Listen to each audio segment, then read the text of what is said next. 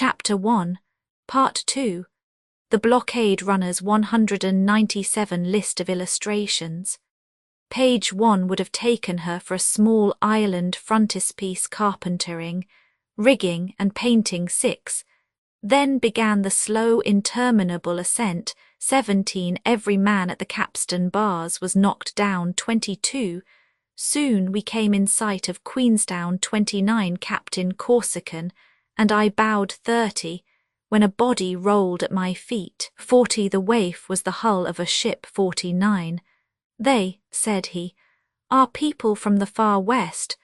56. I often see them leaning over the railings of the engine rooms. 61. He made an angry gesture, which I arrested. 68. I see, said Dr. Pitford. 76. A fine-looking young fellow. 85. His back rounded, and his head muffled in a hood. 91. The black lady. 96. He treated Drake with supreme contempt. 108. Fabian went near to the cabin doors. 113. One of the sailors lying unconscious. 122. A troop of minstrels. 130. Do you accept that blow? 132. The prayer for the dead. 147. I remained on deck, watching the storm rise. 152. A small schooner was signalled to starboard. 153. I turned and saw Ellen, pale as death. 162. The fog cleared off. 174. Nature has combined everything to astonish the eye. 179. The cataract falling before us. 187. Fabian, Fabian, cried she at last. 191. She plunged into the Clyde. 199. The same, replied the skipper. 208, and soon disappeared. 213. Captain, exclaimed he. 220. Thank you, sir. Thank you. 232. He saw distinctly. 235. The squall. 244. Croxton was examining the horizon attentively. 246. Miss Halliburtt was standing on the poop. 251. I promise you, Miss Jenny. 260. Mr. Halliburtt. 271. Jenny fell into her father's arms. 275. He took the shell. 282. Well, Uncle Vincent. 286. A floating city. Chapter 2. On the 18th of March, 1867, I arrived at Liverpool, intending to take a berth simply as an amateur traveller on board the Great Eastern, which in a few days was to sail for New York. I had sometimes thought of paying a visit to North America, and was now tempted to cross the Atlantic on board this gigantic boat. First of all the Great Eastern, then the country celebrated by Cooper. This steamship is indeed a masterpiece of naval construction. More than a vessel, it is a floating city, part of the country, detached from English soil, which after having crossed the sea unites itself to the American continent. I pictured to myself this enormous bulk borne on the waves, her defiant struggle with the wind, her boldness before the powerless sea, her indifference to the billows, her stability in the midst of that element which tosses warriors and solferinos like ships' boats. But my imagination carried me no farther. All these things I did indeed see during the passage, and many others which do not exclusively belong to the maritime domain. If the Great Eastern is not merely a nautical engine, but rather a microcosm and carries a small world with it, an observer will not be astonished to meet here, as on a larger theatre, all the instincts, follies and passions of human nature. On leaving the station, I went to the Adelphi Hotel. The Great Eastern was announced to sail on the 20th of March, and as I wished to witness the last preparations, I asked permission of Captain Anderson, the commander, to take my place on board immediately, which permission he very obligingly granted. The next day I went down towards the basins which form a double line of docks on the banks of the Mersey. The gatekeepers allowed me to go on to Prince's Landing Stage, a kind of movable raft which rises and falls with the tide, and is a landing place for the numerous boats which run between Liverpool and the opposite town of Birkenhead on the left bank of the Mersey. The Mersey, like the Thames, is only an insignificant stream, unworthy the name of river, although it falls into the sea. It is an immense depression of the land filled with water, in fact nothing more than a hole, the depth of which allows it to receive ships of the heaviest tonnage, such as the Great Eastern, to which almost every other port in the world is closed. Thanks to this natural condition, the streams of the Thames and the Mersey have seen two immense commercial cities, London and Liverpool, built almost at their mouths, and from a similar cause has Glasgow arisen on the Clyde. At Prince's Landing Stage, a small tug in the service of the Great Eastern was getting up steam. I went on board and found it already crowded with workmen and mechanics. As the clock in Victoria Tower struck 7, the tender left her moorings and quickly ascended the Mersey with the rising tide. Scarcely had we started when I saw on the quay a tall young man with that aristocratic look which so distinguishes the English officer. I thought I recognized in him a friend whom I had not seen for several years, a captain in the Indian Army, but I must have been mistaken, for Captain Mac Elwyn could not have left Bombay as I ought to have known. Besides, Mac Elwyn was a gay, careless fellow and a jovial companion, but this person, if he resembled him in feature, seemed melancholy and as though burdened with a secret grief. Be it as it may, I had not time to observe him more closely, for the tender was moving rapidly away, and the impression founded on this resemblance soon vanished from my mind. The Great Eastern was anchored about 3 miles up the river, at a depth equal to the height of the tallest houses in Liverpool. She was not to be seen from Prince's Stage, but I caught a glimpse of her imposing bulk from the first bend in the river. One would have taken her for a small island, hardly discernible in the mist. She appeared with her bows towards us, having swung round with the tide. But soon the tender altered her course, and the whole length of the steamship was presented to our view. She seemed what in fact she was, enormous. 3 or 4 colliers alongside were pouring their cargoes of coal into her portholes. Beside the Great Eastern, these 3-mast ships looked like barges. Their chimneys did not even reach the first line of light ports in her hull. The yards of their gallant sails did not come up to her bulwarks. The giant could have hoisted these ships on its davits like shore boats. Meanwhile the tender approached the Great Eastern, whose chains were violently strained by the pressure of the tide, and ranged up to the foot of an immense winding staircase on the larboard side.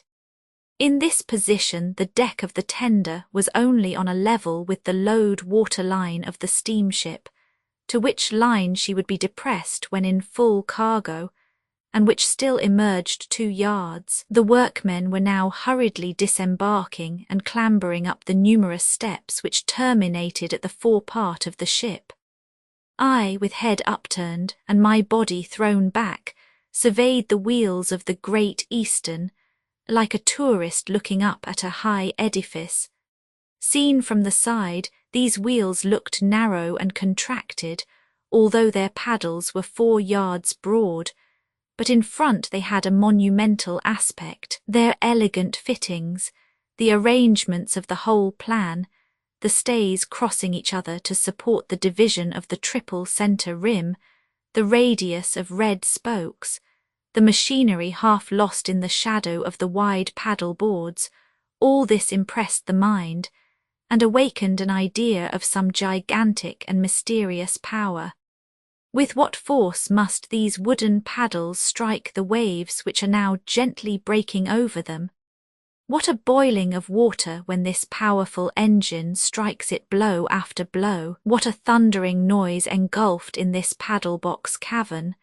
When the Great Eastern goes at full speed, under the pressure of wheels measuring 53 feet in diameter and 166 in circumference, weighing 90 tons and making 11 revolutions a minute. The tender had disembarked her crew. I stepped on to the fluted iron steps and in a few minutes had crossed the forepart of the Great Eastern. Chapter 3. The deck was still nothing but an immense timber yard given up to an army of workmen. I could not believe I was on board a ship. Several thousand men, workmen, crew, engineers, officers, mechanics, lookers-on, mingled and jostled together without the least concern, some on deck, others in the engine room. Here pacing the upper decks, they're scattered in the rigging, all in an indescribable pell-mell. Here flywheel cranes were raising enormous pieces of cast iron. Their heavy joists were hoisted by steam windlasses. Above the engine rooms an iron cylinder, a metal shaft in fact, was balanced. At the bows the yards creaked as the sails were hoisted. At the stern rose a scaffolding which, doubtless, concealed some building in construction. Building, fixing, carpentering, rigging and painting were going on in the midst of the greatest disorder. Carpentering, rigging and painting. My luggage was already on board. I asked to see Captain Anderson and was told that he had not yet arrived, but one of the stewards undertook to install me and had my packages carried to one of the aft cabins. "My good fellow," said I to him, "the Great Eastern was announced to sail on the 20th of March, but is it possible that we can be ready in 24 hours? Can you tell me when we may expect to leave Liverpool?" But in this respect the steward knew no more than I did, and he left me to myself. I then made up my mind to visit all the ins and outs of this immense ant-hill, and began my walk like a tourist in a foreign town. A black mire, that British mud which is so rarely absent from the pavement of English towns, covered the deck of the steamship. Dirty gutters wound here and there. One might have thought oneself in the worst part of Upper Thames Street near London Bridge. I walked on, following the upper decks towards the stern. Stretching on either side were two wide streets, or rather boulevards, filled with a compact crowd. Thus walking, I came to the centre of the steamship between the paddles, united by a double set of bridges. Here opened the pit containing the machinery of the paddle wheels, and I had an opportunity of looking at this admirable locomotive engine. About 50 workmen were scattered on the metallic skylights, some clinging to the long suction pumps fixing the eccentric wheels, others hanging on the cranks riveting iron wedges with enormous wrenches. After having cast a rapid glance over these fitting works, I continued my walk till I reached the bows, where the carpenters were finishing the decoration of a large saloon called the smoking room, a magnificent apartment with 14 windows, the ceiling white and gold, and wainscoted with lemon-coloured panels. Then, after having crossed a small triangular space at the bows, I reached the stem, which descends perpendicularly into the water. Turning round from this extreme point, through an opening in the mists, I saw the stern of the Great Eastern at a distance of more than 200 yards. I returned by the boulevards on the starboard side, avoiding contact with the swaying pulleys and the ropes of the rigging, lashed in all directions by the wind, now keeping out of the way, here of the blows of a flywheel crane, and further on, of the flaming scoria which were showering from a forge like a display of fireworks. I could hardly see the tops of the masts, 200 feet in height, which lost themselves in the mist, increased by the black smoke from the tenders and colliers. After having passed the great hatchway of the engine rooms, I observed a small hotel on my left, and then the spacious side walls of a palace surmounted by a terrace, the railings of which were being varnished. At last I reached the stern of the steamship, and the place I had already noticed where the scaffolding was erected. Here, between the last small deck cabin and the enormous gratings of the hatchways, above which rose the 4 wheels of the rudder, some engineers had just finished placing a steam engine. The engine was composed of 2 horizontal cylinders, and presented a system of pinions, levers, and blocks which seemed to me very complicated. I did not understand at first for what it was intended, but it appeared that here, as everywhere else, the preparations were far from complete. And now, why all these delays? Why so many new arrangements on board the Great Eastern, a comparatively new ship? The reason may be explained in a few words. After 20 passages from England to America, one of which was marked by very serious disasters, the use of the Great Eastern was temporarily abandoned, and this immense ship, arranged to accommodate passengers, seemed no longer good for anything. When the first attempt to lay the Atlantic cable had failed, partly because the number of ships which carried it was insufficient, engineers thought of the Great Eastern. She alone could store on board the 2,100 miles of metallic wire, weighing 4,500 tons. She alone, thanks to her perfect indifference to the sea, could unroll and immerse this immense cable. But special arrangements were necessary for storing away the cable in the ship's hold. 2 out of 6 boilers were removed, and 1 chimney out of 3 belonging to the screw engine. In their places large tanks were placed for the cable, which was immersed in water to preserve it from the effects of variation of the atmosphere. The wire thus passed from these tanks of water into the sea without suffering the least contact with the air.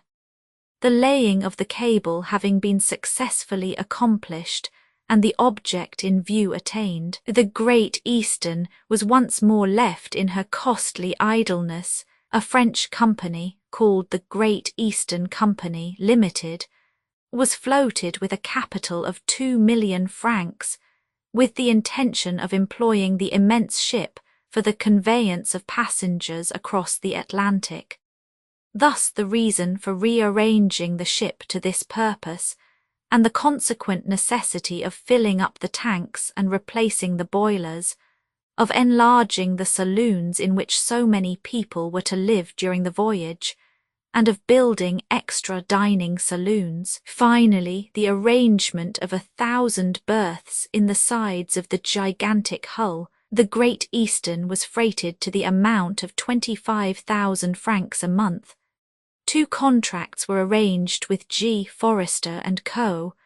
of Liverpool, the first to the amount of 538,750 francs for making new boilers for the screw, the second to the amount of 662,500 francs for general repairs and fixings on board. Before entering upon the last undertaking, the Board of Trade required that the ship's hull should undergo a strict examination. This costly operation accomplished, a long crack in her exterior plates was carefully repaired at a great expense, and the next proceeding was to fix the new boilers. The driving mainshaft of the wheels, which had been damaged during the last voyage, had to be replaced by a shaft, provided with 2 eccentric wheels, which ensured the solidity of this important part. And now for the first time the Great Eastern was to be steered by steam. It was for this delicate operation that the engineers intended the engine which they had placed at the stern. The steersman, standing on the bridge between the signal apparatus of the wheels and the screw, has before his eyes a dial provided with a moving needle, which tells him every moment the position of his rudder. In order to modify it, he has only to press his hand lightly on a small wheel, measuring hardly a foot in diameter, and placed within his reach. Immediately the valves open, the steam from the boilers rushes along the conducting tubes into the 2 cylinders of the small engine. The pistons move rapidly, and the rudder instantly obeys. If this plan succeeds, a man will be able to direct the gigantic body of the Great Eastern with one finger. For 5 days operations continued with distracting activity. These delays considerably affected the enterprise of the freighters, but the contractors could do no more. The day for setting sail was irrevocably settled for the 26th of March. The 25th still saw the deck strewn with all kinds of tools. During this last day, however, little by little the gangways were cleared, the scaffoldings were taken down, the flywheel cranes disappeared, the fixing of the engines was accomplished, the last screws and nails were driven in, the reservoirs filled with oil, and the last slab rested on its metal mortise. This day the chief engineer tried the boilers. The engine rooms were full of steam. Leaning over the hatchway, enveloped in a hot mist, I could see nothing, but I heard the long pistons groaning, and the huge cylinders noisily swaying to and fro on their solid swing blocks. The muddy waters of the Mersey were lashed into foam by the slowly revolving paddle wheels. At the stern, the screw beat the waves with its 4 blades. The 2 engines, entirely independent of each other, were in complete working order. Towards 5 o'clock a small steamer intended as a shore boat for the Great Eastern came alongside. Her movable engine was first hoisted on board by means of windlasses, but as for the steamer herself, she could not be embarked.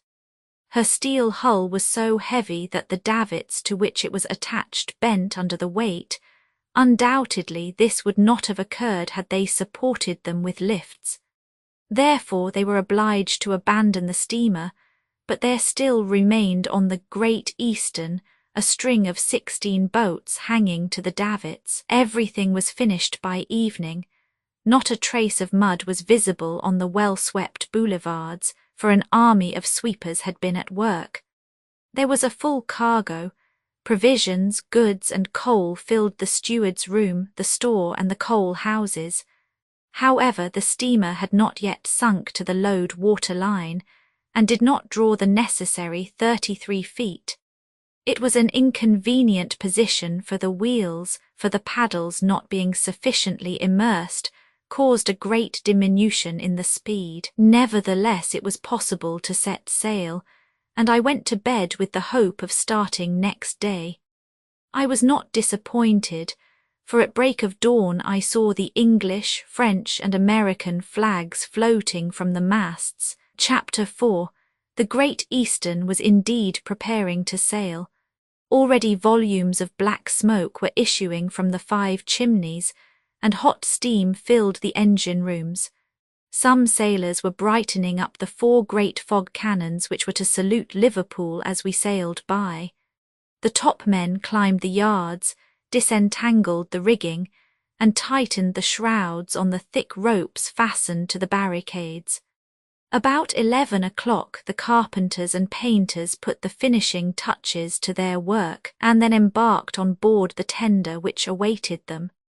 As soon as there was a sufficient pressure, the steam rushed into the cylinders of the rudder engine, and the engineers had the pleasure of seeing that this ingenious contrivance was an entire success. The weather was fine, with bright gleams of sunshine darting through the rapidly moving clouds. There must have been a strong breeze at sea, but we did not feel it. The officers were all dispersed about the deck, making preparations for getting under sail. The ship's officers were composed of the captain, the first officer, 2 assistant officers, 5 lieutenants, of whom one was a Frenchman, M.H., and a volunteer who was also French. Captain Anderson holds a high place in the commercial marine of England. It is to him we are indebted for the laying of the transatlantic cable, though it is true that if he succeeded where his predecessors had failed, it was because he worked under more favourable circumstances, having the Great Eastern at his command. Be it as it may, his success gained for him the title of Sir. I found him to be a very agreeable commander. He was a man of about 50 years of age, with that tawny complexion which remains unchanged by weather or age. A thorough Englishman, with a tall figure, a broad smiling face and merry eyes, walking with a quiet dignified step, his hands never in his pockets, always irreproachably gloved and elegantly dressed, and invariably with a little piece of his white handkerchief peeping out of the pocket of his blue and gold-laced overcoat. The first officer presented a singular contrast to Captain Anderson, and his appearance is easily described. An active little man, with a very sunburnt skin, a black beard almost covering his face, and legs which defied every lurch of the vessel. A skilful, energetic seaman, he gave his orders in a clear, decided tone, the boatswain repeating them with a voice like the roaring of a hoarse lion. The second officer's name was W. I think he was a naval officer, on board the Great Eastern by special permission. He had all the appearance of a regular jack-tar. Besides the ship officers, the engines were under the command of a chief engineer, assisted by 8 or 10 engineering officers, and a battalion of 250 men, some stokers, others oilers, who hardly ever left the engine rooms. This army of men was well occupied night and day, having 10 boilers with 10 furnaces and about 100 fires to attend to. As for the crew of the steamship proper, what with quartermasters, top men, steersmen and cabin boys, it comprised about 100 men, and besides these there were 200 stewards employed for serving the passengers. Every man was at his post. The pilot who was to conduct the vessel out of the Mersey had been on board since the evening before. I saw also a French pilot who was to make the passage with us, and on her return to take the steamship into anchorage at Brest. "I begin to think we shall sail today," said I to Lieutenant H. "We are only waiting for our passengers," replied my countryman. "Are there many?" 12 or 1300. At 11:30 the tender was hailed, laden with passengers, who, as I afterwards learnt, were Californians, Canadians, Americans, Peruvians, English, Germans, and 2 or 3 Frenchmen. Among the most distinguished were the celebrated Cyrus Field of New York, the Honourable John Rose of Canada, the Honourable J. McAlpine of New York, Mr. and Mrs. Alfred Cohen of San Francisco, Mr. and Mrs. Whitney of Montreal, Captain McPh. And his wife. Among the French was the founder of the Great Eastern Freight Company, M. Jules D., representative of the Telegraph Construction and Maintenance Company, who had made a contribution of £20,000 to the fund. The tender ranged herself at the foot of a flight of steps, and then began the slow, interminable ascent of passengers and luggage. The first care of each passenger, when he had once set foot on the steamer, was to go and secure his place in the dining-room. His card, or his name written on a scrap of paper, was enough to ensure his possession. Then began the slow, interminable ascent. I remained on deck in order to notice all the details of embarkation. At 12:30 the luggage was all on board, and I saw thousands of packages of every description, from chests large enough to contain a suite of furniture, to elegant little travelling cases and fanciful American and English trunks, heaped together pell-mell. All these were soon cleared from the deck and stowed away in the storerooms. Workmen and porters returned to the tender, which steered off after having blackened the side of the Great Eastern with her smoke. I was going back towards the bows when suddenly I found myself face to face with the young man I had seen on Prince's Landing stage. He stopped on seeing me and held out his hand, which I warmly shook. "You, Fabian," I cried, "you here? Even so, my dear friend. I was not mistaken then, it was really you I saw on the quay a day or two since." "It is most likely," replied Fabian, "but I did not see you. And you are going to America?" "Certainly. Do you think I could spend a month's leave better than in travelling?" "How fortunate that you thought of making your tour in the Great Eastern. It was not chance at all, my dear fellow. I read in the newspaper that you were one of the passengers, and as we have not met for some years now, I came on board in order to make the passage with you." "Have you come from India?" "Yes, by the Godavery, which arrived at Liverpool the day before yesterday."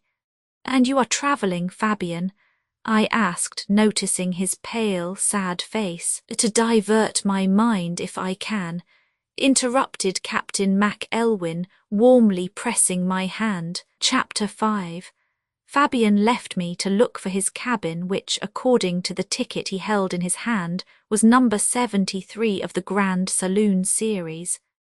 At this moment, large volumes of smoke curled from the chimneys. The steam hissed with a deafening noise through the escape pipes and fell in a fine rain over the deck. A noisy eddying of water announced that the engines were at work. We were at last going to start. First of all, the anchor had to be raised. The Great Eastern swung round with the tide. All was now clear, and Captain Anderson was obliged to choose this moment to set sail, for the width of the Great Eastern did not allow of her turning round in the Mersey.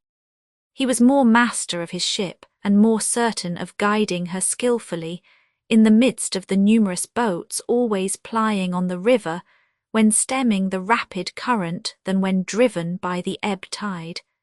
The least collision with this gigantic body would have proved disastrous. To weigh anchor under these circumstances required considerable exertion, for the pressure of the tide stretched the chains by which the ship was moored, and besides this, a strong southwester blew with full force on her hull, so that it required powerful engines to hoist the heavy anchors from their muddy beds. An anchor boat intended for this purpose had just stoppered on the chains, but the windlasses were not sufficiently powerful, and they were obliged to use the steam apparatus which the Great Eastern had at her disposal. At the bows was an engine of 66 horsepower. In order to raise the anchors, it was only necessary to send the steam from the boilers into its cylinders to obtain immediately a considerable power, which could be directly applied to the windlass on which the chains were fastened. This was done, but powerful as it was, this engine was found insufficient, and 50 of the crew were set to turn the capstan with bars. Thus the anchors were gradually drawn in, but it was slow work. I was on the poop at the bows with several other passengers at this moment, watching the details of departure. Near me stood a traveller, who frequently shrugged his shoulders impatiently, and did not spare disparaging jokes on the tardiness of the work. He was a thin, nervous little man with quick, restless eyes. A physiognomist could easily see that the things of this life always appeared on their funny side to this philosopher of Democritus' school, for his risible muscles were never still for a moment. But without describing him further, I need only say I found him a very pleasant fellow traveller. "I thought until now, sir," said he to me, "that engines were made to help men, not men to help engines." I was going to reply to this wise observation when there was a loud cry, and immediately my companion and I were hurled towards the bows. Every man at the capstan bars was knocked down. Some got up again, others lay scattered on the deck. A catch had broken, and the capstan being forced round by the frightful pressure of the chains, the men, caught by the rebound, were struck violently on the head and chest. Freed from their broken rope bands, the capstan bars flew in all directions like grape shot, killing 4 sailors and wounding 12 others. Among the latter was the boatswain, a Scotchman from Dundee. The spectators hurried towards the unfortunate men. The wounded were taken to the hospital at the stern. As for the 4 already dead, preparations were immediately made to send them on shore. So lightly do Anglo-Saxons regard death that this event made very little impression on board. These unhappy men, killed and wounded, were only tools which could be replaced at very little expense. The tender, already some distance off, was hailed, and in a few minutes she was alongside. Every man at the capstan bars was knocked down. I went towards the forepart of the vessel. The staircase had not yet been raised. The 4 corpses, enveloped in coverings, were let down and placed on the deck of the tender. One of the surgeons on board embarked to go with them to Liverpool, with injunctions to rejoin the Great Eastern as quickly as possible. The tender immediately sheered off, and the sailors went to the bows to wash the stains of blood from the deck. I ought to add that one of the passengers, slightly wounded by the breaking of the pinion, took advantage of this circumstance to leave by the tender. He had already had enough of the Great Eastern. I watched the little boat going off full steam, and turning round I heard my ironical fellow-traveller mutter, "It's a good beginning for a voyage." "It's a very bad one, sir," said I. "To whom have I the honour of speaking?" "To Dr. Dean Pitford." Chapter 6. The work of weighing anchors was resumed. With the help of the anchor boat the chains were eased, and the anchors at last left their tenacious depths. 1:15 sounded from the Birkenhead clock towers. The moment of departure could not be deferred if it was intended to make use of the tide. The captain and pilot went on the footbridge. One lieutenant placed himself near the screw signal apparatus, another near that of the paddle wheel, in case of the failure of the steam engine. 4 other steersmen watched at the stern, ready to put in action the great wheels placed on the gratings of the hatchings. The Great Eastern, making head against the current, was now only waiting to descend the river with the ebb tide. The order for departure was given.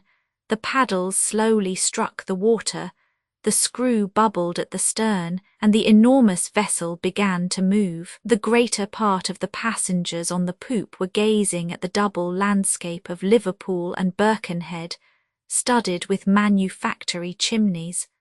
The Mersey, covered with ships, some lying at anchor, others ascending and descending the river, offered only a winding passage for our steamship.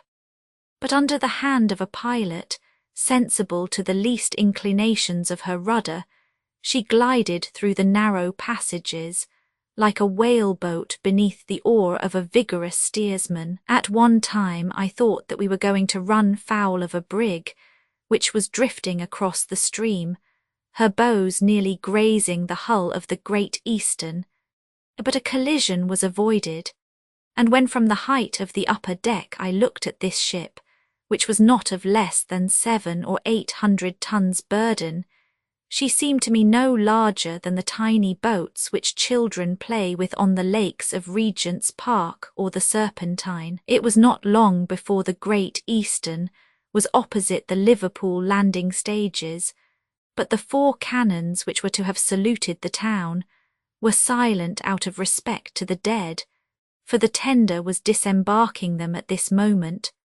However, loud hurrahs replaced the reports which are the last expressions of national politeness. Immediately there was a vigorous clapping of hands and waving of handkerchiefs, with all the enthusiasm with which the English hail the departure of every vessel, be it only a simple yacht sailing round a bay. But with what shouts they were answered, what echoes they called forth from the quays. There were thousands of spectators on both the Liverpool and Birkenhead sides, and boats laden with sightseers swarmed on the Mersey. The sailors manning the yards of the Lord Clyde, lying at anchor opposite the docks, saluted the giant with their hearty cheers, but even the noise of the cheering could not drown the frightful discord of several bands playing at the same time. Flags were incessantly hoisted in honour of the Great Eastern, but soon the cries grew faint in the distance. Our steamship ranged near the Tripoli, a Cunard emigrant boat, which in spite of her 2,000 tons burden looked like a mere barge. Then the houses grew fewer and more scattered on both shores. The landscape was no longer blackened with smoke, and brick walls, with the exception of some long regular buildings intended for workmen's houses, gave way to the open country, with pretty villas dotted here and there. Our last salutation reached us from the platform of the lighthouse and the walls of the bastion. At 3 o'clock, the Great Eastern had crossed the bar of the Mersey and shaped her course down St. George's Channel. There was a strong sou'wester blowing and a heavy swell on the sea, but the steamship did not feel it. Towards 4 o'clock the captain gave orders to heave to. The tender put on full steam to rejoin us as she was bringing back the doctor. When the boat came alongside, a rope ladder was thrown out by which he ascended, not without some difficulty. Our more agile pilot slid down by the same way into his boat, which was awaiting him, each rower provided with a cork jacket. Some minutes after he went on board a charming little schooner waiting to catch the breeze. Our course was immediately continued. Under the pressure of the paddles and the screw, the speed of the Great Eastern greatly increased. In spite of the wind ahead, she neither rolled nor pitched. Soon the shades of night stretched across the sea, and Holyhead Point was lost in the darkness. Chapter 7. The next day, the 27th of March, the Great Eastern coasted along the deeply indented Irish shore. I had chosen my cabin at the bows. It was a small room well lighted by 2 skylights. A second row of cabins separated it from the first saloon, so that neither the noise of conversation nor the rattling of pianos which were not wanting on board could reach me. It was an isolated cabin. The furniture consisted of a sofa, a bedstead, and a toilet table. The next morning at 7 o'clock, having crossed the first 2 rooms, I went on deck. A few passengers were already pacing the upper decks. An almost imperceptible swell balanced the steamer. The wind, however, was high, but the sea, protected by the coast, was comparatively calm. From the poop of the smoking room, I perceived that long line of shore, the continual verdure of which has won for it the name of Emerald Coast. A few solitary houses, a string of tide waiters, a wreath of white smoke curling from between 2 hills, indicating the passing of a train, an isolated signal post making grimacing gestures to the vessels at large here and there animated the scene. The sea between us and the coast was of a dull green shade. There was a fresh breeze blowing, mists floated above the water like spray. Numerous vessels, brigs and schooners were awaiting the tide. Steamers puffing away their black smoke were soon distanced by the Great Eastern, although she was going at a very moderate speed. Soon we came in sight of Queenstown, a small calling place, before which several fishermen's boats were at work. It is here that all ships bound for Liverpool, whether steamers or sailing ships, throw out their dispatch bags, which are carried to Dublin in a few hours by an express train always in readiness. From Dublin they are conveyed across the Channel to Holyhead by a fast steamer, so that dispatches thus sent are 1 day in advance of the most rapid transatlantic steamers. Soon we came in sight of Queenstown. About 9 o'clock the bearings of the Great Eastern were west-northwest. I was just going on deck when I met Captain Mac Elwyn, accompanied by a friend, a tall, robust man, with a light beard and long moustache which mingled with the whiskers and left the chin bare, after the fashion of the day. This tall fellow was the exact type of an English officer. His figure was erect without stiffness, his look calm, his walk dignified but easy. His whole appearance seemed to indicate unusual courage, and I was not mistaken in him. "My friend Archibald Corsican," said Fabian to me, "a captain in the 22nd Regiment of the Indian Army like myself." Thus introduced, Captain Corsican and I bowed. Captain Corsican and I bowed. "We hardly saw each other yesterday, Fabian," said I, shaking Captain Mac Elwyn's hand. "We were in the bustle of departure, so that all I know about you is that it was not chance which brought you on board the Great Eastern. I must confess that if I have anything to do with your decision—" "Undoubtedly, my dear fellow," interrupted Fabian. "Captain Corsican and I came to Liverpool with the intention of taking our berths on board the China, a Cunard steamer, when we heard that the Great Eastern was going to attempt another passage from England to America. It was a chance we might not get again, and learning that you were on board I did not hesitate, as I had not seen you since we took that delightful trip in the Scandinavian states 3 years ago, so now you know how it was that the tender brought us here yesterday." "My dear Fabian," I replied, "I believe that neither Captain Corsican nor yourself will regret your decision, as a passage across the Atlantic in this huge boat cannot fail to be interesting even to you who are so little used to the sea. But now let us talk about yourself.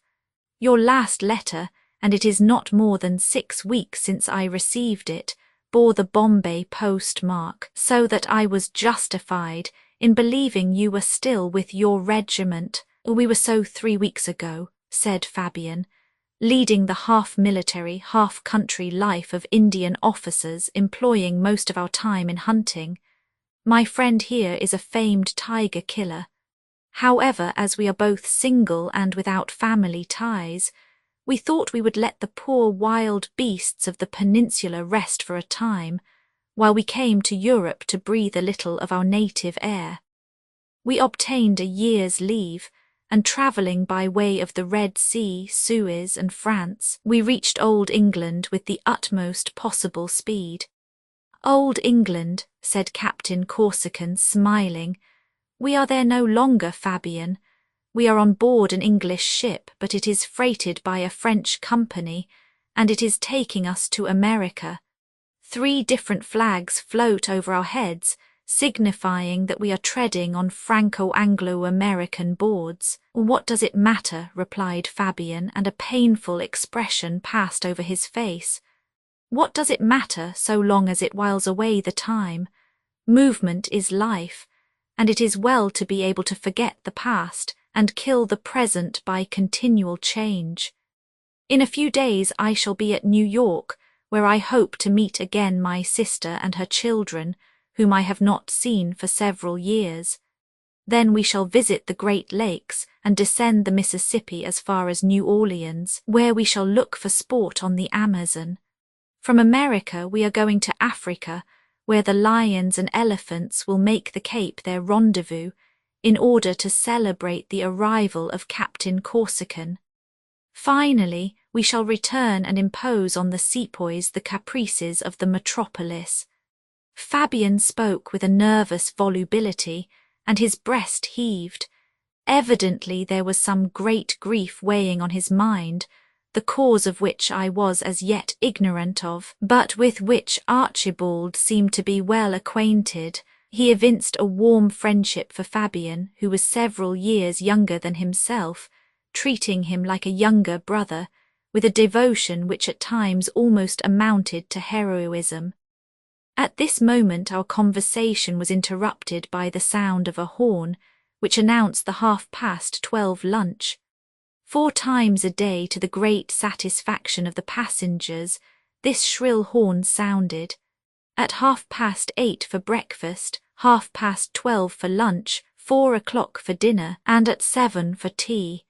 In a few minutes the long streets were deserted, and soon the tables in the immense saloons were filled with guests. I succeeded in getting a place near Fabian and Captain Corsican. The dining rooms were provided with 4 long rows of tables.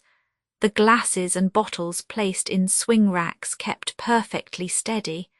The roll of the steamer was almost imperceptible, so that the guests, men, women, and children, could eat their lunch without any fear. Numerous waiters were busy carrying round the tastily arranged dishes and supplying the demands for wine and beer. The Californians certainly distinguished themselves by their proclivities for champagne. Near her husband sat an old laundress who had found gold in the San Francisco washing tubs, emptying a bottle of champagne in no time. 2 or 3 pale, delicate-looking young ladies were eagerly devouring slices of red beef, and others discussing with evident satisfaction the merits of rhubarb tart and C. Everyone worked away in the highest spirits. One could have fancied oneself at a restaurant in the middle of Paris instead of the open sea. Lunch over, the decks were again filled. People bowed and spoke to each other in passing as formally as if they were walking in Hyde Park. Children played and ran about, throwing their balls and bowling hoops as they might have done on the gravel walks of the Tuileries. The greater part of the men walked up and down smoking. The ladies, seated on folding chairs, worked, read, or talked together, whilst the governesses and nurses looked after the children. A few corpulent Americans swung themselves backwards and forwards in their rocking chairs. The ship's officers were continually passing to and fro, some going to their watch on the bridge, others answering the absurd questions put to them by some of the passengers, whilst the tones of an organ and 2 or 3 pianos making a distracting discord reached us through the lulls in the wind. About 3 o'clock a loud shouting was heard. The passengers crowded on to the poop. The Great Eastern had ranged within 2 cable lengths of a vessel which she had overhauled. It was the Propontes, on her way to New York, which was saluting the giant of the seas on her passage, which compliment the giant returned.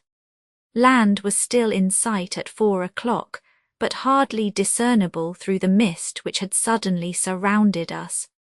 Soon we saw the light of Fastenet Beacon, situated on an isolated rock. Night set in, during which we must have doubled Cape Clear, the most southerly point of Ireland. Chapter 8.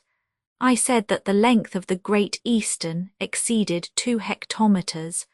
For the benefit of those partial to comparisons, I will add that it is 1/3 longer than the Pont des Arts. In reality, this steamship measures 673 feet at the load water line between the perpendiculars. The upper deck is 680 feet from stem to stern. That is to say, its length is double that of the largest transatlantic steamers. Its width amidships is about 71 feet, and behind the paddles about 107 feet. The hull of the Great Eastern is proof against the most formidable seas. It is double, and is composed of a number of cells placed between the deck and hold. Besides these, 13 compartments, separated by watertight partitions, increase the security against fire or the inlet of water. 10,000 tons of iron were used in the construction of this hull, and 3 million rivets secured the iron plates on her sides. The Great Eastern draws 30 feet of water with a cargo of 28,500 tons, and with a light cargo from 20 to 30 feet. She is capable of receiving 10,000 passengers, so that out of the 373 principal districts in France, 274 are less populated than this floating sub-prefecture with its average number of passengers. The lines of the Great Eastern are very elongated. Her straight stem is pierced with hawse holes through which the anchor chains pass. No signs of dents or protuberances are to be seen on her finely cut bows, but the slight sweep of her rounded stern somewhat mars the general effect. From the deck rise 6 masts and 5 chimneys. The 3 masts in front are the foregigger and the foremast, both of them mizzen masts, and the main mast. The last 3 astern are the after main mast, mizzen mast, and after gigger. The foremasts and the main masts carry the schooner sails, the topsails, and the gallant sails. The 4 other masts are only rigged with ordinary sails, the whole forming 5,400 square yards of good canvas. On the spacious mastheads of the second and third masts a band of soldiers could easily manoeuvre. Of these 6 masts, supported by shrouds and metallic backstays, the second, third, and fourth are made of sheet iron, and are really masterpieces of ironwork. At the base they measure 43 inches in diameter, and the largest, the main mast, rises to the height of 207 French feet, which is higher than the towers of Notre Dame. As to the chimneys, the 2 belonging to the paddle engine and the 3 belonging to the screw, they are enormous cylinders, 90 feet high, supported by chains fastened to the upper deck. The arrangements with regard to the interior are admirable. The laundries and the crew's berths are shut off at the forepart. Then come the ladies' saloon and a grand saloon ornamented with lustres, swinging lamps and pictures. These magnificent rooms are lighted by side skylights, supported on elegant gilded pillars, and communicate with the upper deck by wide staircases with metallic steps and mahogany balusters. On deck are arranged 4 rows of cabins separated by a passage. Some are reached by a landing, others on a lower story by private staircases. At the stern, the 3 immense dining rooms run in the same direction as the cabins. A passage leads from the saloons at the stern to those at the bows round the paddle engine, between its sheet iron partitions and the ship's offices. The engines of the Great Eastern are justly considered as masterpieces. I was going to say of clockwork, for there is nothing more astonishing than to see this enormous machine working with the precision and ease of a clock, a singular contrast to the screw, which works rapidly and furiously, as though getting itself into a rage. Independently of these 2 engines, the Great Eastern possesses 6 auxiliary ones to work the capstans, so that it is evident steam plays an important part on board. Such is this steamship, without equal and known everywhere, which, however, did not hinder a French captain from making this naive remark in his log-book. Passed a ship with 6 masts and 5 chimneys, supposed to be the Great Eastern. Chapter 9.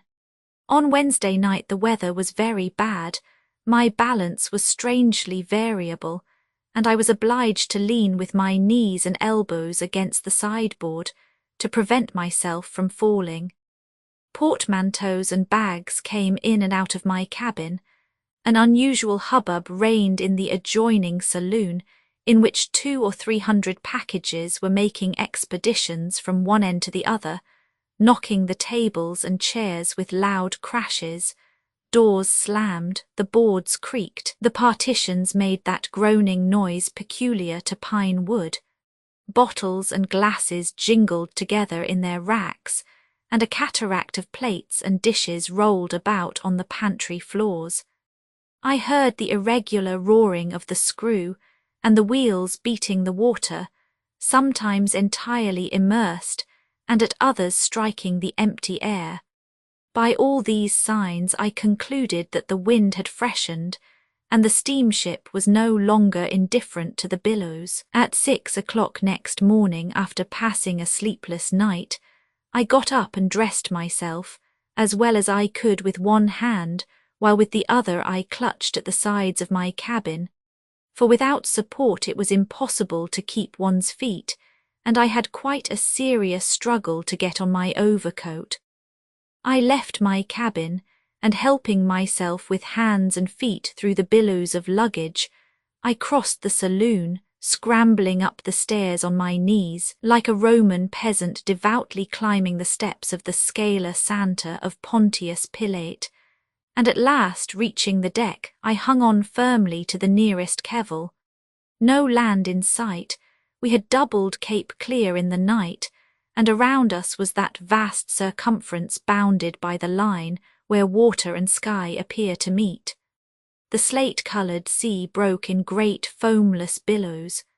The Great Eastern struck amidships, and, supported by no sail, rolled frightfully, her bare masts describing immense circles in the air. There was no heaving to speak of, but the rolling was dreadful. It was impossible to stand upright. The officer on watch, clinging to the bridge, looked as if he was in a swing. From kevel to kevel I managed to reach the paddles on the starboard side. The deck was damp and slippery from the spray and mist. I was just going to fasten myself to a stanchion of the bridge when a body rolled at my feet. It was Dr. Pitford, my quaint friend. He scrambled on to his knees and, looking at me, said, "That's all right. The amplitude of the arc described by the sides of the Great Eastern is 40 degrees. That is 20 degrees below the horizontal and 20 above it." "Indeed," cried I, laughing not at the observation but at the circumstances under which it was made. "Yes," replied the doctor. "During the oscillation the speed of the sides is 59 inches per second. A transatlantic boat half the size takes, but the same time to recover her equilibrium." "Then," replied I, "since that is the case, there is an excess of stability in the Great Eastern." "For her, yes, but not for her passengers," answered Dean Pitford gaily, "for you see they come back to the horizontal quicker than they care for." The doctor, delighted with his repartee, raised himself, and holding each other up we managed to reach a seat on the poop. Dean Pitford had come off very well with only a few bruises, and I congratulated him on his lucky escape, as he might have broken his neck. "Oh, it is not over yet," said he. "There is more trouble coming, to us, to the steamer, and consequently to me, to us, and to all the passengers. If you are speaking seriously, why did you come on board? To see what is going to happen, for I should not be at all ill-pleased to witness a shipwreck," replied the doctor, looking at me knowingly. "Is this the first time you have been on board the Great Eastern?" "No, I have already made several voyages in her to satisfy my curiosity." "You must not complain, then." "I do not complain. I merely state facts and patiently await the hour of the catastrophe." Was the doctor making fun of me? I did not know what to think. His small twinkling eyes looked very roguish, but I thought I would try him further. "Doctor," I said, "I do not know on what facts your painful prognostics are founded, but allow me to remind you that the Great Eastern has crossed the Atlantic 20 times, and most of her passages have been satisfactory." "That's of no consequence. This ship is bewitched, to use a common expression. She cannot escape her fate. I know it, and therefore have no confidence in her. Remember what difficulties the engineers had to launch her. I believe even that Brunel who built her died from the effects of the operation, as we doctors say." "Ah, doctor," said I, "are you inclined to be a materialist?" "Why ask me that question?" "Because I have noticed that many who do not believe in God believe in everything else, even in the evil eye." "Make fun if you like, sir," replied the doctor, "but allow me to continue my argument. The Great Eastern has already ruined several companies. Built for the purpose of carrying emigrants to Australia, she has never once been there. intended to surpass the ocean steamers in speed, she even remains inferior to them. From this, said I, it is to be concluded that— Listen a minute, interrupted the doctor. Already one of her captains has been drowned, and he one of the most skilful, for he knew how to prevent this rolling by keeping the ship a little ahead of the waves. Ah, well, said I, the death of that able man is to be regretted. Then, continued Dean Pitford without noticing my incredulity, strange stories are told about this ship. They say that a passenger who lost his way in the hold of the ship, like a pioneer in the forests of America, has never yet been found. Ah, exclaimed I ironically, there's a fact. They say also that during the construction of the boilers an engineer was melted by mistake in the steam box. Bravo, cried I, the melted engineer, e grave ben trovato.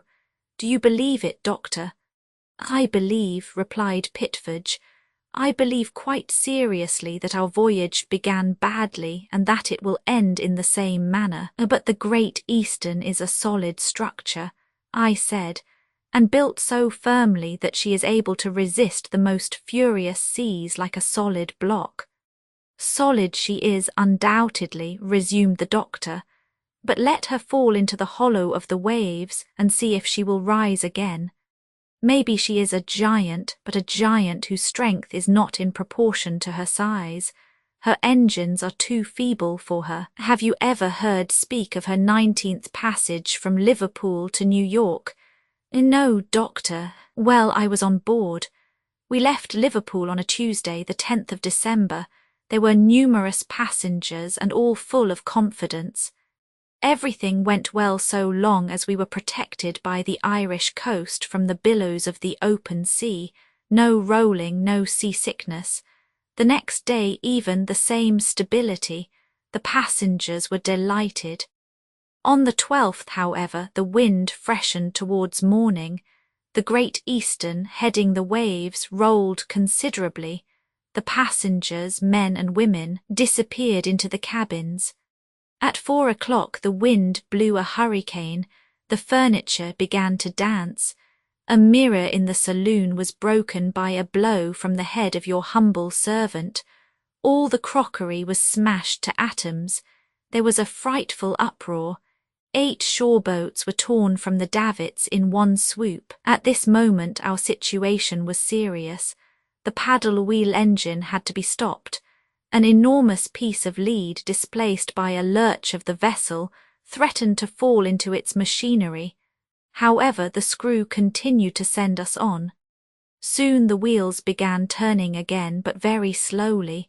One of them had been damaged during the stoppage, and its spokes and paddles scraped the hull of the ship. The engine had to be stopped again, and we had to content ourselves with the screw. The night was fearful. The fury of the tempest was redoubled. The Great Eastern had fallen into the trough of the sea and could not right herself. At break of day there was not a piece of ironwork remaining on the wheels. They hoisted a few sails in order to right the ship, but no sooner were they hoisted than they were carried away. Confusion reigned everywhere. The cable chains, torn from their beds, rolled from one side of the ship to the other. A cattle pen was knocked in, and a cow fell into the ladies' saloon through the hatchway. Another misfortune was the breaking of the rudder chock, so that steering was no longer possible. Frightful crashes were heard. An oil tank weighing over 3 tons had broken from its fixings and, rolling across the 'tween decks, struck the sides alternately like a battering ram. Saturday passed in the midst of a general terror, the ship in the trough of the sea all the time.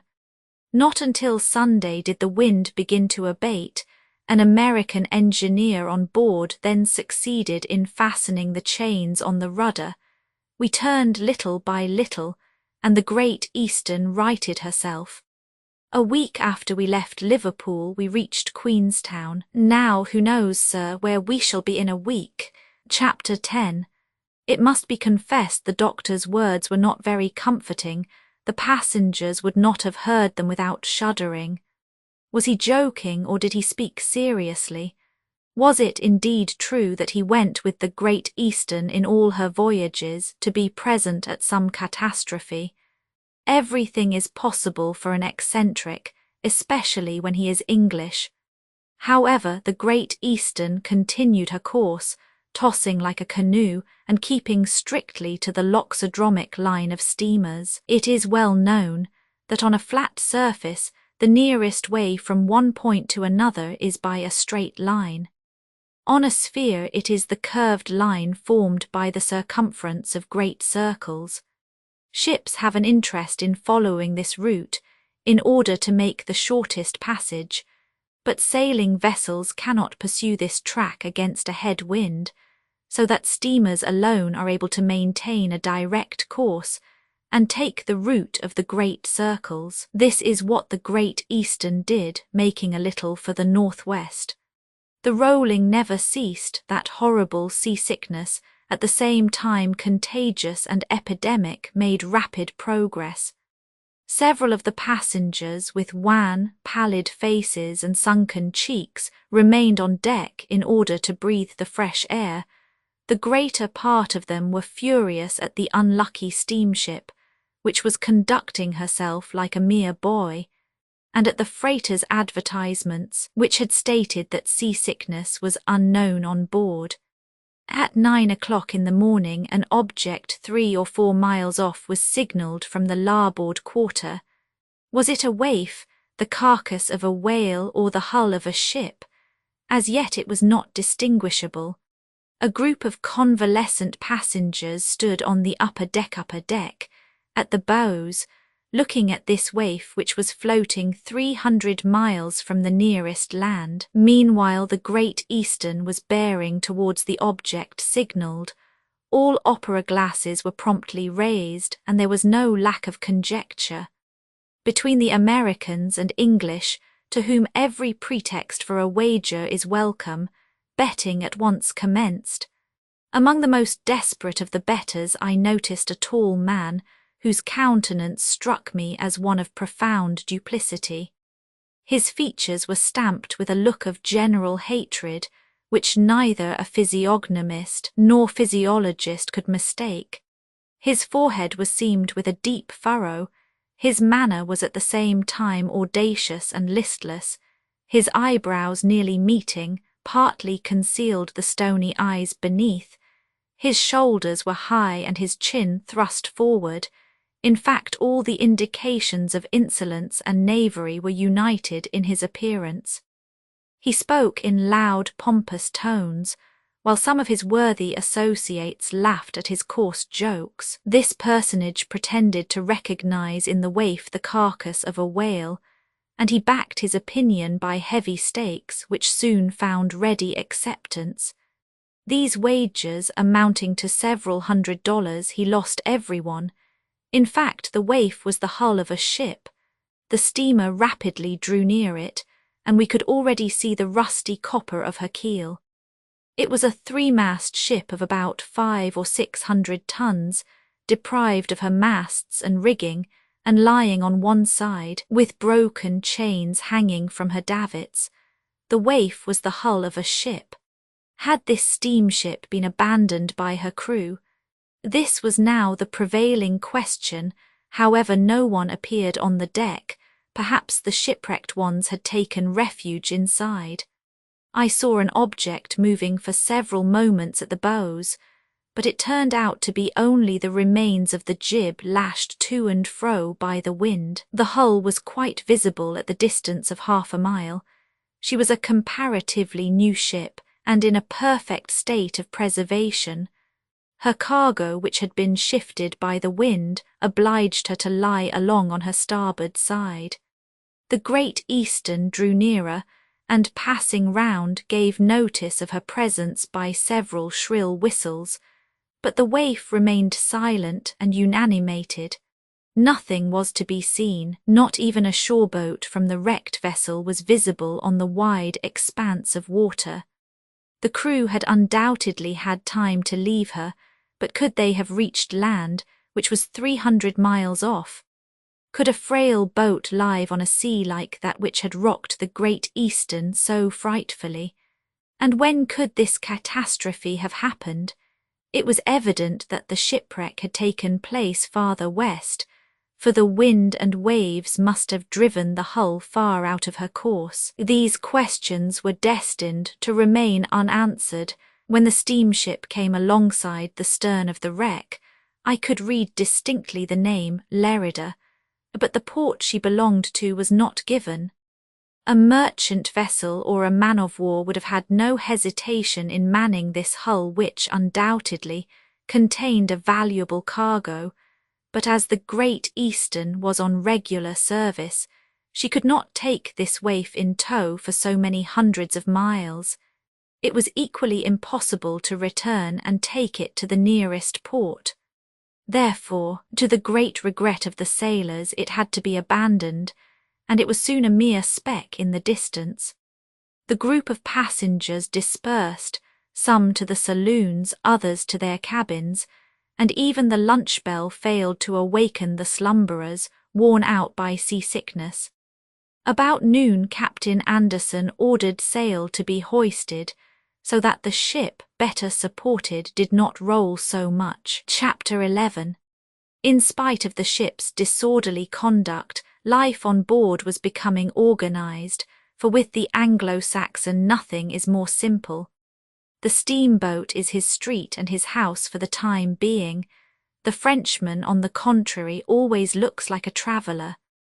When the weather was favourable, the boulevards were thronged with promenaders, who managed to maintain the perpendicular in spite of the ship's motion, but with the peculiar gyrations of tipsy men. When the passengers did not go on deck, they remained either in their private sitting rooms or in the grand saloon, and then began the noisy discords of pianos, all played at the same time, which, however, seemed not to affect Saxon ears in the least. Among these amateurs I noticed a tall, bony woman who must have been a good musician, for in order to facilitate reading her piece of music, she had marked all the notes with a number, and the piano keys with a number corresponding, so that if it was note 27, she struck key 27, if 53, key 53, and so on, perfectly indifferent to the noise around her,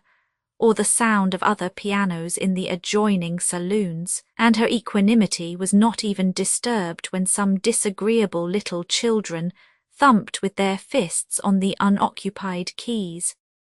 Whilst this concert was going on, a bystander would carelessly take up one of the books scattered here and there on the tables, and having found an interesting passage, would read it aloud, whilst his audience listened good-humouredly, and complimented him with a flattering murmur of applause. Newspapers were scattered on the sofas, generally American and English, which always look old, although the pages have never been cut. It is a very tiresome operation reading these great sheets, which take up so much room, but the fashion being to leave them uncut, so they remain. One day I had the patience to read the New York Herald from beginning to end under these circumstances, and judge if I was rewarded for my trouble when I turned to the column headed Private. M.X. begs the pretty Miss Z, whom he met yesterday in 25th Street omnibus, to come to him tomorrow at his rooms No. 17 St. Nicholas Hotel. He wishes to speak of marriage with her. What did the pretty Miss Z do? I don't even care to know. I passed the whole of the afternoon in the grand saloon talking and observing what was going on about me. Conversation could not fail to be interesting, for my friend Dean Pitford was sitting near me. Have you quite recovered from the effects of your tumble? I asked him. Perfectly, replied he, but it's no go. What is no go, you? No, our steamship, the screw boilers are not working well, we cannot get enough pressure. You are anxious, then, to get to New York? Not in the least, I speak as an engineer, that is all. I am very comfortable here and shall sincerely regret leaving this collection of originals which chance has thrown together, for my recreation. Originals, cried I, looking at the passengers who crowded the saloon. But all those people are very much alike. Nonsense, exclaimed the doctor. One can see you have hardly looked at them. The species is the same, I allow, but in that species what a variety there is. Just notice that group of men down there with their easy-going air, their legs stretched on the sofas, and hats screwed down on their heads. They are Yankees, pure Yankees from the small states of Maine, Vermont, and Connecticut, the produce of New England. Energetic and intelligent men, rather too much influenced by the reverends, and who have the disagreeable fault of never putting their hands before their mouths when they sneeze. Ah, my dear sir, they are true Saxons, always keenly alive to a bargain. Put two Yankees in a room together, and in an hour they will each have gained $10 from the other. I will not ask how, replied I, smiling at the doctor, but among them I see a little man with a consequential air, looking like a weathercock and dressed in a long overcoat with rather short black trousers. Who is that gentleman? He is a Protestant minister, a man of importance in Massachusetts, where he is going to join his wife, an ex-governess advantageously implicated in a celebrated lawsuit. And that tall, gloomy-looking fellow who seems to be absorbed in calculation. That man calculates, in fact, said the doctor, he is forever calculating. Problems. No, his fortune, he is a man of importance. At any moment he knows almost to a farthing what he is worth. He is rich, a fourth part of New York is built on his land. A quarter of an hour ago he possessed $1,625,367.50, but now he has only $1,625,367.25. How came this difference in his fortune? Well, he has just smoked a $quarter cigar. Dr. Dean Pitford amused me with his clever repartees, so I pointed out to him another group stowed away in a corner of the saloon. They, said he, are people from the far west. They, said he, are people from the far west. The tallest, who looks like a head clerk, is a man of importance, the head of a Chicago bank. He always carries an album under his arm with the principal views of his beloved city. He is, and has reason to be, proud of a city founded in a desert in 1836, which at the present day has a population of more than 400,000 souls. Near him you see a Californian couple. The young wife is delicate and charming. Her well-polished husband was once a ploughboy, who one fine day turned up some nuggets. That gentleman is a man of importance, said I. Undoubtedly, replied the doctor, for his assets count by the million. And pray who may this tall individual be, who moves his head backwards and forwards like the pendulum of a clock? That person, replied the doctor, is the celebrated Cockburn of Rochester, the universal statistician, who has weighed, measured, proportioned, and calculated everything. Question this harmless maniac. He will tell you how much bread a man of 50 has eaten in his life, and how many cubic feet of air he has breathed. He will tell you how many volumes in quarto the words of a Temple lawyer would fill, and how many miles the postman goes daily carrying nothing but love letters. He will tell you the number of widows who pass in 1 hour over London Bridge, and what would be the height of a pile of sandwiches consumed by the citizens of the Union in a year. He will tell you. The doctor, in his excitement, would have continued for a long time in this strain, but other passengers passing us were attracted by the inexhaustible stock of his original remarks. What different characters there were in this crowd of passengers! Not one idler, however, for one does not go from one continent to the other without some serious motive. The most part of them were undoubtedly going to seek their fortunes on American ground, forgetting that at 20 years of age a Yankee has made his fortune, and that at 25 he is already too old to begin the struggle. Among these adventurers, inventors, and fortune hunters, Dean Pitford pointed out to me some singularly interesting characters. Here was a chemist, a rival of Dr. Liebig, who pretended to have discovered the art of condensing all the nutritious parts of a cow into a meat tablet, no larger than a 5-shilling piece. He was going to coin money out of the cattle of the Pampas. Another, the inventor of a portable motive power, a steam horse in a watch case, was going to exhibit his patent in New England.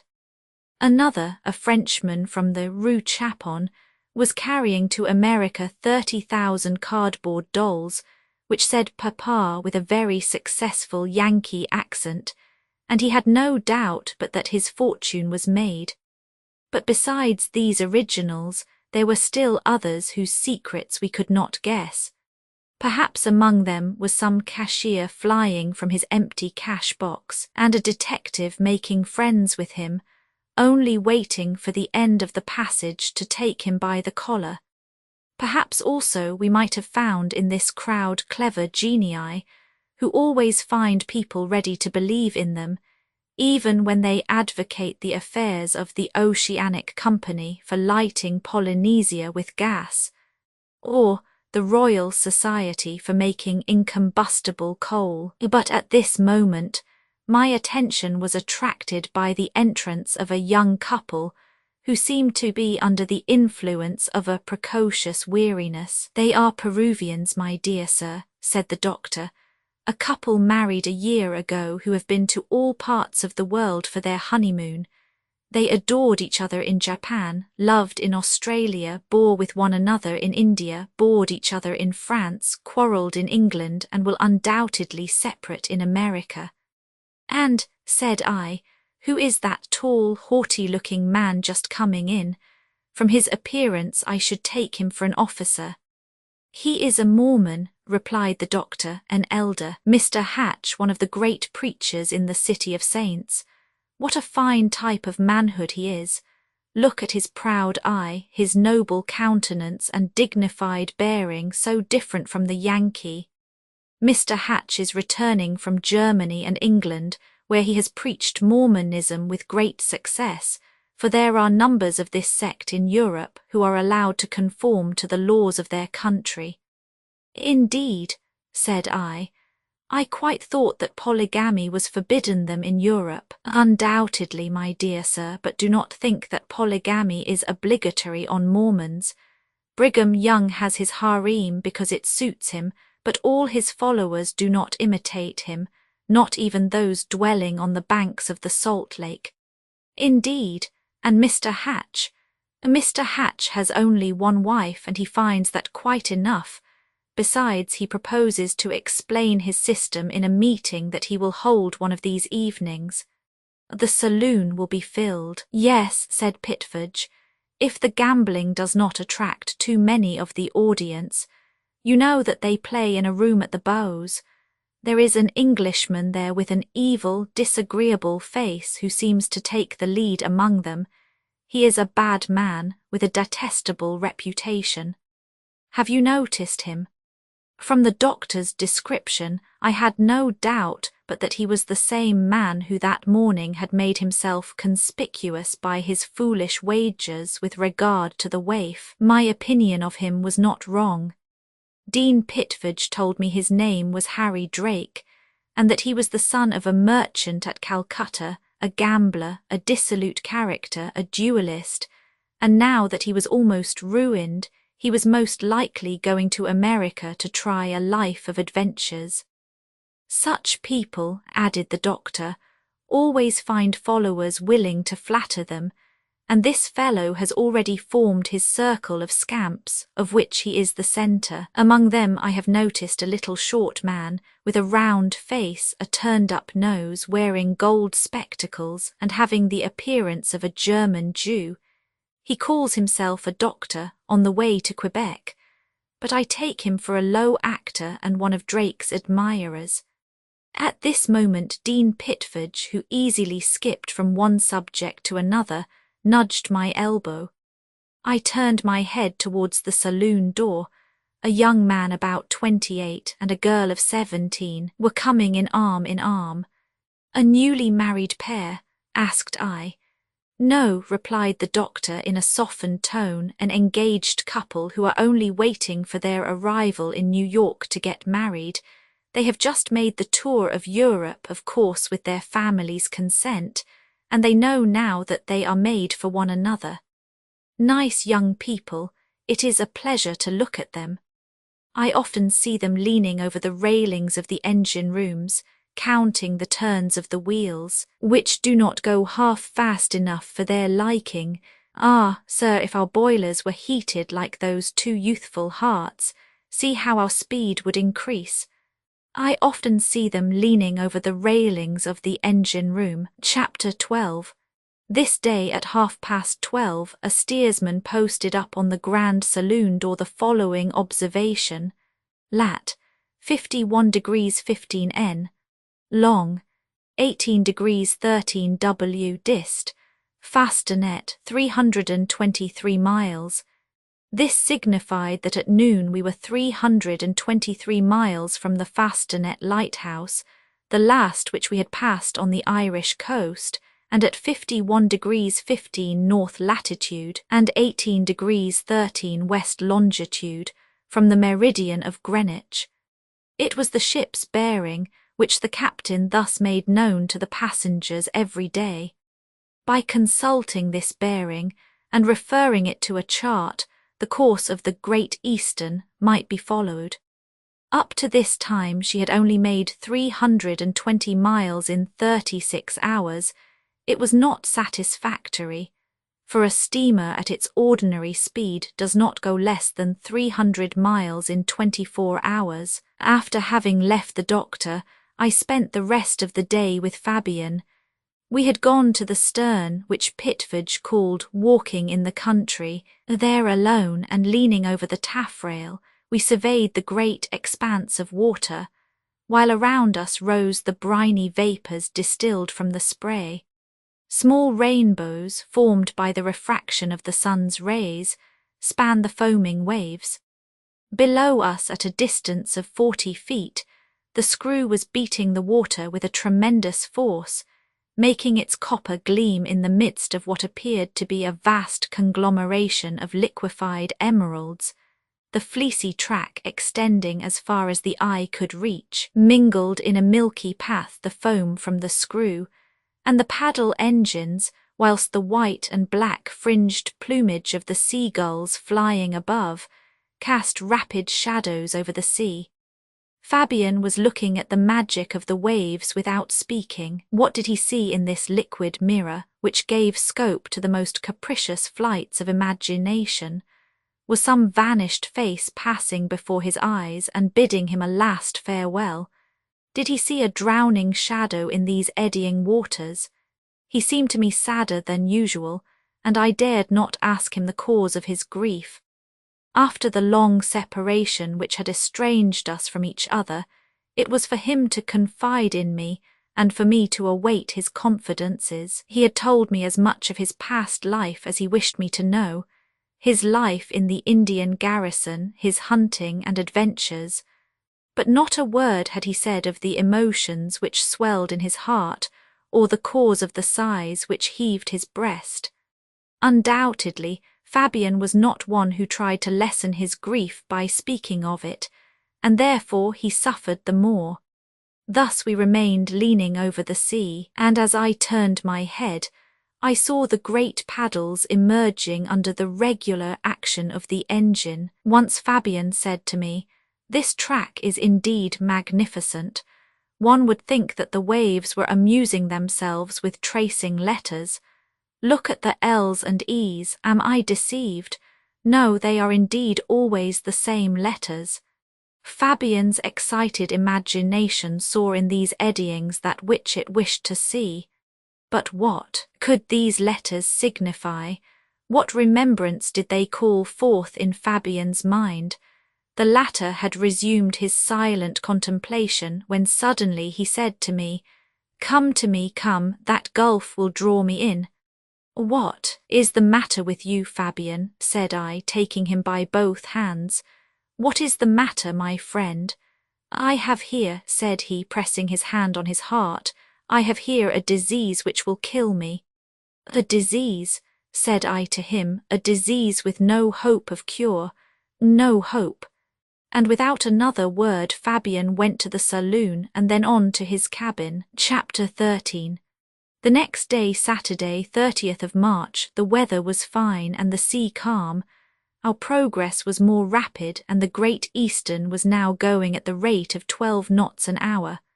The wind had set south and the first officer ordered the mizen and the topmast sails to be hoisted, so that the ship was perfectly steady. Under this fine sunny sky the upper decks again became crowded. Ladies appeared in fresh costumes, some walking about, others sitting down. I was going to say on the grass-plats beneath the shady trees, and the children resumed their interrupted games. With a few soldiers in uniform strutting about with their hands in their pockets, one might have fancied oneself on a French promenade. At noon, the weather being favourable, Captain Anderson and 2 officers went on to the bridge, in order to take the sun's altitude. Each held a sextant in his hand, and from time to time scanned the southern horizon, towards which their horizon glasses were inclined. "Noon," exclaimed the captain after a short time. Immediately a steersman rang a bell on the bridge, and all the watches on board were regulated by the statement which had just been made. Half an hour later the following observation was posted up: lat. 51 degrees 10 N, long. 24 degrees 13 W, course 227 miles. Distance 550. We had thus made 227 miles since noon the day before. I did not see Fabian once during the day. Several times, uneasy about his absence, I passed his cabin and was convinced that he had not left it. He must have wished to avoid the crowd on deck and evidently sought to isolate himself from this tumult. I met Captain Corsican, and for an hour we walked on the poop. He often spoke of Fabian, and I could not help telling him what had passed between Fabian and myself the evening before. "Yes," said Captain Corsican, with an emotion he did not try to disguise. 2 years ago Fabian had the right to think himself the happiest of men, and now he is the most unhappy. Archibald Corsican told me in a few words that at Bombay Fabian had known a charming young girl, a Miss Hodges. He loved her and was beloved by her. Nothing seemed to hinder a marriage between Miss Hodges and Captain Mac Elwyn, when by her father's consent the young girl's hand was sought by the son of a merchant at Calcutta.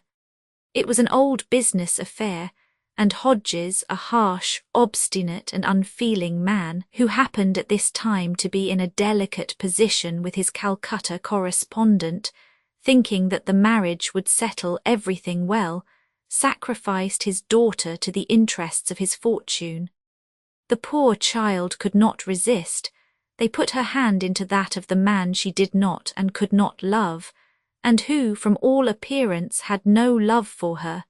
It was a mere business transaction, and a barbarous deed. The husband carried off his wife the day after they were married, and since then Fabian has never seen her whom he has always loved. This story showed me clearly that the grief which seemed to oppress Fabian was indeed serious. "What was the young girl's name?" asked I of Captain Corsican. "Ellen Hodges," replied he.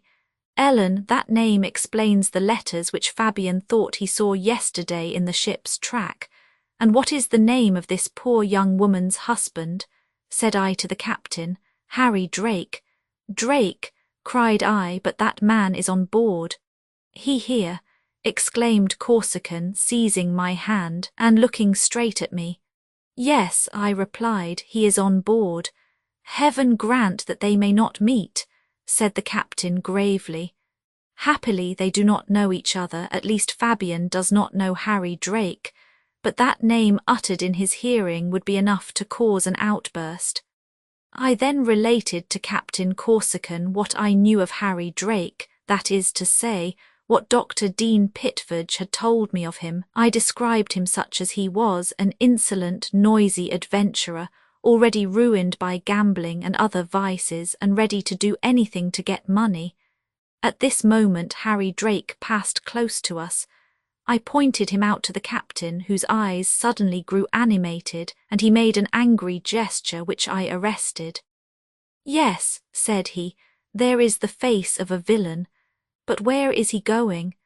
"To America, they say, to try and get by chance what he does not care to work for." "Poor Ellen," murmured the captain. "Where is she now? Perhaps this wretch has abandoned her, or why should she not be on board?" said Corsican, looking at me.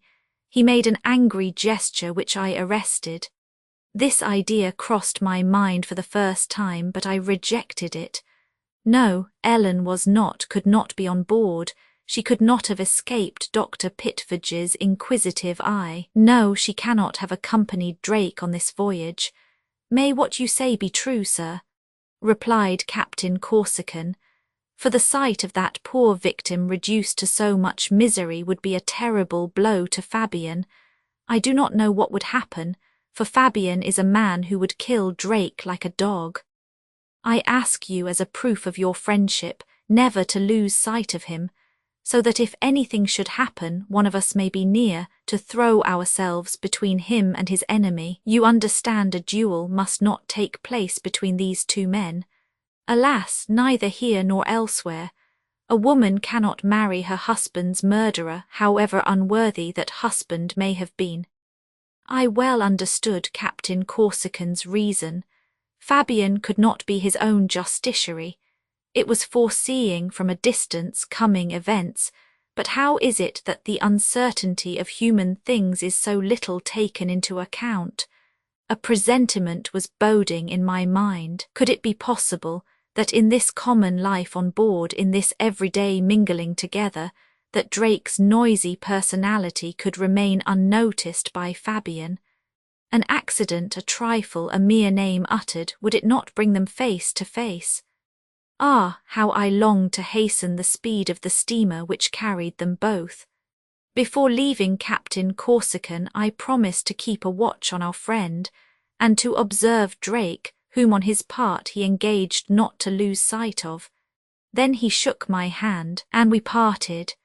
Towards evening a dense mist swept over the ocean, and the darkness was intense. The brilliantly lighted saloons contrasted singularly with the blackness of the night. Waltzes and ballad songs followed each other, all received with frantic applause, and even hurrahs were not wanting, when the actor from T, sitting at the piano, bawled his songs with the self-possession of a strolling player. Chapter 14. The next day, the 31st of March, was Sunday. How would this day be kept on board? Would it be the English or American Sunday which closes the bars and the taps during service hours, which withholds the butcher's hand from his victim, which keeps the baker's shovel from the oven, which causes a suspension of business, extinguishes the fires of the manufactories, which closes the shops, opens the churches, and moderates the speed of the railway trains, contrary to the customs in France?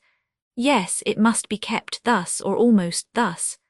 First of all, during the service, although the weather was fine, and we might have gained some knots, the captain did not order the sails to be hoisted, as it would have been improper. I thought myself very fortunate that the screw was allowed to continue its work, and when I inquired of a fierce Puritan the reason for this tolerance, "Sir," said he to me, That which comes directly from God must be respected.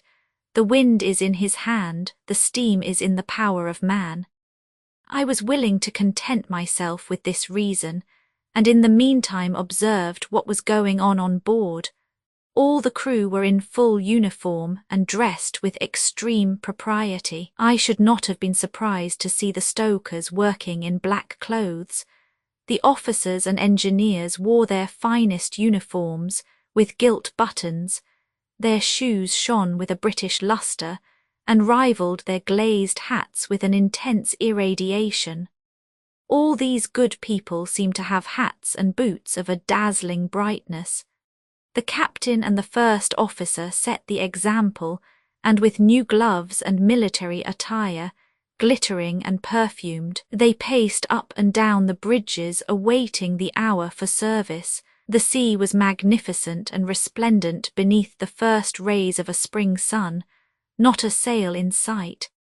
The Great Eastern occupied alone the centre of the immense expanse. At 10 o'clock the bell on deck tolled slowly and at regular intervals.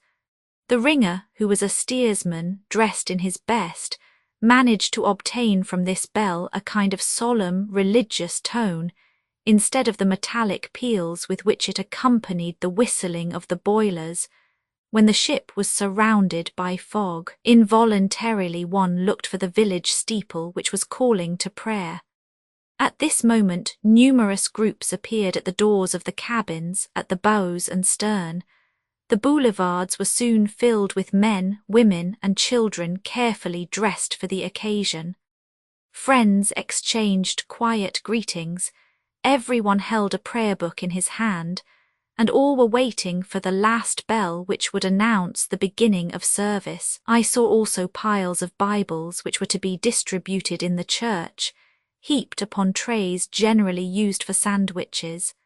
The church was the great saloon, formed by the upper deck at the stern, the exterior of which, from its width and regularity of structure, reminded one very much of the hotel of the Minister des Finances in the Rue de Rivoli. I entered. Numbers of the faithful were already in their places. A profound silence reigned among the congregation. The officers occupied the apsis of the church, and in the midst of them stood Captain Anderson as pastor. My friend Dean Pitford was near him, his quick little eyes running over the whole assembly. I will venture to say he was there more out of curiosity than anything else. At 10:30 the captain rose and the service began. He read a chapter from the Old Testament. After each verse the congregation murmured the one following, the shrill soprano voices of the women and children distinctly separate from the baritone of the men. This biblical dialogue lasted for about half an hour, and the simple, at the same time impressive ceremony was performed with a puritanical gravity. Captain Anderson assuming the office of pastor on board in the midst of the vast ocean, and speaking to a crowd of listeners, hanging, as it were, over the verge of an abyss, claimed the respect and attention of the most indifferent. It would have been well if the service had concluded with the reading, but when the captain had finished a speaker arose, who could not fail to arouse feelings of violence and rebellion where tolerance and meditation should reign. It was the reverend gentleman of whom I have before spoken, a little, fidgety man, an intriguing Yankee, one of those ministers who exercise such a powerful influence over the states of New England. His sermon was already prepared, the occasion was good, and he intended to make use of it. Would not the good Yorick have done the same? I looked at Dean Pitford. The doctor did not frown, but seemed inclined to try the preacher's zeal. The latter gravely buttoned his black overcoat, placed his silk cap on the table, drew out his handkerchief with which he touched his lips lightly, and taking in the assembly at a glance, "In the beginning," said he, "God created America, and rested on the seventh day. Thereupon I reached the door." Chapter 15. At lunch, Dean Pitford told me that the reverend gentleman had admirably enlarged on his text. Battering rams, armed forts, and submarine torpedoes had figured in his discourse. As for himself, he was made great by the greatness of America. If it pleases America to be thus extolled, I have nothing to say. Entering the grand saloon, I read the following note: lat. 50 degrees 8 N. Long, 30 degrees 44 W. Course, 255 miles. Always the same result. We had only made 1,100 miles, including the 310 between Fasternet and Liverpool, about a third part of our voyage. During the remainder of the day, officers, sailors, and passengers continued to rest in accordance with established custom. Not a piano sounded in the silent saloons. The chessmen did not leave their box or the cards their case.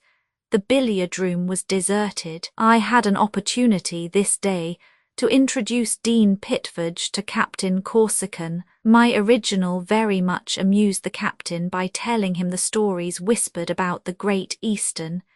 He attempted to prove to him that it was a bewitched ship to which fatal misfortune must happen. The yarn of the melted engineer greatly pleased the captain, who, being a Scotchman, was a lover of the marvellous, but he could not repress an incredulous smile. "I see," said Dr. Pitford. "I see," said Dr. Pitford. "The captain has not much faith in my stories." "Much, that is saying a great deal," replied Corsican. "Will you believe me, captain, if I affirm that this ship is haunted at night?" asked the doctor in a serious tone. "Haunted," cried the captain. "What next? Ghosts, and you believe in them?" "I believe," replied Pitford. "I believe what people who can be depended on have told me. Now I know some of the officers on watch, and the sailors also, are quite unanimous on this point, that during the darkness of the night a shadow, a vague form, walks the ship. How it comes there they do not know, neither do they know how it disappears." "By St. Dunstan," exclaimed Captain Corsican, "we will watch it well together." "Tonight?" asked the doctor. "Tonight, if you like, and you, sir," added the captain, turning to me, "will you keep us company?" "No," said I do not wish to trouble the solitude of this phantom. Besides, I would rather think that our doctor is joking." "I am not joking," replied the obstinate Pitford. "Come, doctor," said I, "do you really believe in the dead, coming back to the decks of ships?" "I believe in the dead who come to life again," replied the doctor, "and this is the more astonishing as I am a physician." "A physician?" cried the captain, drawing back as if the word had made him uneasy. "Don't be alarmed, captain," said the doctor, smiling good-humouredly. "I don't practise while travelling." Chapter 16. The next day, the 1st of April, the aspect of the sea was truly spring-like. It was as green as the meadows beneath the sun's rays. This April sunrise on the Atlantic was superb. The waves spread themselves out voluptuously, while porpoises gambolled in the ship's milky track. When I met Captain Corsican, he informed me that the ghost announced by the doctor had not thought proper to make its appearance. Undoubtedly, the night was not dark enough for it. Then the idea crossed my mind that it was a joke of Dean Pitford's, sanctioned by the 1st of April. For in America, England, and France this custom is very popular. Mystifiers and mystified were not wanting. Some laughed, others were angry. I even believe that blows were exchanged among some of the Saxons, but these blows never ended in fighting. For it is well known that in England duels are liable to very severe punishment. Even officers and soldiers are not allowed to fight under any pretext whatever. The homicide is subject to the most painful and ignominious punishments. I remember the doctor telling me the name of an officer who was sent to a convict prison for 10 years for having mortally wounded his adversary in a very honourable engagement. One can understand that in face of this severe law duels have entirely disappeared from British customs. The weather being so fine, a good observation could be made, which resulted in the following statement. Lat. 48 degrees 47 and 36 degrees 48 WL. Dist. 250 miles only. The slowest of the transatlantic steamers would have had the right to offer to take us in tow. This state of things very much annoyed Captain Anderson. The engineers attributed the failure of pressure to the insufficient ventilation of the new furnaces, but for my part, I thought that the diminution of speed was owing to the diameter of the wheels, having been imprudently made smaller. However, today about 2 o'clock there was an improvement in the ship's speed. It was the attitude of the two young lovers which revealed this change to me. Leaning against the bulwarks, they murmured joyful words, clapped their hands, and looked smilingly at the escape pipes which were placed near the chimneys, the apertures of which were crowned with a white wreath of vapour. The pressure had risen in the screw boilers. As yet it was only a feeble breath of air, a wavering blast, but our young friends drank it in eagerly with their eyes. No, not even Denny's Papin could have been more delighted when he saw the steam half raise the lid of his celebrated saucepan. "They smoke, they smoke," cried the young lady, whilst a light breath also escaped from her parted lips. "Let us go and look at the engine," said the young man, placing her arm in his. Dean Pitford had joined me, and we followed the loving couple on to the upper deck. "How beautiful is youth," remarked the doctor. "Yes," said I, "youth affianced." Soon we also were leaning over the railing of the engine rooms. There in the deep abyss, at a distance of 60 feet below us, we saw the 4 long horizontal pistons swaying one towards the other, and with each movement moistened by drops of lubricating oil.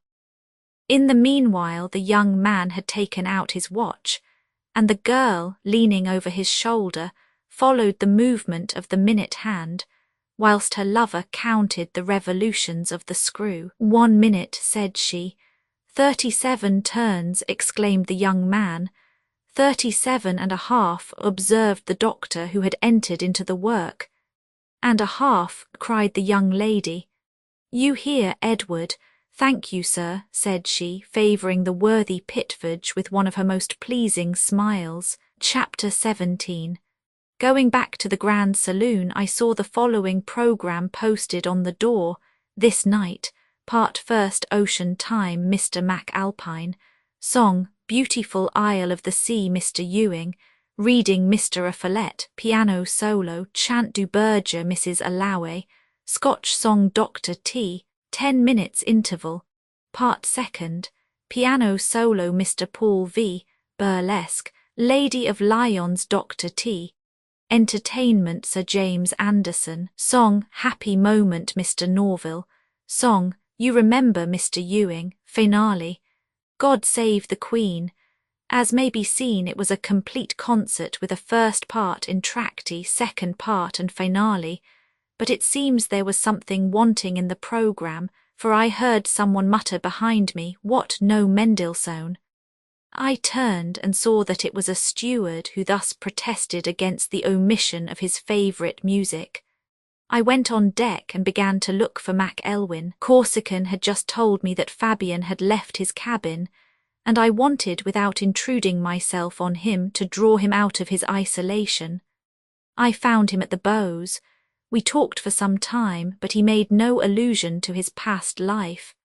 At times he was silent and pensive, absorbed in his thoughts, no longer listening to me and pressing his breast as if to restrain a painful spasm. Whilst we were walking together, Harry Drake passed us several times, always the same noisy, gesticulating man, obstructive as would be a windmill in a ballroom.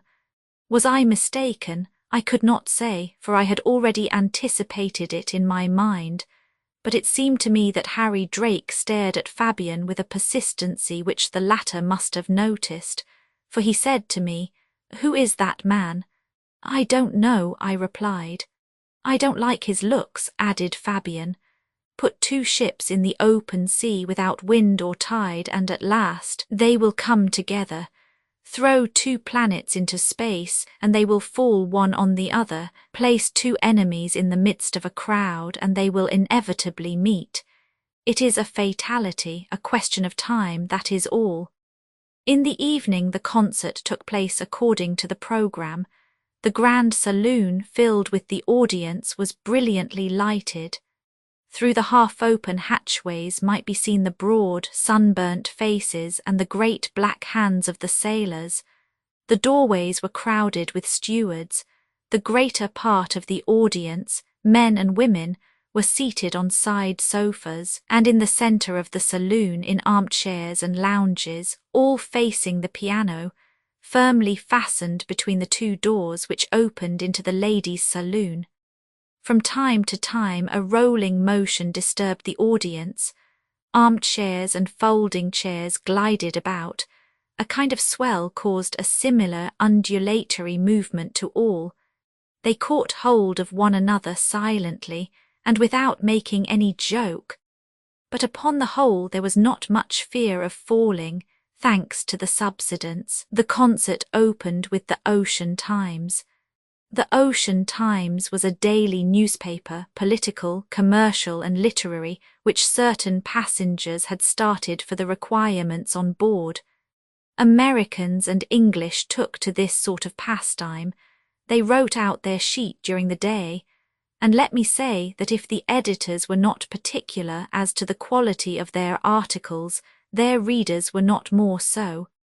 They were content with little, even with not enough. This number for the 1st of April contained a Great Eastern leader, tame enough on general politics, also various facts quite uninteresting to a Frenchman, articles on the money markets not particularly comic, curious telegrams and some rather insipid home news. After all, this kind of fun is only amusing to those who make it. The Honourable Mac Alpine, a dogmatical American, read with earnest gravity some rather dull lucubrations, which were received by his audience with great applause. He finished his reading with the following news. It is announced that President Johnson has resigned in favour of General Grant. It is said that Fernando Cortez is going to attack the Emperor Napoleon III, piratically, out of revenge for the latter's conquest of Mexico. We are told for a certainty that Pope Pius Roman IX has designated the Prince Imperial as his successor. When the Ocean Times had been sufficiently applauded, the Honourable Mr. Ewing, a fine-looking young fellow with a tenor voice, warbled Beautiful Isle of the Sea, with all the harshness of an English throat. A fine-looking young fellow. The reading appeared to me to have a questionable charm. It was simply 2 or 3 pages of a book, read by a worthy Texian who began in a low voice and gradually got higher and higher. He also was very much applauded. The Shepherd's Song, a piano solo by Mrs. Alloway, and a Scotch song sung by Dr. T, concluded the first part of the programme. After the 10 minutes interval during which some of the audience left their seats, the second part of the concert began. The Frenchman, Paul V, played some charming waltzes which were noisily encored. One of the ship's doctors on board, a very conceited young man, recited a burlesque scene, a kind of parody on the Lady of Lyons, a drama very much in vogue in England. The burlesque was succeeded by the entertainment. What had Sir James Anderson prepared under this name? Was it a conference or a sermon? Neither the one nor the other. Sir James Anderson rose smilingly, drew a pack of cards from his pocket, turned back his white cuffs and performed some tricks, the simplicity of which was redeemed by the graceful manner in which they were done. Hurrahs and applause. After the happy moment and "You Remember" sung by Mr. Norville and Mr. Ewing, the program announced "God Save the Queen," but some Americans begged Paul V., as he was a Frenchman, to play the national French anthem. Immediately my agreeable countryman began the inevitable Partant pour la Syrie. Energetic demands from a party of Northmen who wished to hear the Marseillaise, and without being pressed further, the obedient pianist, with a compliance which betokened rather a musical facility than political convictions, vigorously attacked the song of Rouge de l'Isle. This was the grand success of the evening, and the assembly, standing, slowly sang the national anthem, which prays God to bless the Queen. Upon the whole, this soirée was as good as amateur soirées generally are. That is to say, it was chiefly a success for the performers and their friends. Fabian did not show himself there at all. Chapter 18. During Monday night the sea was very stormy. Once more the partitions began creaking, and again the luggage made its way through the saloons. When I went on deck about 7 o'clock in the morning, the wind had freshened and it was raining. The officer on watch had ordered the sails to be taken in, so that the steamship, left without any support, rolled dreadfully. All this day, the 2nd of April, the deck was deserted. Even the saloons were empty, for the passengers had taken refuge in their cabins, and 2/3 of the guests were missing at lunch and dinner. Whist was impossible, for the tables glided from under the players' hands. The chessmen were unmanageable. A few of the more fearless stretched themselves on the sofas, reading or sleeping, as many preferred to brave the rain on deck, where the sailors, in their oilskin jackets and glazed hats, were sedately pacing to and fro. The first officer, well wrapped in his mackintosh and perched on the bridge, was on watch, and in the midst of the hurricane his small eyes sparkled with delight. This was what the little man loved, and the steamer rolled to his liking. The water from the skies and sea mingled in a dense fog. The atmosphere was grey, and birds flew screeching through the damp mists. At 10 o'clock a 3-mast ship was hailed, sailing astern of us, but her nationality could not be recognised. At about 11 o'clock the wind abated and veered to the northwest. The rain ceased almost suddenly, blue sky appeared through the opening in the clouds, the sun shone out again and permitted a more or less perfect observation to be made, which was posted up as follows: lat. 46 degrees 29 N, long. 42 degrees 25 W, dist. 356 miles, so that, although the pressure of the boilers had risen, the ship's speed had not increased, but this might be attributed to the westerly wind, which caught the ship ahead and considerably impeded her progress. At 2 o'clock the fog grew dense again. The wind fell and rose at the same time. The thickness of the fog was so intense that the officers on the bridge could not see the men at the bows. These accumulated vapours rising from the sea constitute the greatest danger of navigation. They cause accidents which it is impossible to avoid, and a collision at sea is more to be dreaded than a fire. Thus, in the midst of the fog, officers and sailors were obliged to keep a strict watch, which soon proved to be necessary.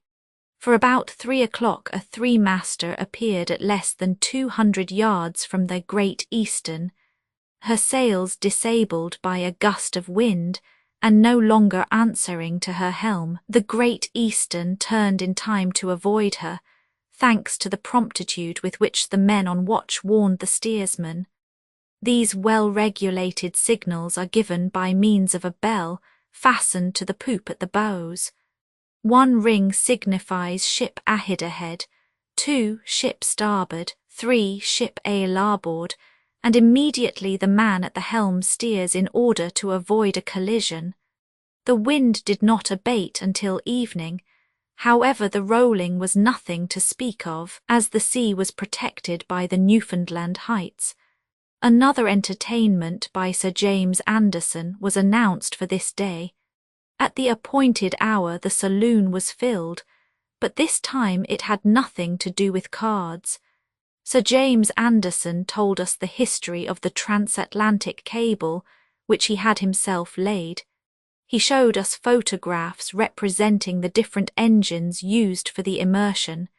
He sent round a model of the splice which was used to fasten together the pieces of cable. Finally, very justly merited, the 3 cheers with which his lecture was received, a great part of which was meant for the Honourable Cyrus Field, promoter of the enterprise, who was present on this occasion. Chapter 19. The next day, the 3rd of April, from early dawn the horizon wore that peculiar aspect which the English call blink. It was of that misty white colour which signifies that icebergs are not far distant. In fact, the Great Eastern was ploughing those seas on which float the first blocks of ice detached from the icebergs in Davis Straits. A special watch was kept, in order to avoid the rude collision with these enormous blocks. There was a strong westerly wind blowing. Strips of clouds, or rather shreds of vapour, hung over the sea, through which glimpses of blue sky appeared. A dull thudding noise came from the waves tossed by the wind, and drops of water, seemingly pulverized, evaporated in foam. Neither Fabian, Captain Corsican, nor Dr. Pitford had yet come on deck, so I went towards the bows, where the junction of the bulwarks formed a comfortable angle, a kind of retreat in which, like a hermit, one could retire from the world. I took my place in this corner, sitting on a skylight and my feet resting on an enormous pulley, the wind being dead ahead passed over without touching me. This was a good place for reflection. From here I had a view of the whole immensity of the ship. I could see the long slanting ropes of the rigging at the stern. On the first level a topman, hanging in the mizen shrouds, held himself up with one hand, whilst with the other he worked with a remarkable dexterity. On the deck below him paced the officer on watch, peering through the mists. On the bridge at the stern I caught a glimpse of an officer, his back rounded, and his head muffled in a hood, struggling against the gusts of wind. I could distinguish nothing of the sea, except a bluish horizontal line discernible behind the paddles. Urged on by her powerful engines, the narrow stem of the steamship cut the waves with a hissing sound, like that when the sides of a boiler are heated by a roaring fire. But the colossal ship, with the wind ahead and borne on 3 waves, hardly felt the movement of the sea, which would have shaken any other steamer with its pitchings. His back rounded, and his head muffled in a hood. At 12:30 the notice stated that we were in 44 degrees 53 north lat, and 47 degrees 6 W long, and had made 227 miles in 24 hours only. The young couple must have scolded the wheels which did not turn, and the steam which was not at all strong enough to please them. About 3 o'clock the sky, swept by the wind, cleared up. The line of the horizon was once more clearly defined. The wind fell, but for a long while the sea rose in great foam-crested billows. Such a gentle breeze could not cause this swell. One might have said that the Atlantic was still sulky. At 4:25, a 3-mast ship was hailed to larboard. As she hoisted her name, it was the Illinois, an American ship on her way to England. At this moment Lieutenant H. informed me that we were passing Cape Race Point. We were now in the rich coasts where are obtained codfish, 3 of which would suffice to supply England and America if all the roe were hatched. The day passed without any remarkable occurrence. No accident had as yet thrown Fabian and Harry Drake together, for the captain and I never lost sight of them. In the evening the same harmless amusement, the same reading, and songs in the grand saloon called forth, as usual, frantic applauses. As an extraordinary occurrence, a lively discussion broke out between a northerner and a Texian. The latter demanded an emperor for the southern states. Happily, this political discussion, which threatened to degenerate into a quarrel, was put an end to by the timely arrival of an imaginary dispatch, addressed to the Ocean Times, and conceived in these terms: Captain Semmes, Minister of War, has made the South compensate for its ravages in Alabama. Chapter 20. Leaving the brilliantly lighted saloon, I went on deck with Captain Corsican. The night was dark, not a star in the firmament, an impenetrable gloom surrounded the ship. The windows of the saloon shone like the mouths of furnaces. The man on watch, heavily pacing the poop, was scarcely discernible, but one could breathe the fresh air, and the captain inhaled it with expanded lungs. "I was stifled in the saloon," said he. "Here at least I can breathe. I require my 100 cubic yards of pure air every 24 hours, or I get half suffocated." "Breathe, Captain, breathe at your ease," said I to him. "The breeze does not stint your wants. Oxygen is a good thing, but it must be confessed Parisians and Londoners know it only by reputation." "Yes," replied the captain, "and they prefer carbonic acid." "Ah, well, everyone to his liking. For my own part I detest it, even in champagne." Thus talking, we paced up and down the deck on the starboard side, sheltered from the wind by the high partitions of the deck cabins. Great wreaths of smoke, illuminated with sparks, curled from the black chimneys. The noise of the engines accompanied the whistling of the wind in the shrouds, which sounded like the chords of a harp. Mingling with this hubbub, each quarter of an hour, came the cry of the sailors on deck: "All's well, all's well." In fact, no precaution had been neglected to ensure the safety of the ship on these coasts frequented by icebergs. The captain had a bucket of water drawn every half hour, in order to ascertain the temperature, and if it had fallen 1 degree he immediately changed his course, for he knew that the Peruvian had been seen but a fortnight since blocked up by icebergs in this latitude. It was therefore a danger to be avoided. His orders for night were to keep a strict lookout. He himself remained on the bridge with an officer each side of him, one at the wheel signal, the other at the screw. Besides these, a lieutenant and 2 men kept watch on the poop, whilst a quartermaster with a sailor stood at the stern. The passengers might therefore rest quietly. After noticing these arrangements, we went back again to the stern, as we had made up our minds to stay some time longer, walking on deck like peaceful citizens taking an evening stroll in their town squares. The place seemed deserted. Soon, however, our eyes grew accustomed to the darkness, and we perceived a man leaning perfectly motionless with his elbow on the railing. Corsican, after looking at him attentively for some time, said to me, "It is Fabian." It was indeed Fabian. We recognized him, but absorbed as he was in a profound contemplation, he did not see us. His eyes were fixed on an angle of the upper deck. I saw them gleam in the dark. What was he looking at? How could he pierce this black gloom? I thought it better to leave him to his reflections, but Captain Corsican went up to him. "Fabian," said he. Fabian did not answer, he had not heard. Again Corsican called him.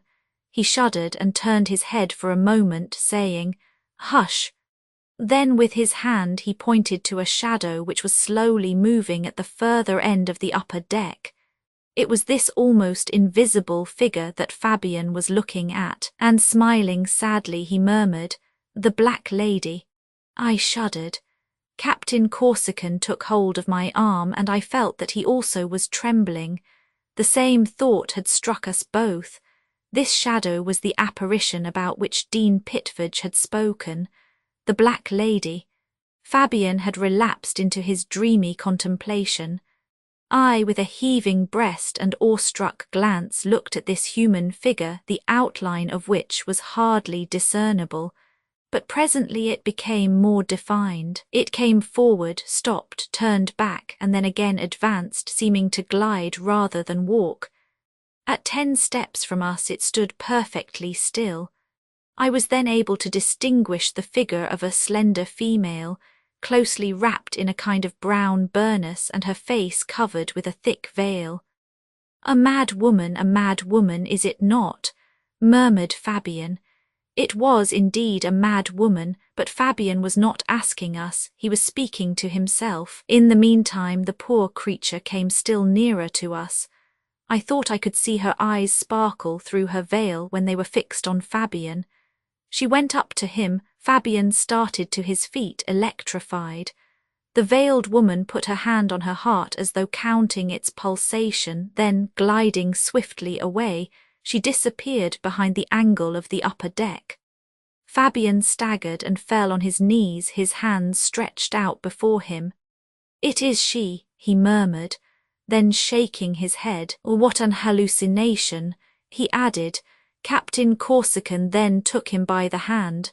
"Come, Fabian, come," said he, and he led away his unhappy friend. Chapter 21.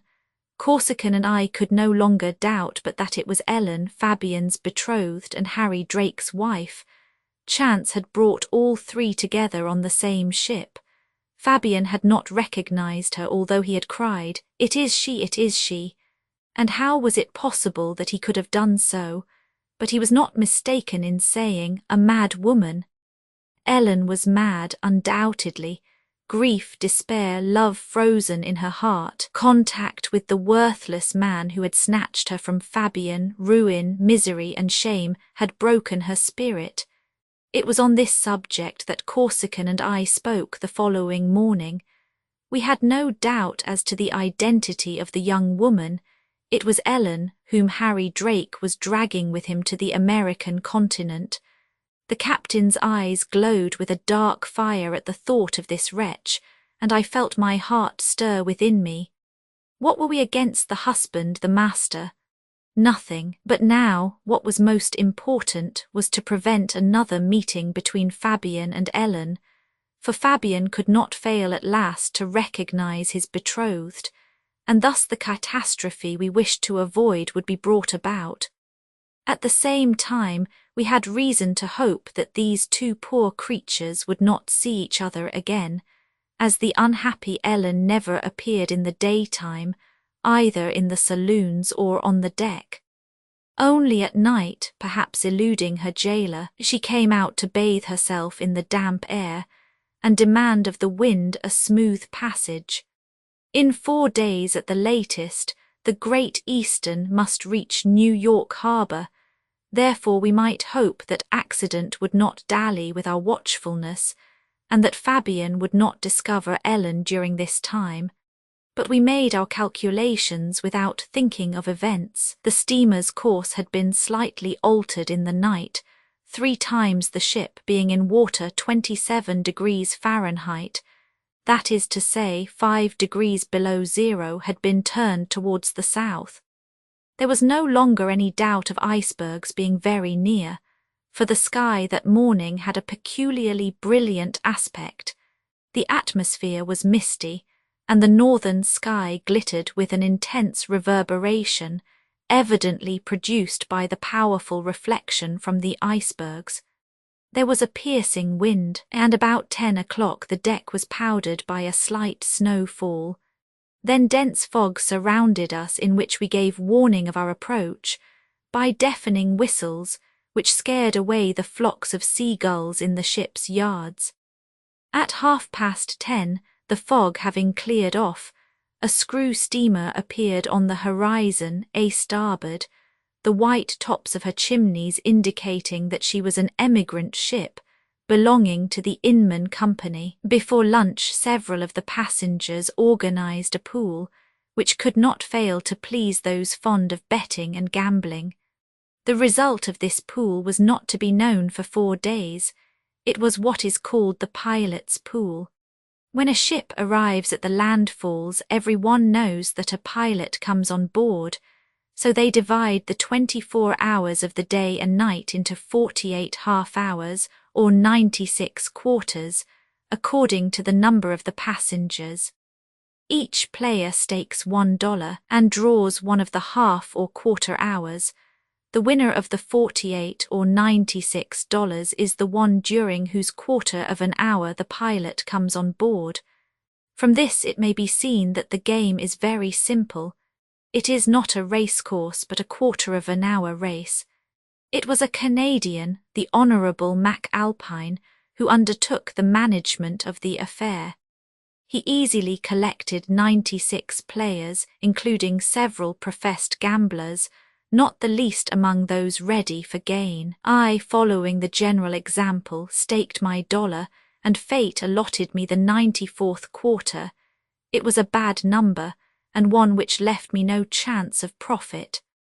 The fact is, these divisions are reckoned from noon to noon, so that there are night as well as day quarters, and as it is very seldom that ships venture close in the dark, the chance of a pilot coming on board then is very small. However, I easily consoled myself. Going down into the saloon, I saw a lecture announced. The Utah missionary was going to hold a meeting on Mormonism, a good opportunity for those wishing to initiate themselves in the mysteries of the City of Saints. Besides, this elder Mr. Hatch was an orator of no mean power.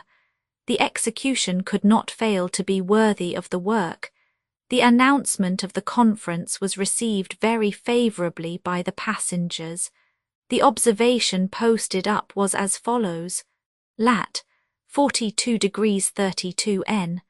Long, 51 degrees 59 W. Course, 254 miles. About 3 o'clock in the afternoon the steersman signalled a large foremast steamer, which slightly changed its course in order to give the Great Eastern its number. It was the Atlanta, one of the largest boats running between London and New York, calling at Brest on the way. After having saluted us, which we returned, in a short time she was out of sight. At this moment Dean Pitford, in a vexed tone, informed me that Mr. Hatch's lecture was forbidden, as the wives of the Puritans on board did not approve of their husbands becoming acquainted with the mysteries of Mormonism. Chapter 22. At 4 o'clock the sky, which had been overcast, cleared up, the sea grew calm, and the ship was so steady, one might almost have thought oneself on terra firma. This gave the passengers the idea of getting up races. Epsom turf could not have afforded a better coursing ground, and as for horses, they were well replaced by pure Scotchmen as good as any Gladiator or Latauque. The news soon spread. Sportsmen immediately hurried to the field. An Englishman, the Hon. J. McCarthy, was appointed commissioner, and the competitors presented themselves without delay. They were half a dozen sailors, kind of centaurs, man and horse at the same time, all ready to try for the prize. The 2 boulevards formed the racecourse. The runners were to go 3 times round the ship, thus making a course of about 1,300 yards, which was quite enough. Soon the galleries were invaded by crowds of spectators, all armed with opera glasses. Some of them had hoisted the green sail, no doubt to shelter themselves from the spray of the Atlantic. Carriages were missing, I must confess, but not the rank where they might have ranged in file. Ladies in gay costumes were hurrying on to the upper decks. The scene was charming. Fabian, Captain Corsican, Dr. Pitford, and I had taken our places on the poop, which was what might be called the centre of action. Here the real gentlemen riders were assembled. In front of us was the starting and winning post. Betting soon began with a true British animation. Considerable sums of money were staked, but only from the appearance of the racers, whose qualifications had not as yet been inscribed in the stud book.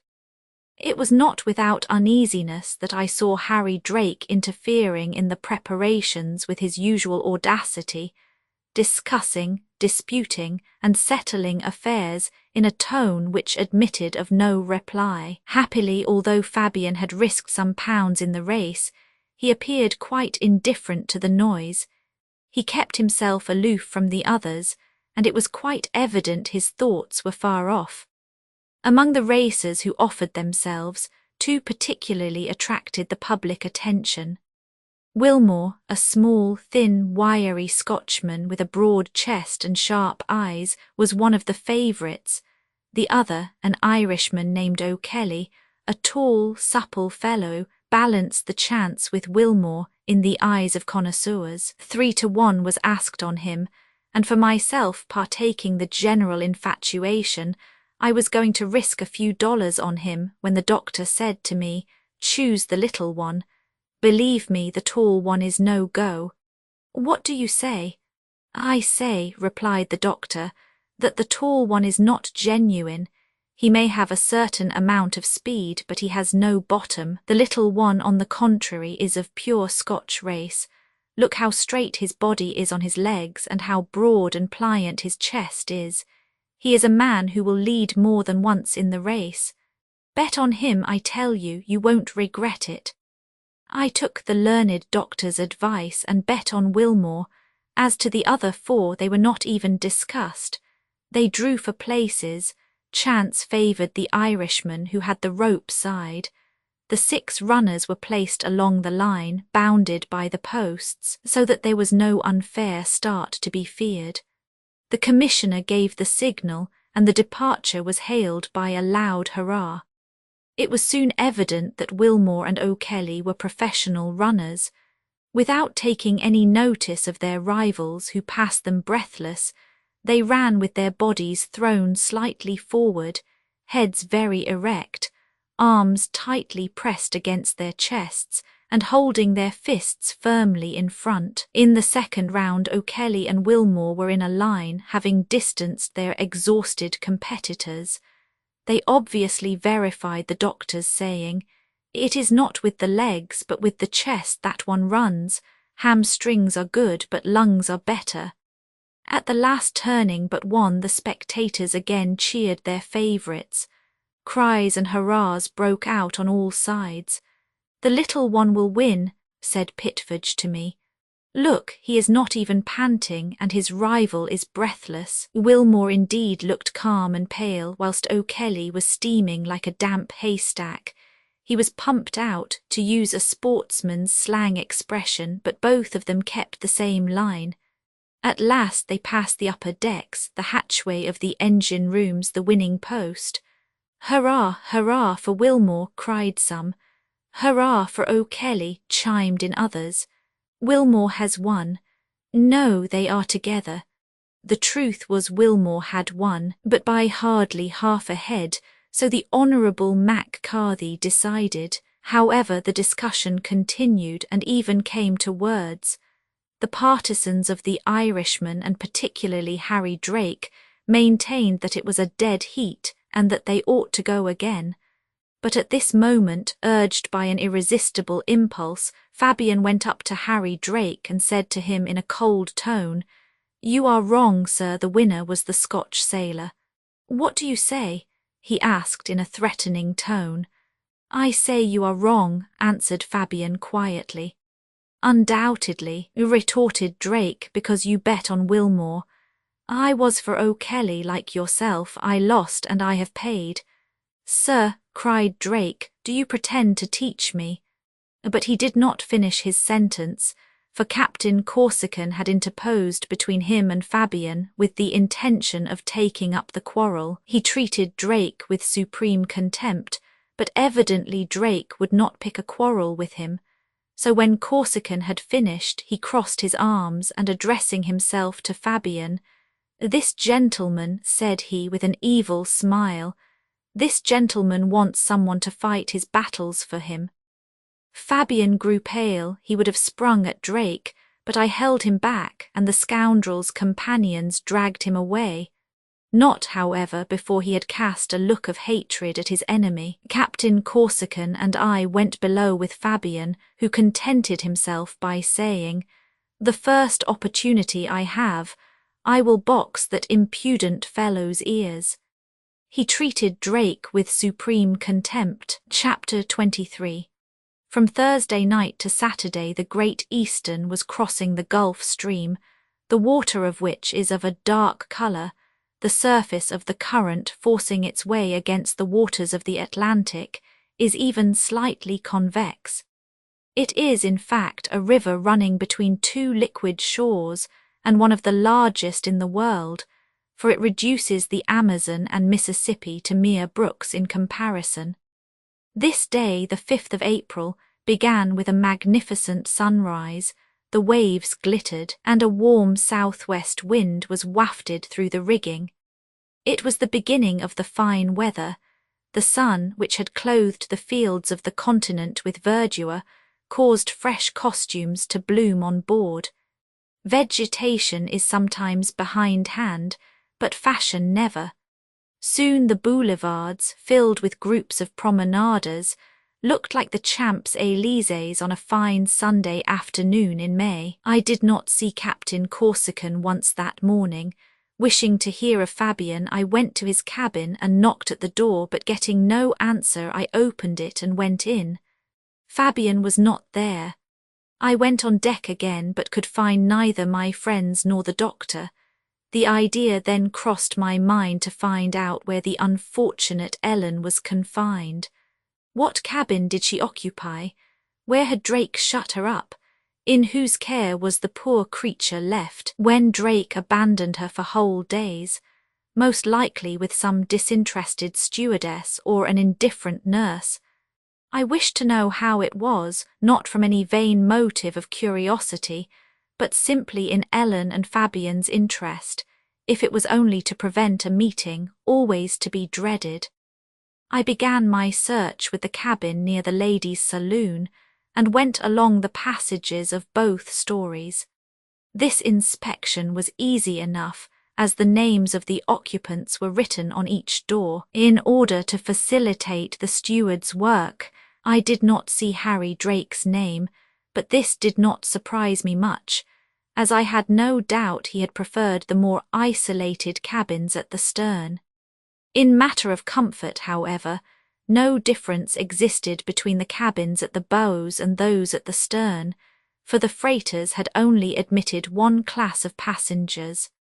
I next went towards the dining saloons, keeping carefully to the side passages which wound between the double row of cabins.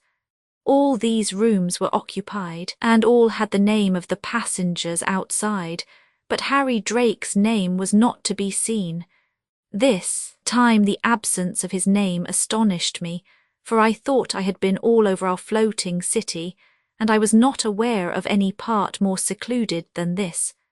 I inquired of a steward, who told me there were yet 100 cabins behind the dining saloons. "How do you get to them?" I asked. "By a staircase at the end of the upper deck." "Thank you, and can you tell me which cabin Mr. Harry Drake occupies?" "I do not know, sir," replied the steward. Again I went on deck, and following the steward's direction at last came to the door at the top of the stairs. This staircase did not lead to any large saloons, but simply to a dimly lighted landing, round which was arranged a double row of cabins. Harry Drake could hardly have found a more favourable place in which to hide Ellen. The greater part of the cabins were unoccupied. I went along the landing. A few names were written on the doors, but only 2 or 3 at the most. Harry Drake's name was not among them, and as I had made a very minute inspection of this compartment, I was very much disappointed at my ill success. I was going away when suddenly a vague, almost inaudible murmur caught my ear. It proceeded from the left side of the passage. I went towards the place. The sounds, at first faint, grew louder, and I distinguished a kind of plaintive song, or rather melopoeia, the words of which did not reach me. I listened. It was a woman singing, but in this unconscious voice one could recognize a mournful wail. Might not this voice belong to the mad woman? My presentiments could not deceive me. I went quietly nearer to the cabin, which was numbered 775. It was the last in this dim passage, and must have been lighted by the lowest light ports in the hull of the Great Eastern. There was no name on the door, and Harry Drake had no desire that anyone should know the place where he confined Ellen. I could not distinctly hear the voice of the unfortunate woman. Her song was only a string of unconnected sentences like one speaking in sleep, but at the same time it was sweet and plaintive. Although I had no means of recognizing her identity, I had no doubt but that it was Ellen singing. I listened for some minutes and was just going away when I heard a step on the landing. Could it be Harry Drake? I did not wish him to find me here for Fabian and Ellen's sake. Fortunately, I could get on deck without being seen by a passage leading round the cabins. However, I stopped to know who it really was that I had heard. The darkness partially hid me, and standing behind an angle of the passage I could see without being myself in sight. In the meantime the sound of the footsteps had ceased, and with it, as a strange coincident, Ellen's voice. I waited, and soon the song began again, and the boards creaked under a stealthy tread. I leaned forward, and in the dim, uncertain light which glimmered through the cracks of the cabin doors, I recognized Fabian. It was my unhappy friend. What instinct could have led him to this place? Had he then discovered the young woman's retreat before me? I did not know what to think. Fabian slowly advanced along the passage, listening, following the voice, as if it was a thread drawing him unconsciously on, and in spite of himself, it seemed to me that the song grew fainter as he approached, and that the thread thus held was about to break. Fabian went quite near to the cabin doors and then stopped. How those sad accents must have rent his heart, and how his whole being must have thrilled as he caught some tone in the voice which reminded him of the past. But how was it, ignorant as he was of Harry Drake being on board, that he had any suspicion of Ellen's presence? No, it was impossible. He had only been attracted by the plaintive accents which insensibly responded to the great grief weighing down his spirit. Fabian went near to the cabin doors. Fabian was still listening. What was he going to do? Would he call to the mad woman? And what if Ellen suddenly appeared? Everything was dangerous in this situation. However, Fabian came nearer still to the door of her cabin. The song, which was growing fainter and fainter, suddenly died away, and a piercing shriek was heard. Had Ellen, by a magnetic communication, felt him whom she loved so near her? Fabian's attitude was desperate. He had gathered himself up. Was he going to break the door open? I thought he would, so I rushed up to him. He recognized me. I dragged him away, and he made no resistance, but asked me in a hollow voice, "Do you know who that unhappy woman is?" "No, Fabian, no." "It is the mad woman," said he in an unnatural voice, "but this madness is not without remedy. I feel that a little devotion, a little love would cure the poor woman." "Come, Fabian," said I, "come away." We went on deck, but Fabian did not utter another word. I did not leave him, however, until he had reached his cabin. Chapter 24. Some moments later I met Captain Corsican and told him of the scene I had just witnessed. He understood as well as I did that the situation of affairs was growing more and more serious. Ah, could I have foreseen all that would happen, how I should have longed to hasten the speed of the Great Eastern, and put the broad ocean between Fabian and Harry Drake. On leaving each other, Captain Corsican and I agreed to watch the actors in this drama more narrowly than ever. The Australasian, a Cunard steamer, running between Liverpool and New York, was expected this day. She was to leave America on Wednesday morning and therefore would not be long before passing us. A watch was kept, however she did not come in sight. About 11 o'clock the English passengers organised a subscription on behalf of the wounded on board, some of whom had not been able to leave the hospital. Among them was the boatswain, threatened with an incurable lameness. There was soon a long list of signatures, not, however, without some objections having been raised. At noon a very exact observation was able to be made, long, 58 degrees 37 W, lat. 41 degrees 4111 N, course 257 miles. We had the latitude to a second. When the young engaged couple read the notice they did not look remarkably pleased, and they had good reason to be discontented with the steam. Before lunch, Captain Anderson, wishing to divert the passengers from the tedium of their long voyage, arranged some gymnastic exercises, which he directed in person. About 50 unemployed men, each armed, like himself, with a stick, imitated all his movements with a strict exactitude. These improvised gymnasts, with their firm-set mouths, worked as methodically as a band of riflemen on parade. Another entertainment was announced for this evening. I was not present, for the same amusement night after night only wearied me. A new paper, a rival of the Ocean Times, was to be the great attraction. I passed the first hours of the night on deck.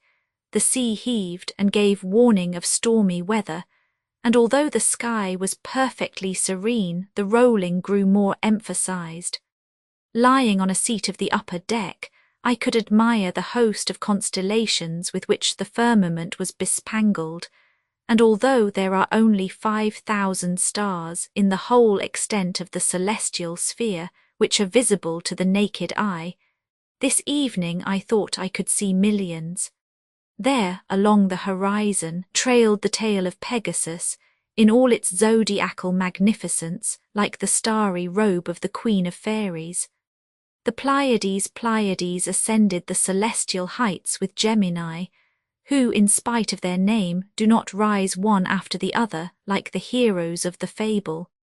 Taurus looked down on me with his great fiery eye, whilst Vega, our future polar star, shone brilliantly, high up in the azure vault, and not far from her was the circle of diamonds, which form the constellation of Corona Borealis. All these stationary constellations seem to move with the pitching of the vessel, and in one lurch I saw the main mast describe a distinct arc of a circle from Beta in the Great Bear to Altair in the Eagle, whilst the moon, already low in the heavens, dipped her crescent in the horizon. Chapter 25. The night was stormy, the steamship, beaten by the waves, rolled frightfully without being disabled. The furniture was knocked about with loud crashes, and the crockery began its clatter again. The wind had evidently freshened, and besides this the Great Eastern was now in those coasts where the sea is always rough. At 6 o'clock in the morning I dragged myself to the staircase, leading on to the upper decks. By clutching at the balusters and taking advantage of a lurch or two, I succeeded in climbing the steps, and with some difficulty managed to reach the poop. The place was deserted, if one may so qualify a place where was Dr. Pitford. The worthy man, with his back rounded as a protection against the wind, was leaning against the railing, with his right leg wound tightly round one of the rails.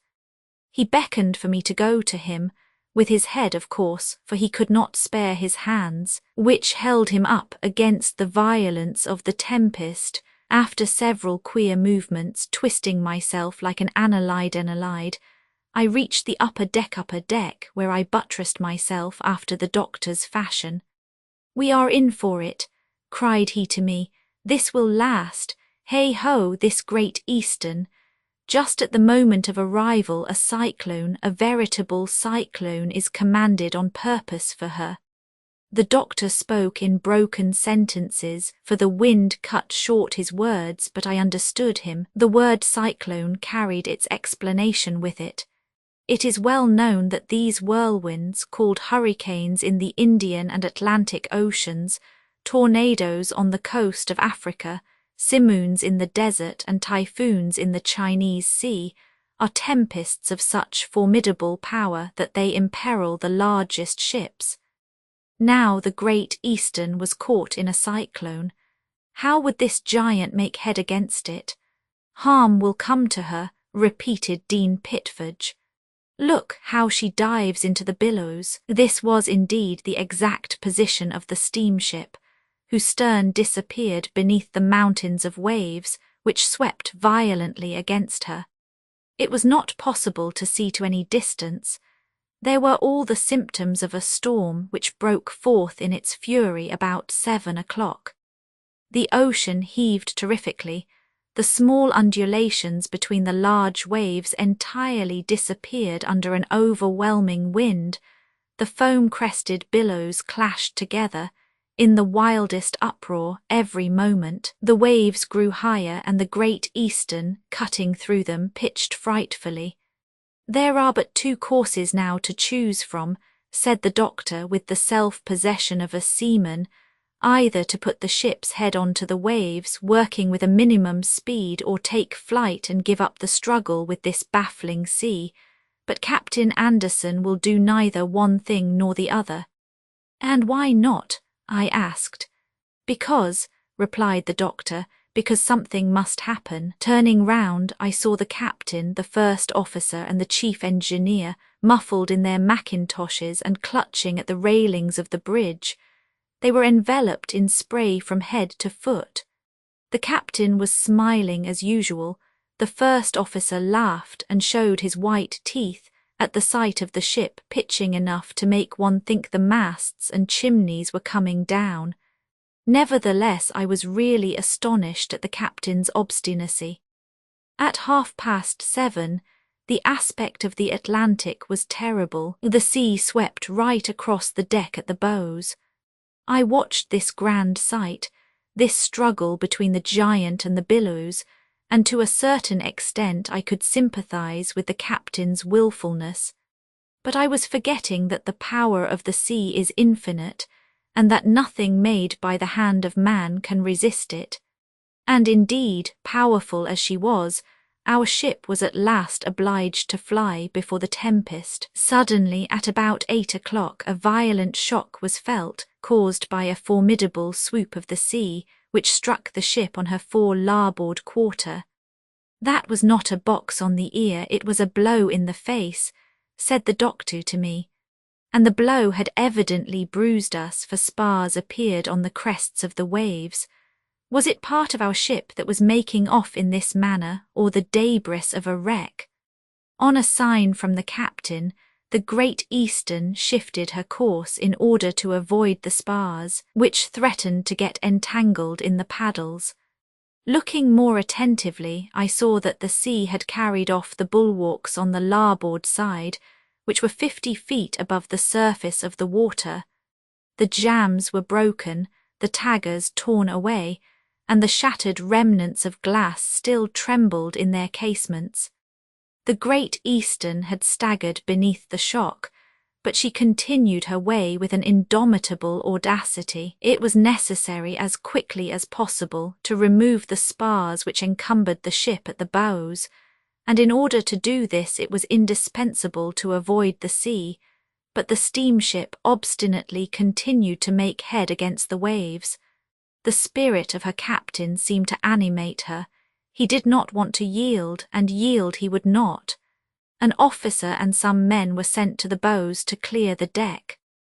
Mind, said the doctor to me, the moment of the catastrophe is not far off. The sailors went towards the bows, whilst we fastened ourselves to the second mast, and looked through the spray, which fell in showers over us with each wave. Suddenly there was another swoop more violent than the first, and the sea poured through the barricading by the opened breach, tore off an enormous sheet of cast iron which covered the bit of the bows, broke away the massive top of the hatchway leading to the crew's berths, and lashing against the starboard barricadings, swept them off like the sheets of a sail.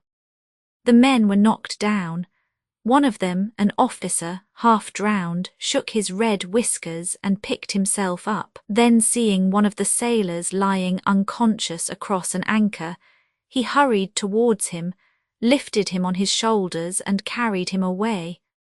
At this moment the rest of the crew escaped through the broken hatchway. There were 3 feet of water in the 'tween decks, new spars covered the sea, and amongst other things several thousand of the dolls, which my countrymen had thought to acclimatize in America. These little bodies, torn from their cases by the sea, danced on the summits of the waves, and under less serious circumstances the sight would have been truly ludicrous. In the meantime the inundation was gaining on us. Large bodies of water were pouring in through the opened gaps, and according to the engineer, the Great Eastern shipped more than 2,000 tons of water, enough to float a frigate of the largest size. One of the sailors lying unconscious. "Well," exclaimed the doctor, whose hat had been blown off in the hurricane, "to keep in this position is impossible. It is foolhardy to hold on any longer. We ought to take flight. The steamship going with her battered stem ahead is like a man swimming between 2 currents with his mouth open." This Captain Anderson understood at last, for I saw him run to the little wheel on the bridge which commanded the movement of the rudder. The steam immediately rushed into the cylinders at the stern, and the giant, turning like a canoe, made head towards the north and fled before the storm. At this moment, the captain, generally so calm and self-possessed, cried angrily, "My ship is disgraced." Chapter 26. Scarcely had the Great Eastern tacked and presented her stern to the waves than the pitching gave way to perfect steadiness. Breakfast was served, and the greater part of the passengers, reassured by the ship's stillness, came into the dining rooms, and took their repast without fear of another shock. Not a plate fell off the table, and not a glass emptied its contents on to the cloth, although the racks had not even been put up. But 3/4 of an hour later the furniture was set in motion again, and the crockery clattered together on the pantry shelves, for the Great Eastern had resumed her westerly course, which for the time had been interrupted. I went on deck again with Dr. Pitford, who, seeing the man belonging to the dolls, said to him, "Your little people have been put to a severe test, sir. Those poor babies will never prattle in the United States." "Pshaw," replied the enterprising Parisian, "the stock was insured, and my secret has not perished with it." It was evident my countryman was not a man to be easily disheartened. He bowed to us with a pleasant smile, and we continued our way to the stern, where a steersman told us that the rudder chains had been jammed in the interval between the 2 swoops. "If that accident had happened when we were turning," said Pitford to me, "I cannot say what would have become of us, for the sea would have rushed in overwhelming torrents.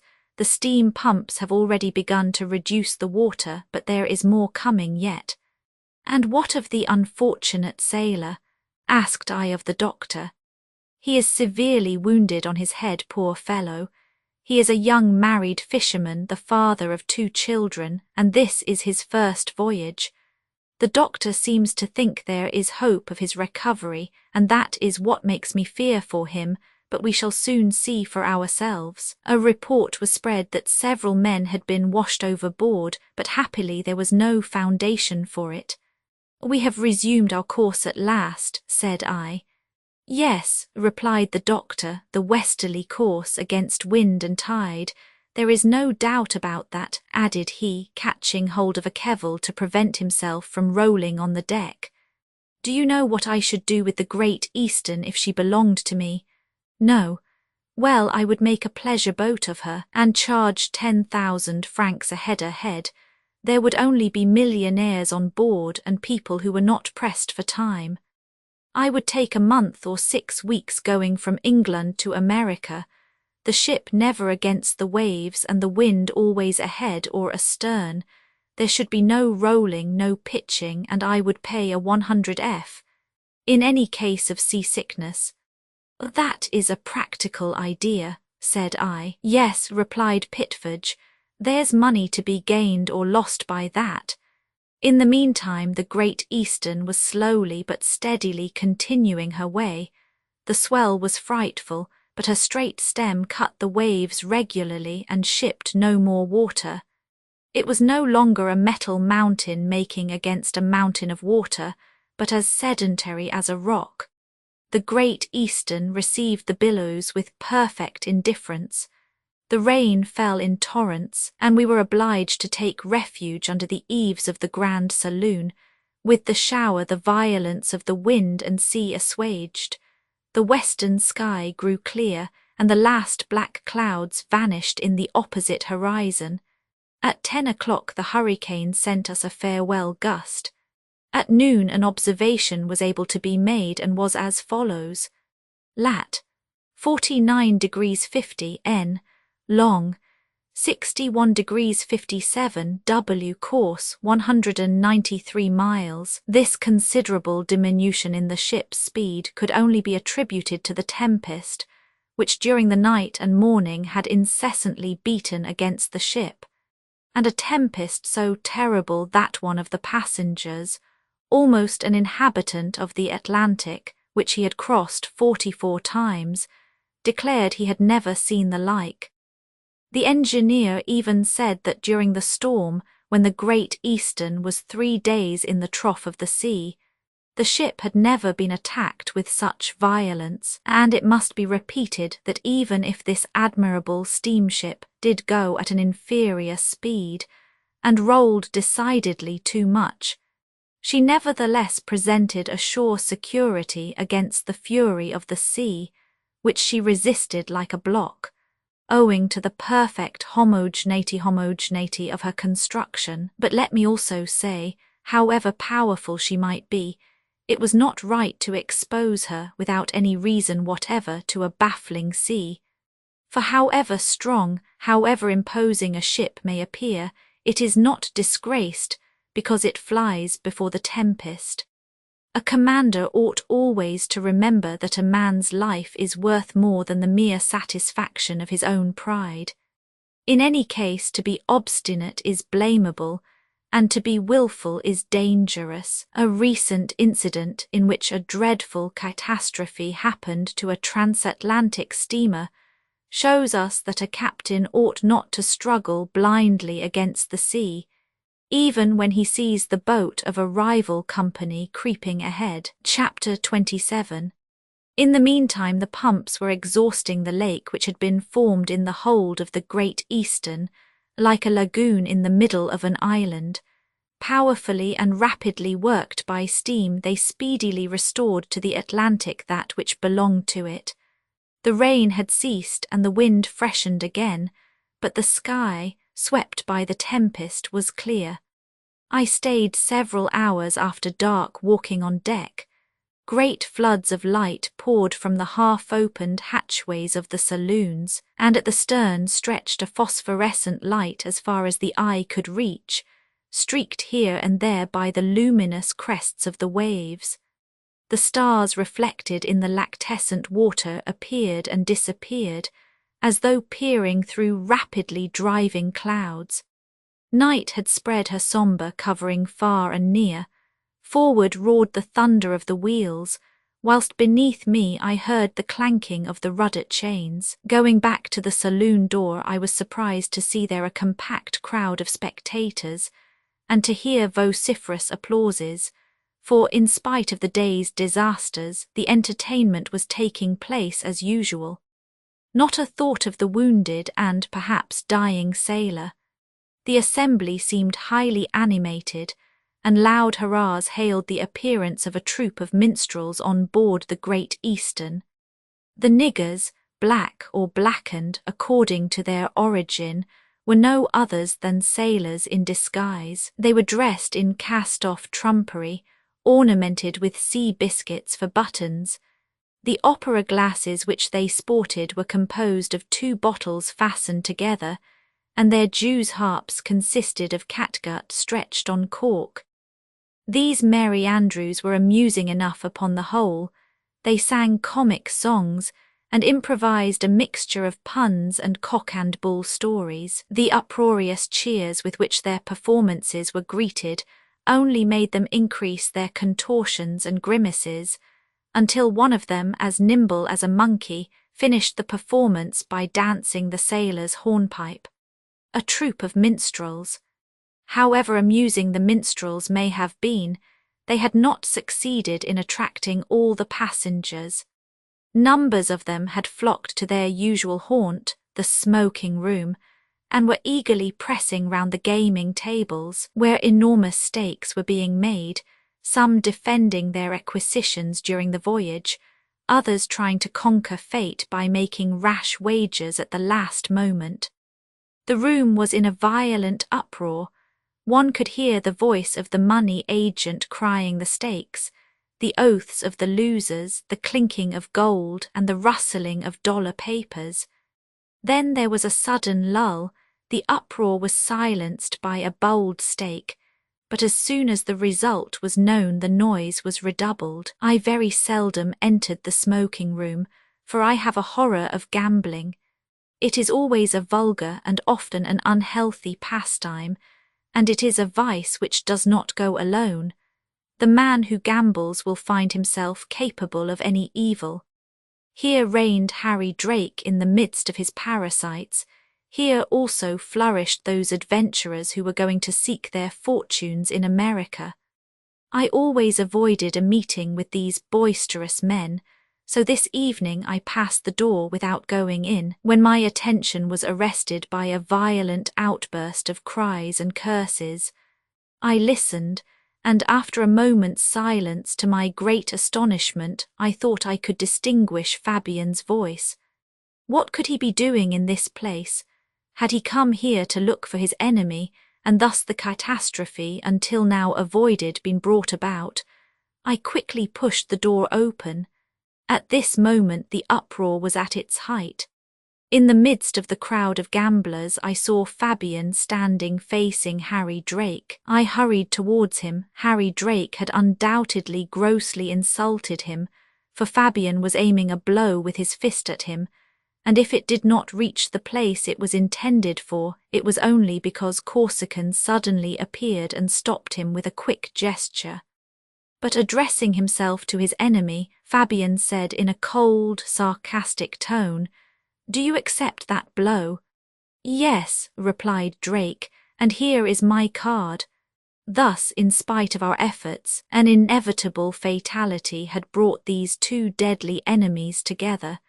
It was too late to separate them now. Events must take their course.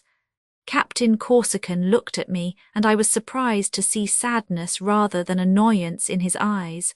"Do you accept that blow?" In the meantime Fabian picked up the card which Harry Drake had thrown on the table. He held it between the tips of his fingers as if loath to touch it. Corsican was pale, and my heart beat wildly. At last Fabian looked at the card and read the name on it. Then with a voice stifled by passion he cried, "Harry Drake, you. "The same, Captain Mac Elwyn," quietly replied Fabian's rival. We were not deceived if Fabian was ignorant until now of Drake's name. The latter was only too well aware of Fabian's presence on the Great Eastern. Chapter 28.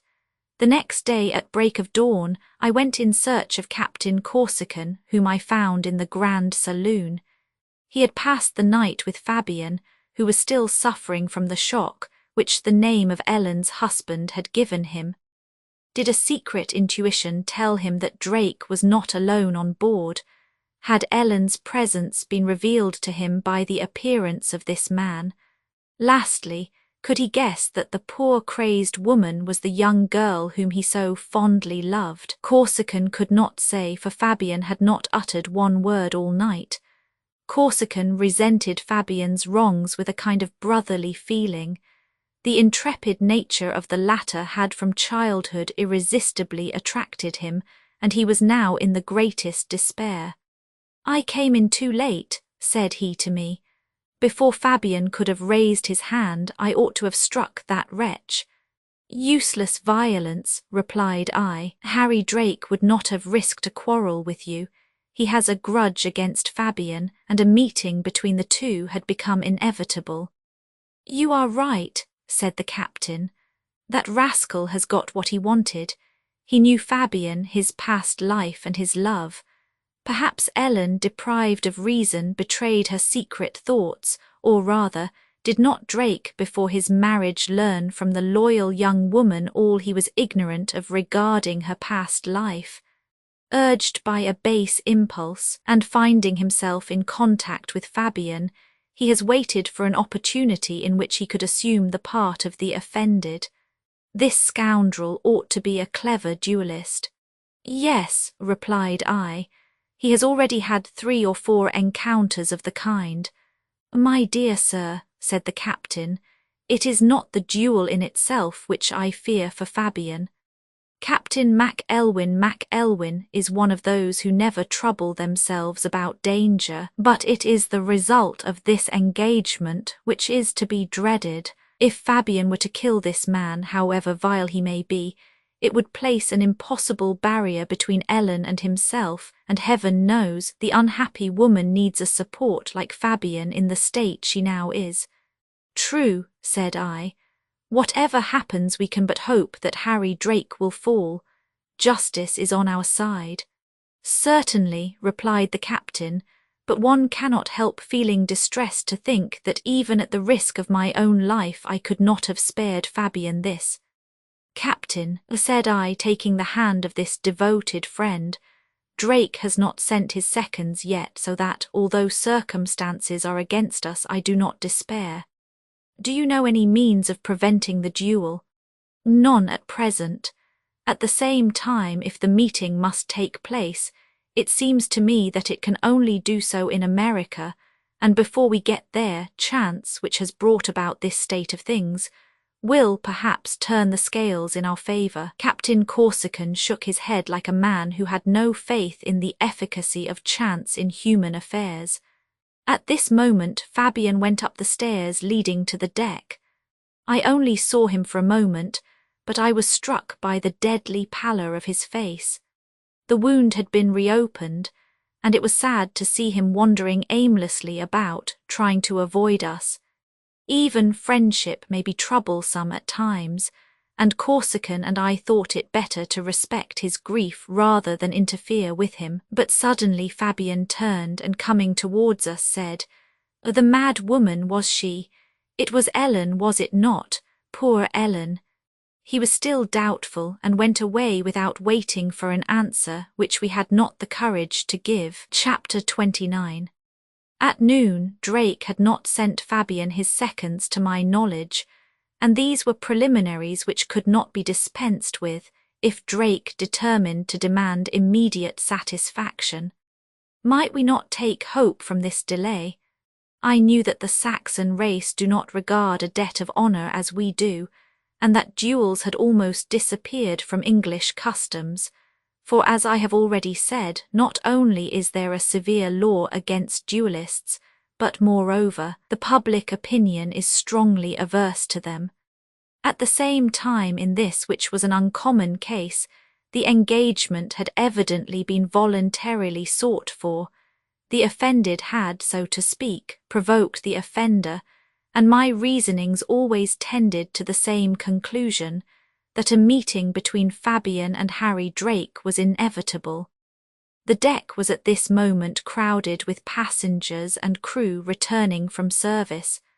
At 12:30, the observation resulted in the following note: lat. 40 degrees 33 N, long 66 degrees 24 W, course 214 miles. Thus the Great Eastern was only 348 miles from Sandy Hook Point, a narrow tongue of land which forms the entrance to the New York harbor, It would not be long before we were in American seas. I did not see Fabian in his usual place at lunch, but Drake was there, and although talkative, he did not appear to be quite at his ease. Was he trying to drown his fears in wine? I cannot say, but he indulged in bountiful libations with his friends. Several times I saw him leering at me, but insolent as he was, he dared not look me in the face. Was he looking for Fabian among the crowd of guests? I noticed he left the table abruptly before the meal was finished, and I got up immediately in order to observe him, but he went to his cabin and shut himself up there. I went up on deck. Not a wave disturbed the calm surface of the sea, and the sky was unsullied by a cloud. The two mirrors mutually reflected their azure hue. I met Dr. Pitford, who gave me bad news of the wounded sailor. The invalid was getting worse, and in spite of the doctor's assurance, it was difficult to think that he could recover. At 4 o'clock, a few minutes before dinner, a ship was hailed to larboard. The first officer told me he thought it must be the City of Paris, one of the finest steamers of the Inman Company, but he was mistaken, for the steamer coming nearer sent us her name, which was the Saxonia, belonging to the National Steamship Company. For a few minutes the two boats came alongside, within 2 or 3 cables' length of each other. The deck of the Saxonia was covered with passengers, who saluted us with loud cheers. At 5 o'clock another ship on the horizon, but too far off for her nationality to be recognized. This time it was undoubtedly the City of Paris. This meeting with ships and the salutation between the Atlantic's visitors caused great excitement on board. One can understand that as there is little difference between one ship and another, the common danger of facing the uncertain element unites even strangers by a friendly bond. At 6 o'clock a third ship appeared, the Philadelphia, one of the Inman line, used for the transportation of emigrants from Liverpool to New York. We were evidently in frequented seas, and land could not be far off. How I longed to reach it!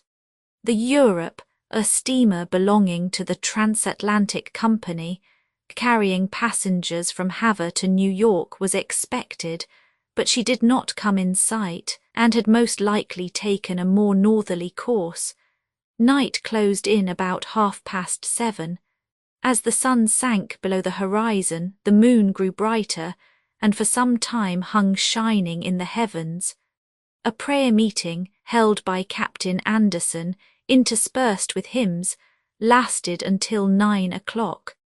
The day passed without either Captain Corsican or myself receiving a visit from Drake's seconds. Chapter 30. The next day, Monday, the 8th of April, the weather was very fine. I found the doctor on deck basking in the sun. He came up to me. "Ah, well," said he, "our poor sufferer died in the night. The doctor never gave him up. Oh, those doctors, they never will give in. This is the 4th man we have lost since we left Liverpool, the 4th gone towards paying the Great Eastern's debt, and we are not at the end of our voyage yet." "Poor fellow," said I, "just as we are nearing port and the American coast almost in sight. What will become of his widow and little children? Would you have it otherwise, my dear sir? It is the law, the great law. We must die. We must give way to others. It is my opinion we die simply because we are occupying a place which by rights belongs to another. Now can you tell me how many people will have died during my existence if I live to be 60? "I have no idea, doctor. The calculation is simple enough," resumed Dean Pitford. "If I live 60 years, I shall have been in the world 21,900 days, or 525,600 hours, or 31,536,000 minutes, or lastly, 1,892,160,000 seconds, in round numbers 2 billion seconds. Now in that time 2,000 millions individuals who were in the way of their successors will have died, and when I have become inconvenient, I shall be put out of the way in the same manner, so that the long and short of the matter is to put off becoming inconvenient as long as possible. The doctor continued for some time arguing on this subject, tending to prove to me a very simple theory, the mortality of human creatures. I did not think it worth while to discuss the point with him, so I let him have his say. Whilst we paced backwards and forwards, the doctor talking, and I listening, I noticed that the carpenters on board were busy repairing the battered stem. If Captain Anderson did not wish to arrive in New York with damages, the carpenters would have to hurry over their work, for the Great Eastern was rapidly speeding through the tranquil waters. This I understood from the lively demeanour of the young lovers, who no longer thought of counting the turns of the wheels. The long pistons expanded, and the enormous cylinders heaving on their axle swings looked like a great peal of bells clanging together at random. The wheels made 11 revolutions a minute, and the steamship went at the rate of 13 miles an hour. At noon the officers dispensed with making an observation. They knew their situation by calculation, and land must be signalled before long. While I was walking on deck after lunch, Captain Corsican came up. I saw from the thoughtful expression on his face that he had something to tell me. "Fabian," said he, "has received Drake's seconds. I am to be his second, and he begs me to ask you if you would kindly be present on the occasion. He may rely on you." "Yes, Captain, so all hope of deferring or preventing this meeting has vanished." "All hope. But tell me, how did the quarrel arise?" "The discussion about the play was a pretext for it, nothing else. The fact is, if Fabian was not aware who Harry Drake was, it is quite evident he knew Fabian, and the name of Fabian is so odious to him that he would gladly slay the man to whom it belongs." "Who are Drake's seconds?" I asked. "One of them is that actor, Dr. T. Just so, the other is a Yankee I do not know. When are you to expect them?" "I am waiting for them here." And just as he spoke, I saw the seconds coming towards us. Dr. T cleared his throat. He undoubtedly thought a great deal more of himself as the representative of a rogue. His companion, another of Drake's associates, was one of those extraordinary merchants who has always for sale anything you may ask him to buy. Dr. T spoke first, after making a very emphatic bow which Captain Corsican hardly condescended to acknowledge. "Gentlemen," said Dr. T, in a grave tone, "our friend Drake, a gentleman whose merit and deportment cannot fail to be appreciated by everyone, has sent us to arrange a somewhat delicate affair with you, that is to say, Captain Fabian Mac Elwyn, to whom we first addressed ourselves, referred us to you as his representative. I hope that we shall be able to come to an understanding between ourselves worthy the position of gentlemen touching the delicate object of our mission." We made no reply, but allowed the gentleman to become embarrassed with his delicacy. "Gentlemen," continued he, "there is not the remotest doubt but that Captain Mac Elwyn is in the wrong. That gentleman has unreasonably, and without the slightest pretext, questioned the honour of Harry Drake's proceedings in a matter of play, and without any provocation offered him the greatest insult a gentleman could receive." These honeyed words made the captain impatient. He bit his moustache and could refrain speaking no longer. "Come to the point," said he sharply to Dr. T, whose speech he had interrupted. "We don't want so many words, the affair is simple enough. Captain Mac Elwyn raised his hand against Mr. Drake, your friend accepted the blow, he assumes the part of the offended and demands satisfaction. He has the choice of arms. What next? Does Captain Mac Elwyn accept the challenge?" asked the doctor, baffled by Corsican's tone. "Decidedly." Our friend Harry Drake has chosen swords. Very well, and where is the engagement to take place? In New York. No, here on board. On board, be it so. At what time? Tomorrow morning. This evening at 6 o'clock at the end of the upper deck, which will be deserted at that time. Very well. Thus saying, the captain took my arm and turned his back on Dr. T. Chapter 31. It was no longer possible to put off the duel. Only a few hours separated us from the moment when Fabian and Harry Drake must meet. What could be the reason of this haste? How was it that Harry Drake had not delayed the duel until he and his enemy had disembarked? Was it because this ship, freighted by a French company, seemed to him the most favourable ground for a meeting which must be a deadly struggle? Or rather, might not Drake have a secret interest in freeing himself of Fabian before the latter could set foot on the American continent, or suspect the presence of Ellen on board, which he must have thought was unknown to all save himself? Yes, it must have been for this reason. Little matter, after all, said the captain. Far better to have it over. Shall I ask Dr. Pitford to be present at the duel as a doctor? Yes, it would be well to do so. Corsican left me to go to Fabian. At this moment the bell on deck began tolling, and when I inquired of a steersman the reason of this unusual occurrence, he told me that it was for the burial of the sailor who had died in the night, and that the sad ceremony was about to take place.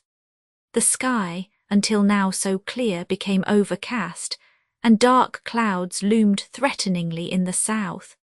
At the sound of the bell, the passengers flocked to the starboard side.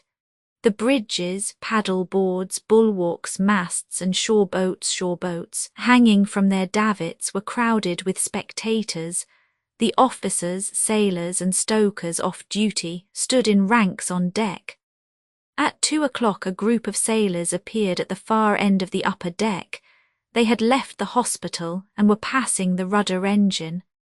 The corpse, sewn in a piece of sail and stretched on a board with a cannon ball at the feet, was carried by 4 men, the body covered with the British flag, and followed by the dead man's comrades, slowly advanced into the midst of the spectators, who uncovered their heads as the procession passed. On their arrival at the starboard paddle wheel, the corpse was deposited on a landing of a staircase which terminated at the main deck. In front of the row of spectators, standing one above the other, were Captain Anderson and his principal officers in full uniform. The captain, holding a prayer book in his hand, took his hat off, and for some minutes, during a profound silence which not even the breeze interrupted, he solemnly read the prayer for the dead, every word of which was distinctly audible in the death-like silence.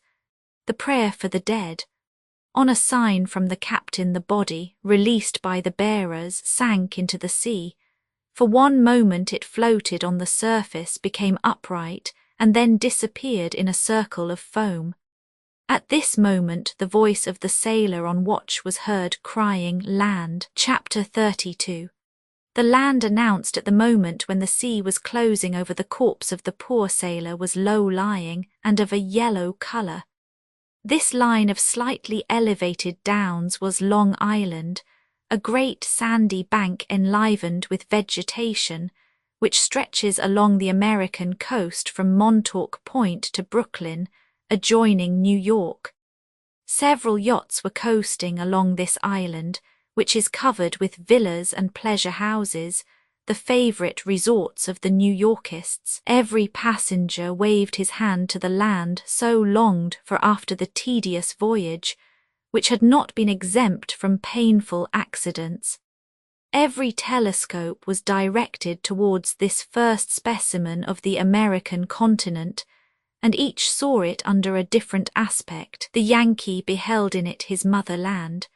The Southerner regarded these northern lands with a kind of scorn, the scorn of the conquered for the conqueror. The Canadian looked upon it as a man who had only one step to take to call himself a citizen of the Union. The Californian in his mind's eye traversed the plains of the far west, and crossing the Rocky Mountains had already set foot on their inexhaustible mines. The Mormonite, with elevated brow and scornful lip, hardly noticed these shores, but peered beyond to where stood the city of the saints on the borders of Salt Lake in the far-off deserts. As for the young lovers, this continent was to them the promised land. In the meanwhile, the sky was growing more and more threatening. A dark line of clouds gathered in the zenith, and a suffocating heat penetrated the atmosphere as though a July sun was shining directly above us. "Would you like me to astonish you?" said the doctor, who had joined me on the gangway. "Astonish me, doctor. Well then, we shall have a storm, perhaps a thunderstorm, before the day is over." "A thunderstorm in the month of April," I cried. "The Great Eastern does not trouble herself about seasons," replied Dean Pitford, shrugging his shoulders. "It is a tempest called forth expressly on her account. Look at the threatening aspect of those clouds which cover the sky. They look like antediluvian animals, and before long they will devour each other." "I confess," said I, "the sky looks stormy, and were it 3 months later I should be of your opinion, but not at this time of year." "I tell you," replied the doctor, growing animated, "the storm will burst out before many hours are past. I feel it like a barometer. Look at those vapours rising in a mass, observe that cirrus, those mares' tails which are blending together, and those thick circles which surround the horizon. Soon there will be a rapid condensing of vapour, which will consequently produce electricity. Besides, the mercury has suddenly fallen, and the prevailing wind is southwest, the only one which can brew a storm in winter." "Your observations may be very true, doctor," said I, not willing to yield. "But who has ever witnessed a thunderstorm at this season, and in this latitude?" "We have proof, sir, we have proof on record. Mild winters are often marked by storms. You ought only to have lived in 17,721,772, or even in 1824, and you would have heard the roaring of the thunder in the first instance in February, and in the second in December. In the month of January 1837, a thunderbolt fell near Drammen in Norway, and did considerable mischief. Last year, in the month of February, fishing smacks from Trayport were struck by lightning. If I had time to consult statistics, I would soon put you to silence. Well, doctor, since you will have it so, we shall soon see. At any rate, you are not afraid of thunder." "Not I," replied the doctor. "The thunder is my friend, better still, it is my doctor." "Your doctor?" "Most certainly.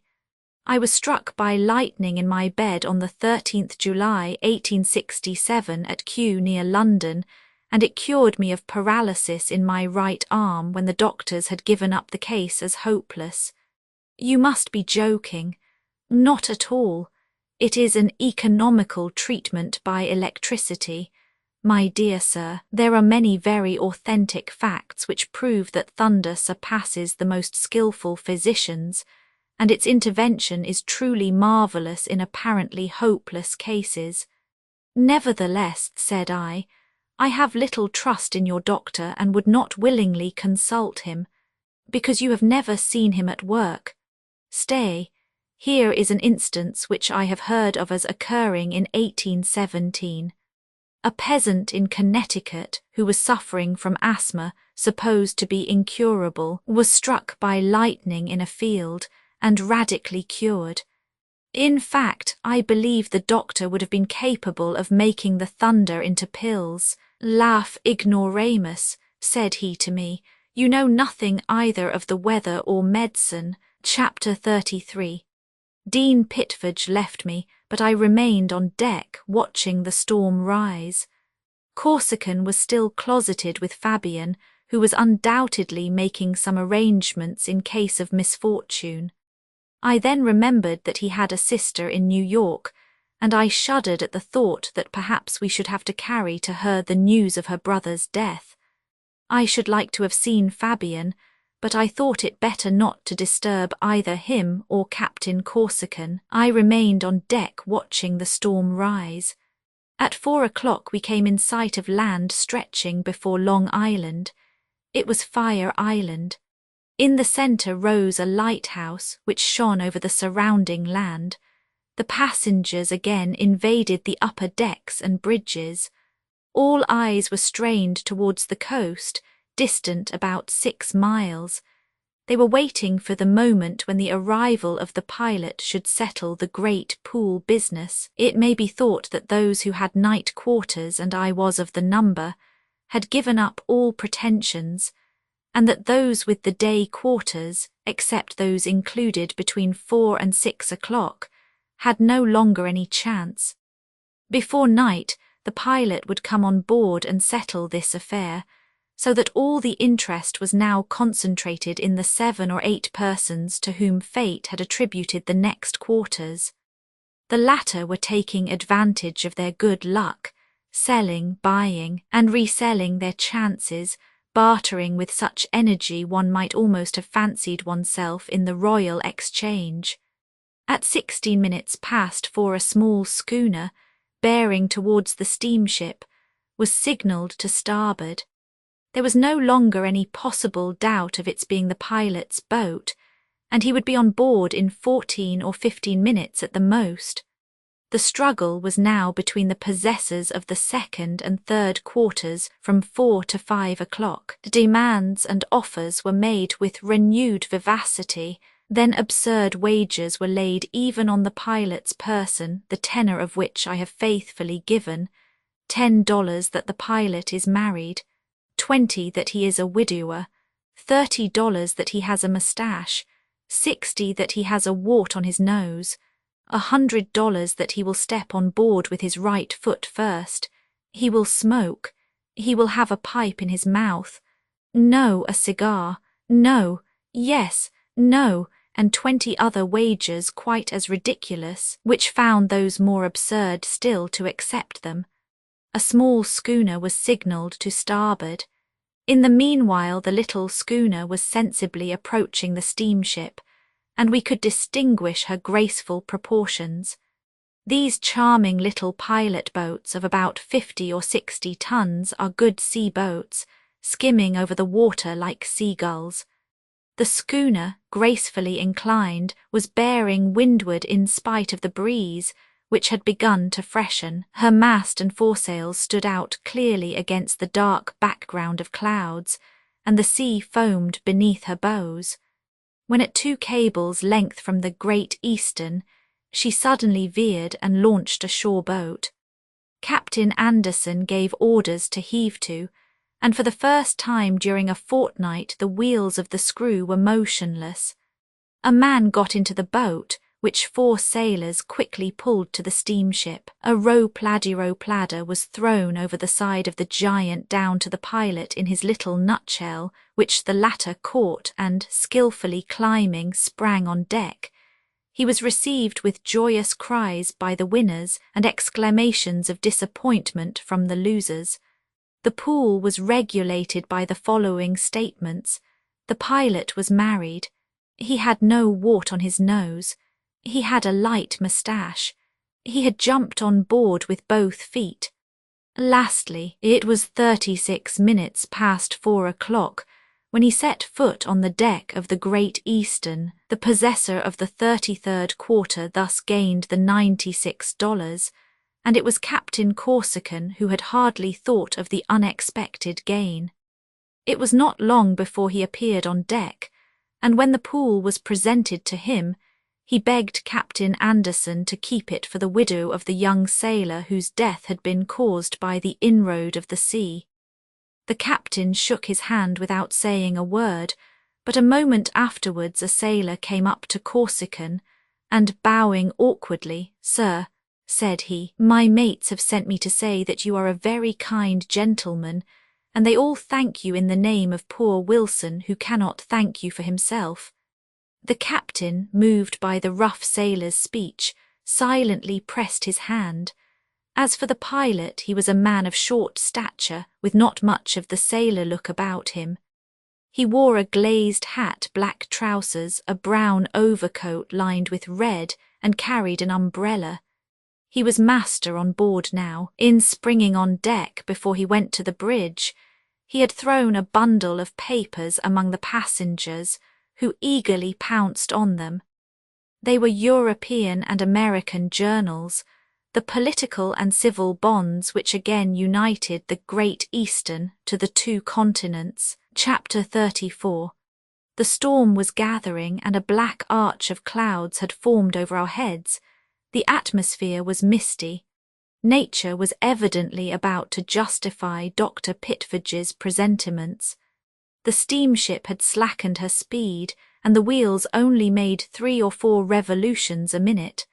Volumes of white steam escaped from the half-open valves. The anchor chains were cleared, and the British flag floated from the mainmast. These arrangements Captain Anderson had made preparatory to mooring.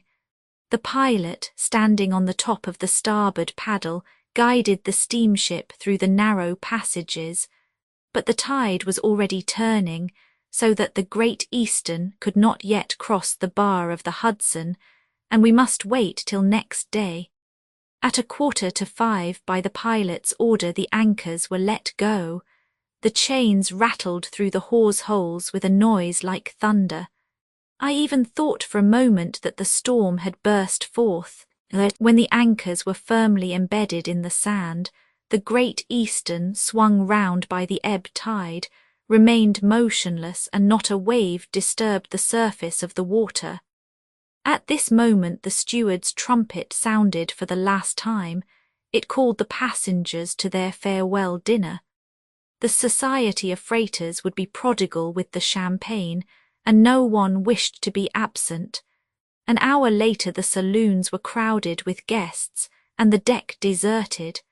However, 7 persons left their places unoccupied. The 2 adversaries who were going to stake their lives in a duel, the 4 seconds, and the doctor, who was to be present at the engagement.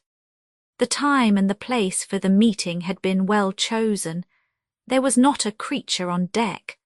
The passengers were in the dining rooms, the sailors in their berths, the officers absorbed with their own particular bottles, and not a steersman on board, for the ship was motionless at anchor. At 5:10 the doctor and I were joined by Fabian and Captain Corsican. I had not seen Fabian since the scene in the smoking room. He seemed to me sad but very calm.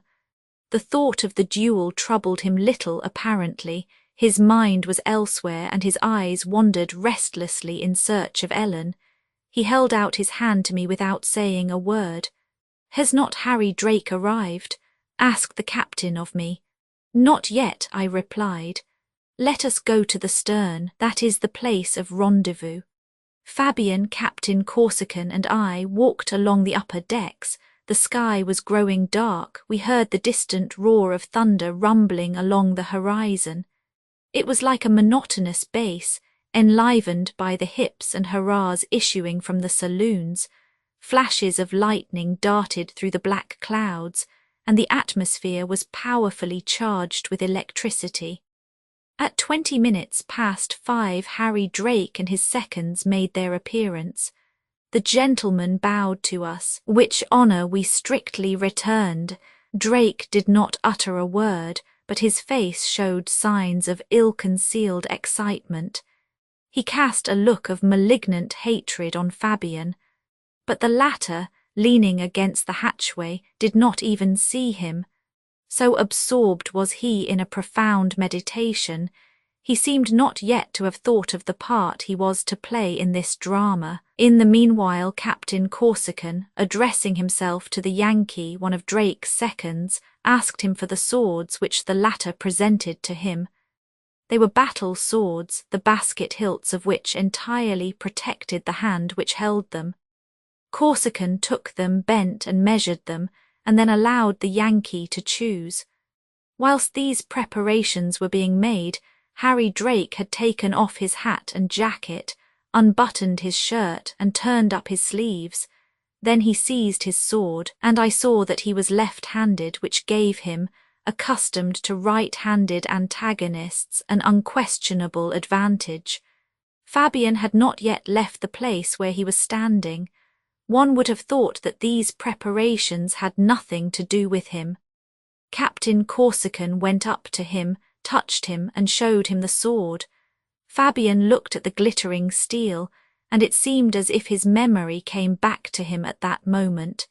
He grasped his sword with a firm hand. "Right," he murmured, "I remember."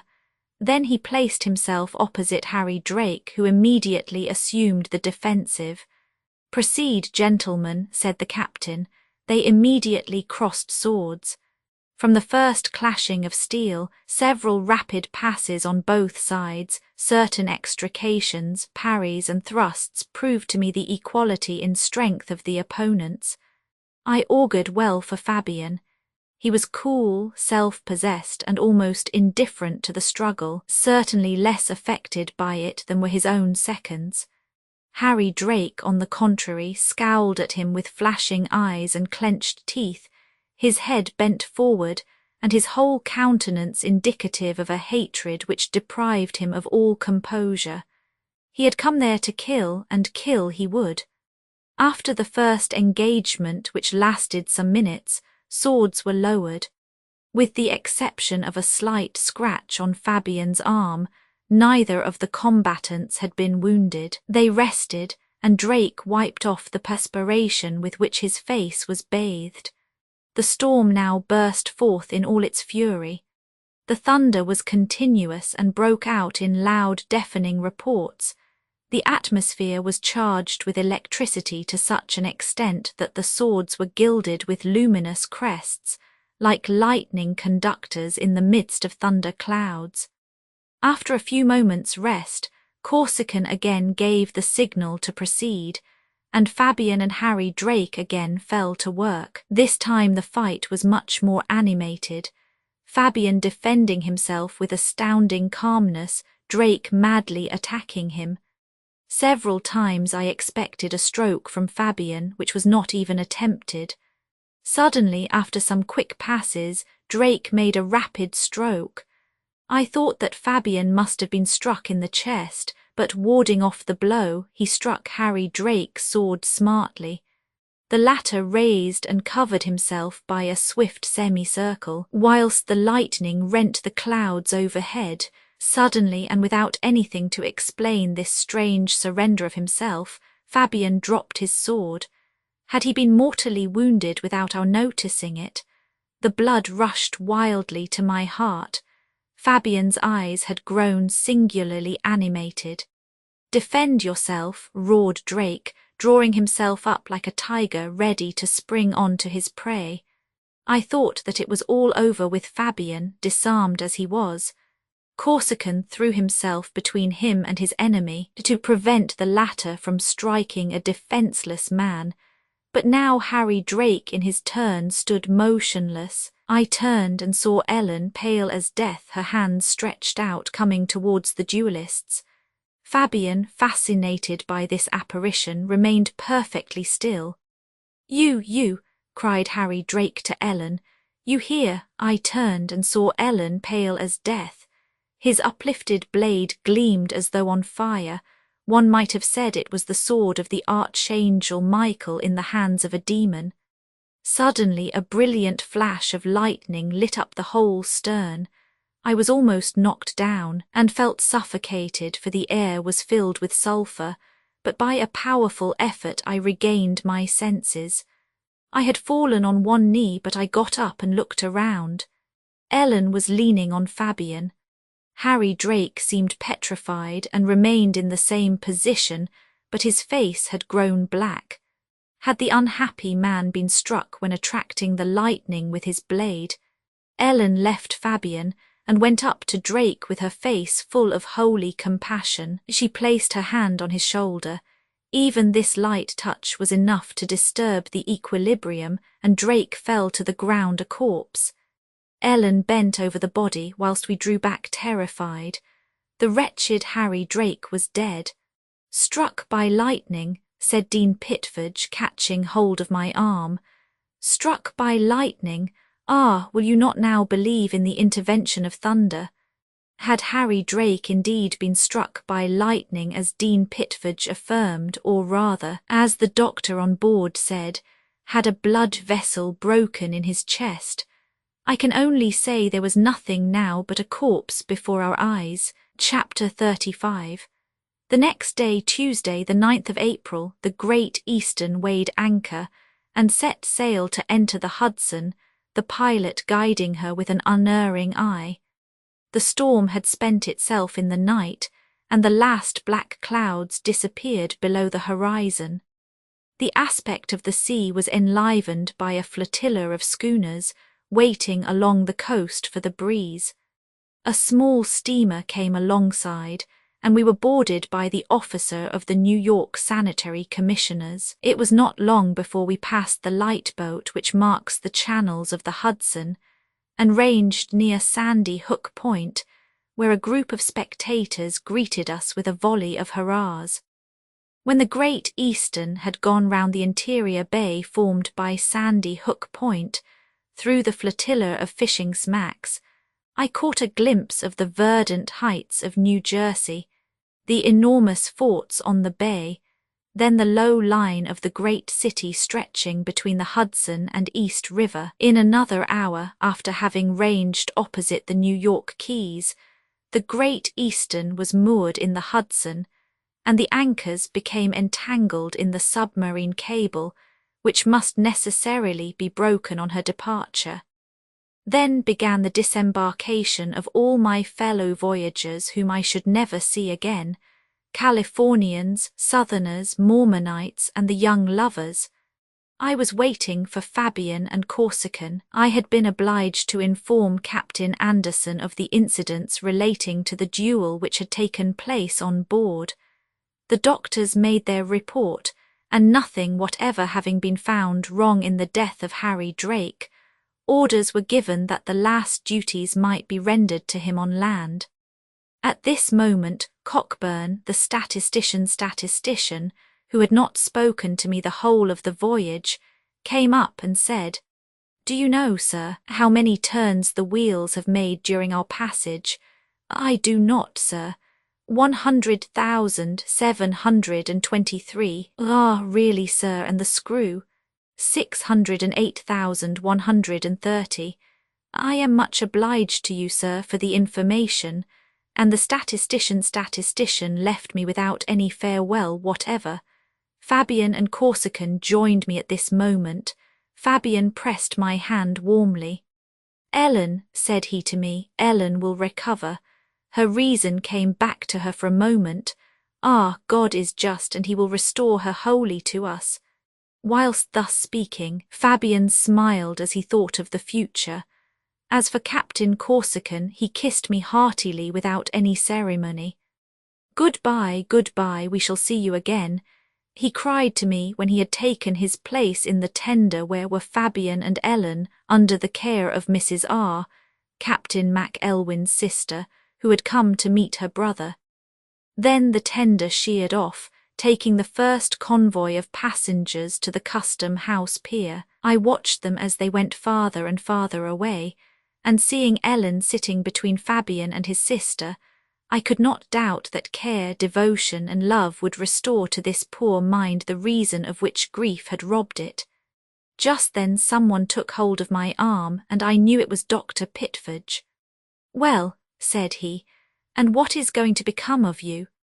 "My idea was, doctor, since the Great Eastern remains 192 hours at New York, and as I must return with her, to spend the 192 hours in America. Certainly it is but a week well spent is perhaps long enough to see New York, the Hudson, the Mohawk Valley, Lake Erie, Niagara, and all the country made familiar by Cooper." "Ah, you are going to the Niagara," cried Dean Pitford. I'll declare I should not be sorry to see it again, and if my proposal does not seem very disagreeable to you. The worthy doctor amused me with his crotchets. I had taken a fancy to him, and here was a well-instructed guide placed at my service. That's settled, then, said I to him. A quarter of an hour later we embarked on the tender, and at 3 o'clock were comfortably lodged in 2 rooms of Fifth Avenue Hotel. Chapter 36. A week to spend in America. The Great Eastern was to set sail on the 16th of April, and it was now the 9th and 3 o'clock in the afternoon when I set foot on the land of the Union. A week. There are furious tourists and express travellers who would probably find this time enough to visit the whole of North America. But I had no such pretension, not even to visit New York thoroughly, and to write, after this extra rapid inspection, a book on the manners and customs of the Americans. But the constitution and physical aspect of New York is soon seen. It is hardly more varied than a chessboard. The streets, cut at right angles, are called avenues when they are straight, and streets when irregular. The numbers on the principal thoroughfares are a very practical but monotonous arrangement. American cars run through all the avenues. Anyone who has seen 1/4 of New York knows the whole of the great city, except, perhaps, that intricacy of streets and confused alleys appropriated by the commercial population. New York is built on a tongue of land, and all its activity is centered on the end of that tongue. On either side extend the Hudson and East River, arms of the sea, in fact, on which ships are seen and ferry boats ply, connecting the town on the right hand with Brooklyn and on the left with the shores of New Jersey. A single artery intersects the symmetrical quarters of New York, and that is Old Broadway, the Strand of London, and the Boulevard Montmartre of Paris, hardly passable at its lower end, where it is crowded with people, and almost deserted higher up. A street where sheds and marble palaces are huddled together, a stream of carriages, omnibuses, cabs, drays and wagons, with the pavement for its banks, across which a bridge has been thrown for the traffic of foot passengers. Broadway is New York, and it was there that the doctor and I walked until evening.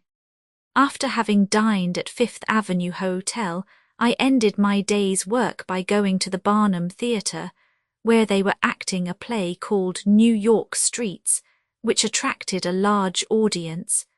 In the 4th act there was a fire and real fire engines worked by real firemen, hence the great attraction. The next morning I left the doctor to his own affairs, and agreed to meet him at the hotel at 2 o'clock. My first proceeding was to go to the post office, 51 Liberty Street, to get any letters awaiting me there.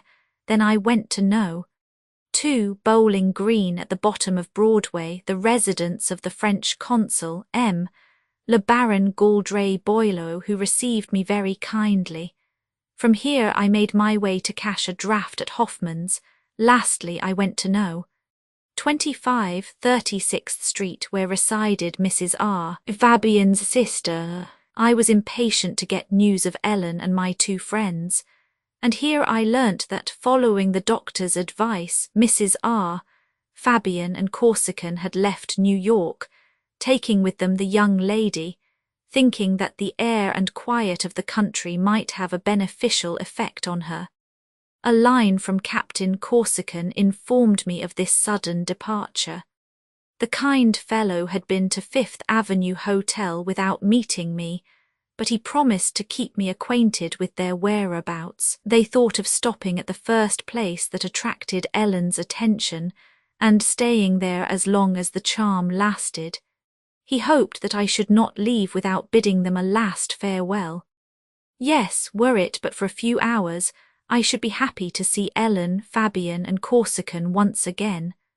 But such are the drawbacks of travelling, hurried as I was, they gone and I going, each our separate ways.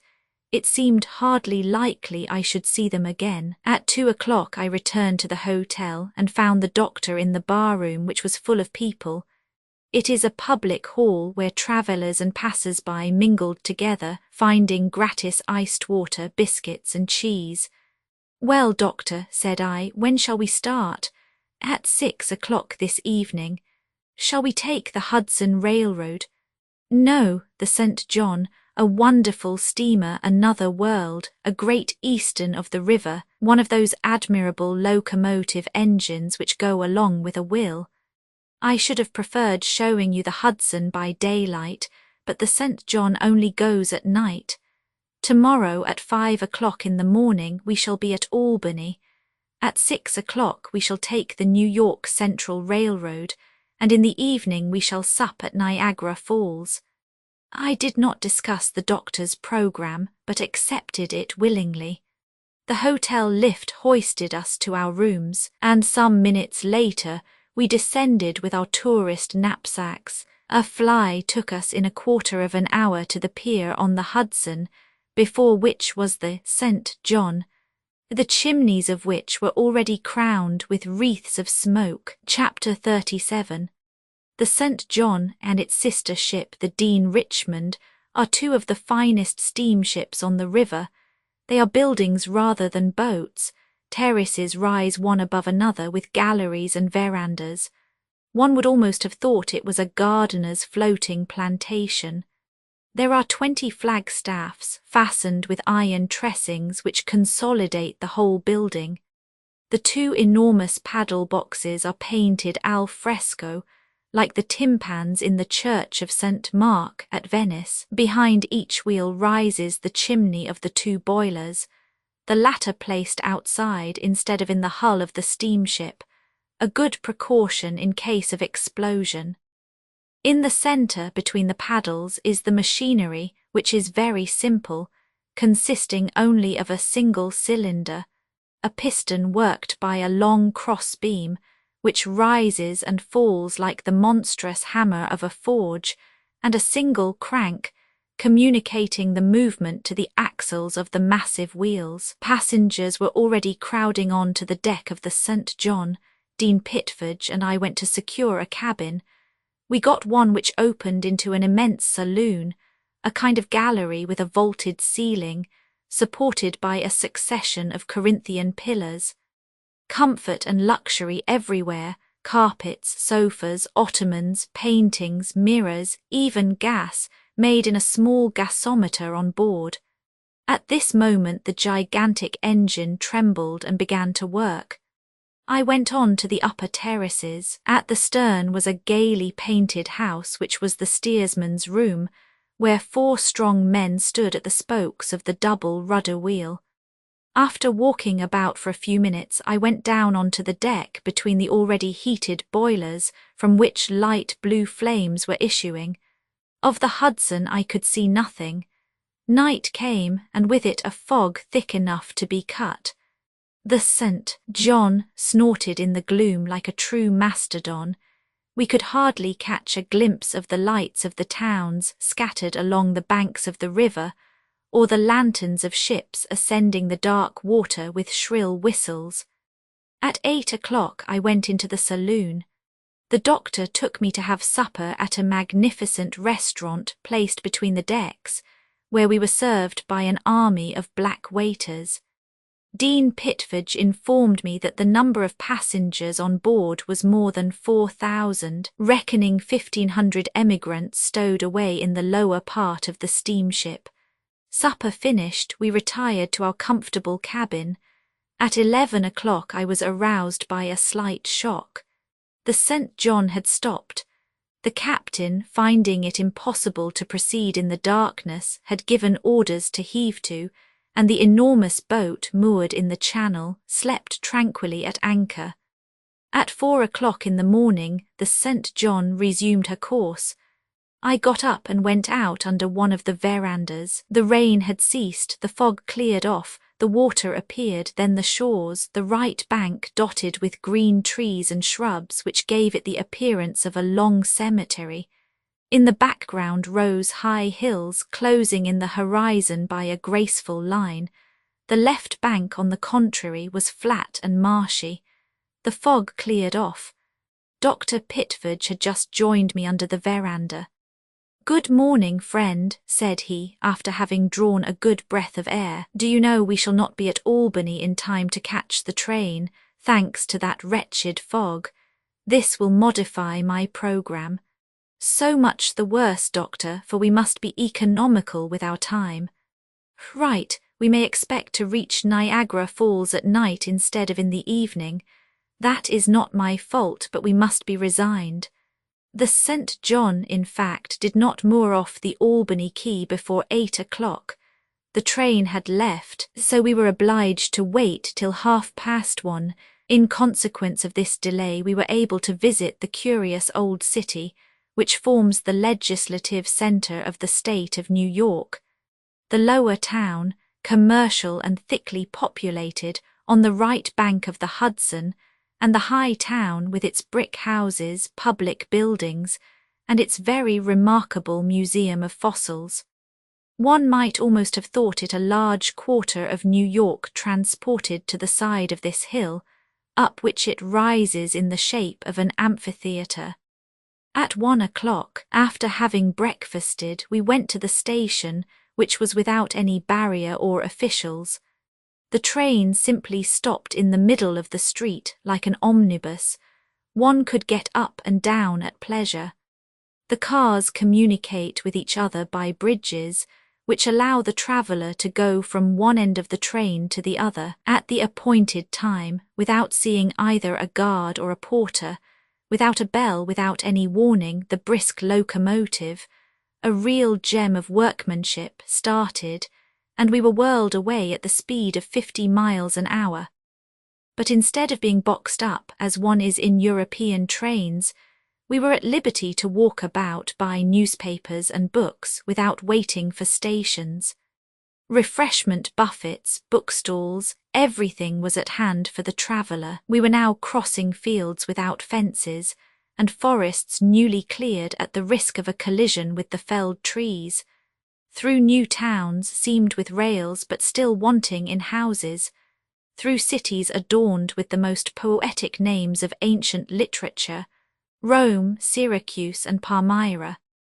It was thus the Mohawk Valley, the land of Fenimore, which belongs to the American novelist, as does the land of Rob Roy to Walter Scott, glided before our eyes. For a moment Lake Ontario, which Cooper has made the scene of action of his master work, sparkled on the horizon. All this theatre of the grand epopee of Leather Stocking, formerly a savage country, is now a civilized land.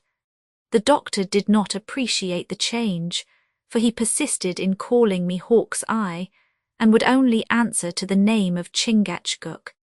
At 11 o'clock at night we changed trains at Rochester. The spray from the Tennessee Cascades fell over the cars in showers. At 2 o'clock in the morning, after having kept alongside the Niagara for several leagues without seeing it, we arrived at the village of Niagara Falls, and the doctor conducted me to a magnificent hotel, grandly named Cataract House. Chapter 38. The Niagara is not a stream, not even a river. It is simply a weir sluice, a canal 36 miles long, which empties the waters of the Lakes Superior, Michigan, Huron, and Erie into the Ontario. The difference in the level of these last two lakes is 340 feet. This difference, uniformly proportioned the whole of the width, would hardly have created a rapid. But the falls alone absorb half the difference in level, whence their formidable power. This Niagarine Trench separates the United States from Canada. Its right bank is American and its left English.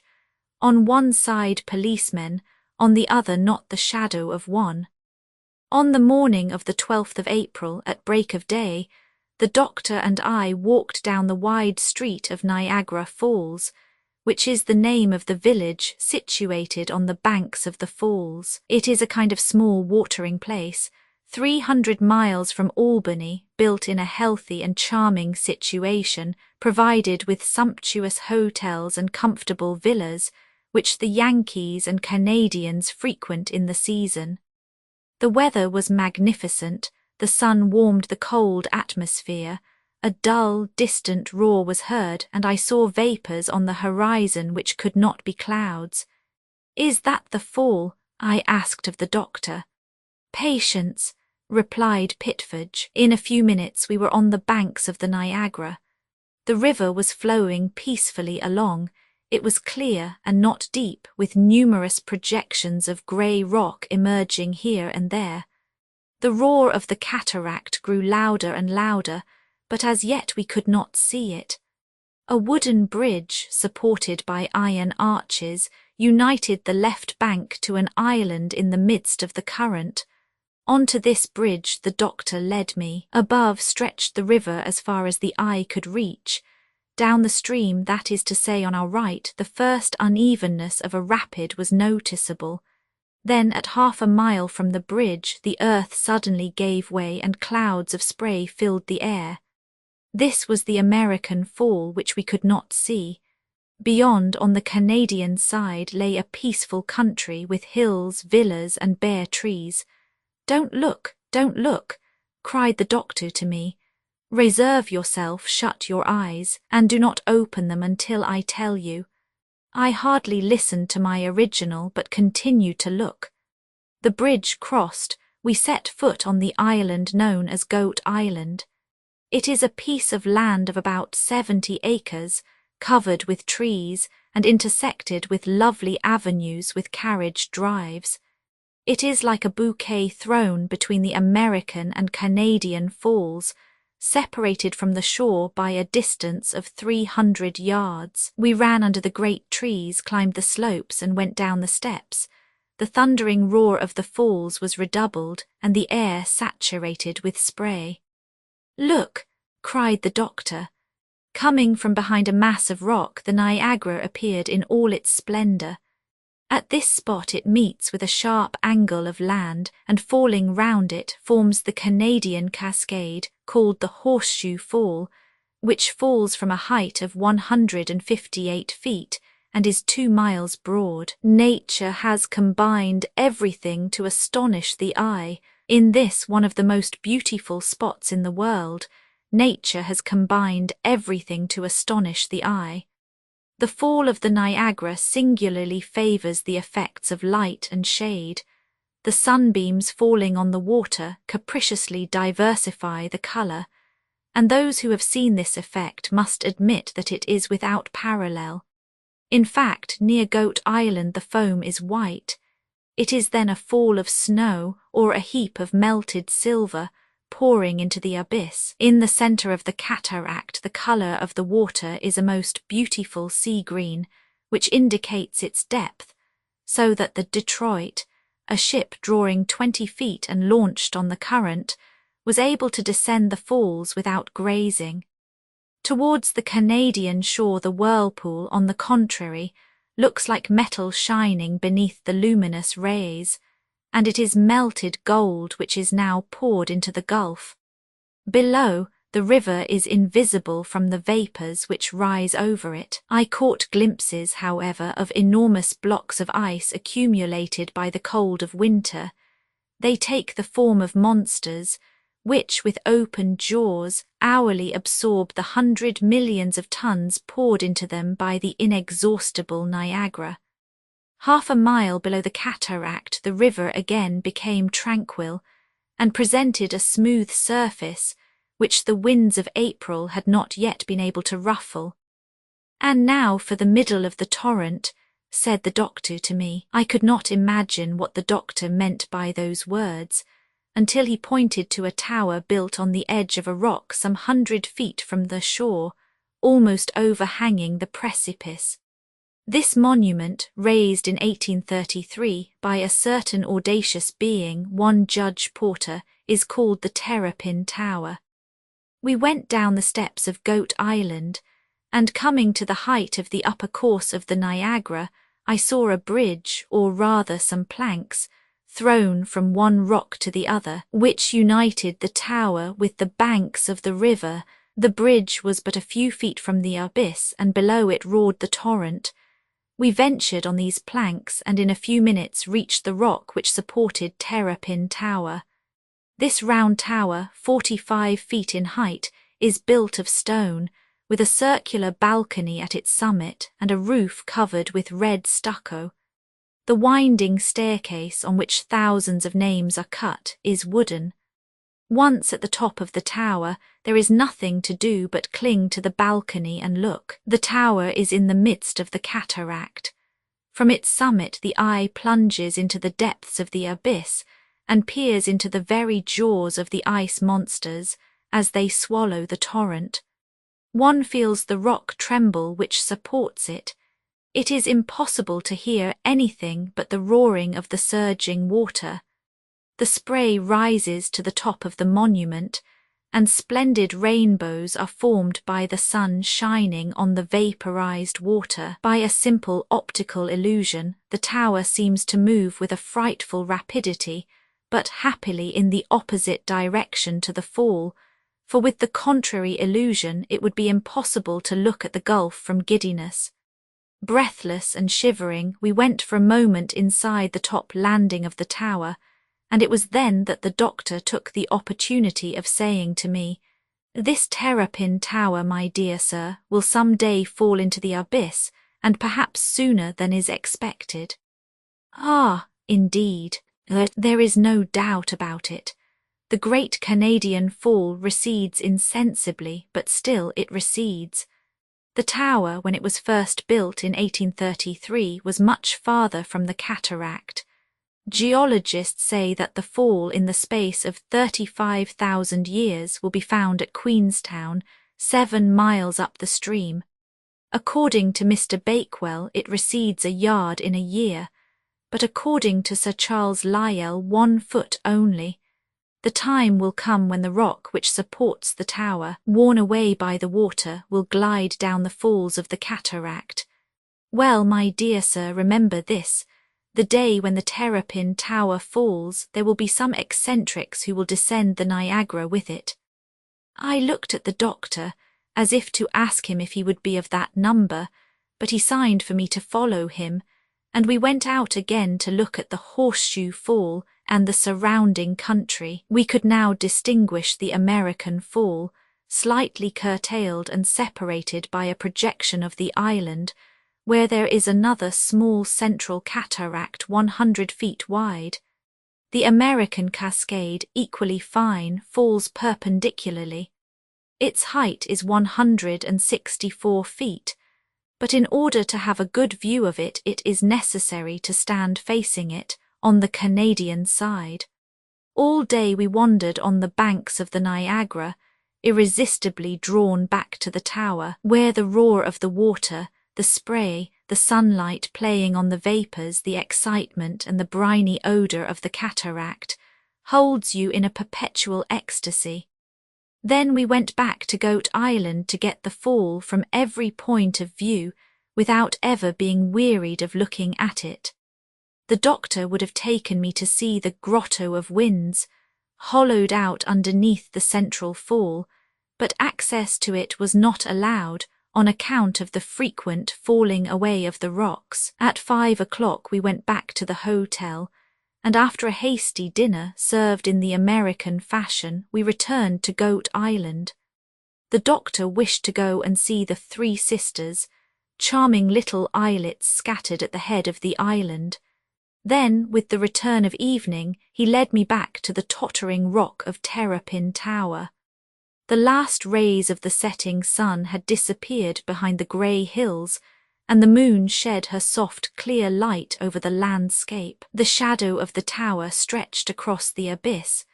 Farther down the stream the water glided silently along, crowned with a light mist. The Canadian shore, already plunged in darkness, contrasted vividly with the moonlit banks of Goat Island and the village of Niagara Falls. Below us the gulf, magnified by the uncertain light, looked like a bottomless abyss, in which roared the formidable torrent. What effect? What artist could ever depict such a scene, either with the pen or paint-brush? For some minutes a moving light appeared on the horizon.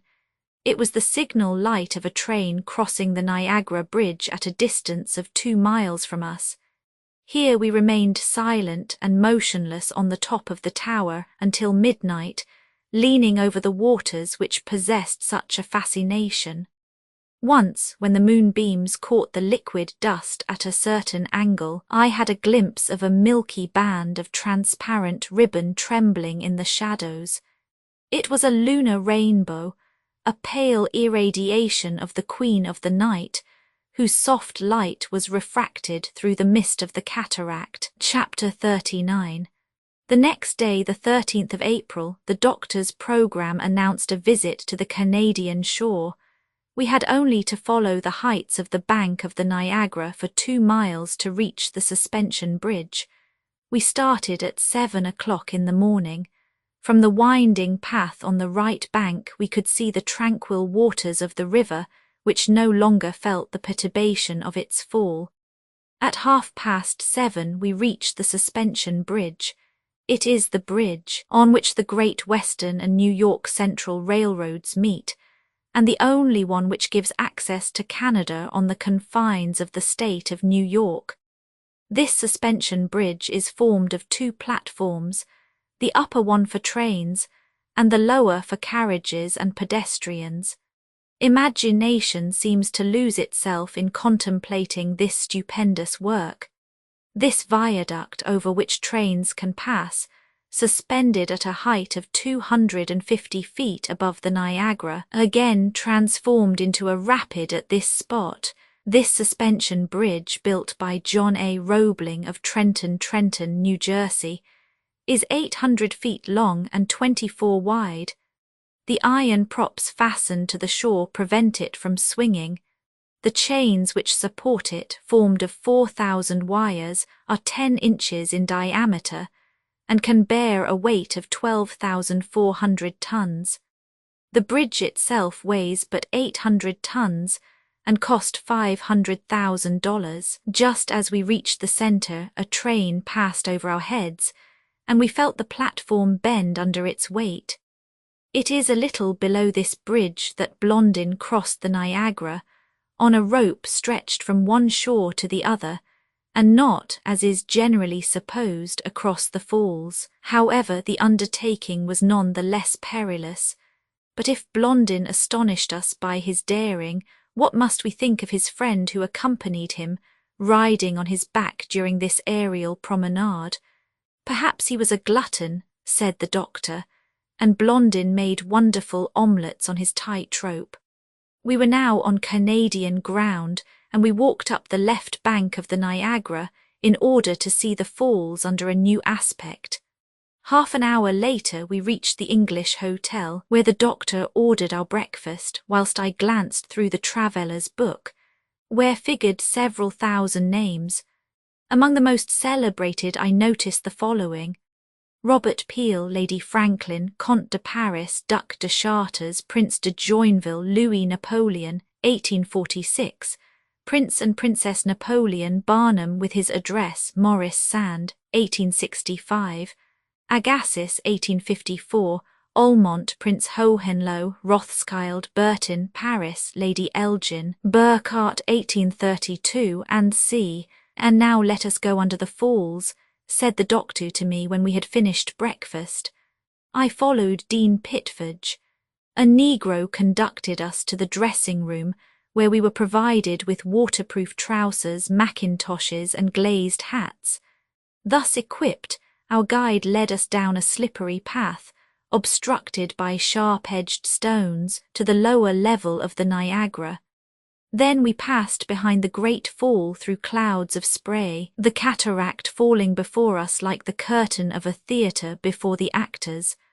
But what a theatre! Soaked, blinded, deafened, we could neither see nor hear in this cavern as hermetically closed by the liquid sheets of the cataract, as though nature had sealed it in by a wall of granite. the cataract falling before us. At 9 o'clock we returned to the hotel, where they relieved us of our streaming clothes.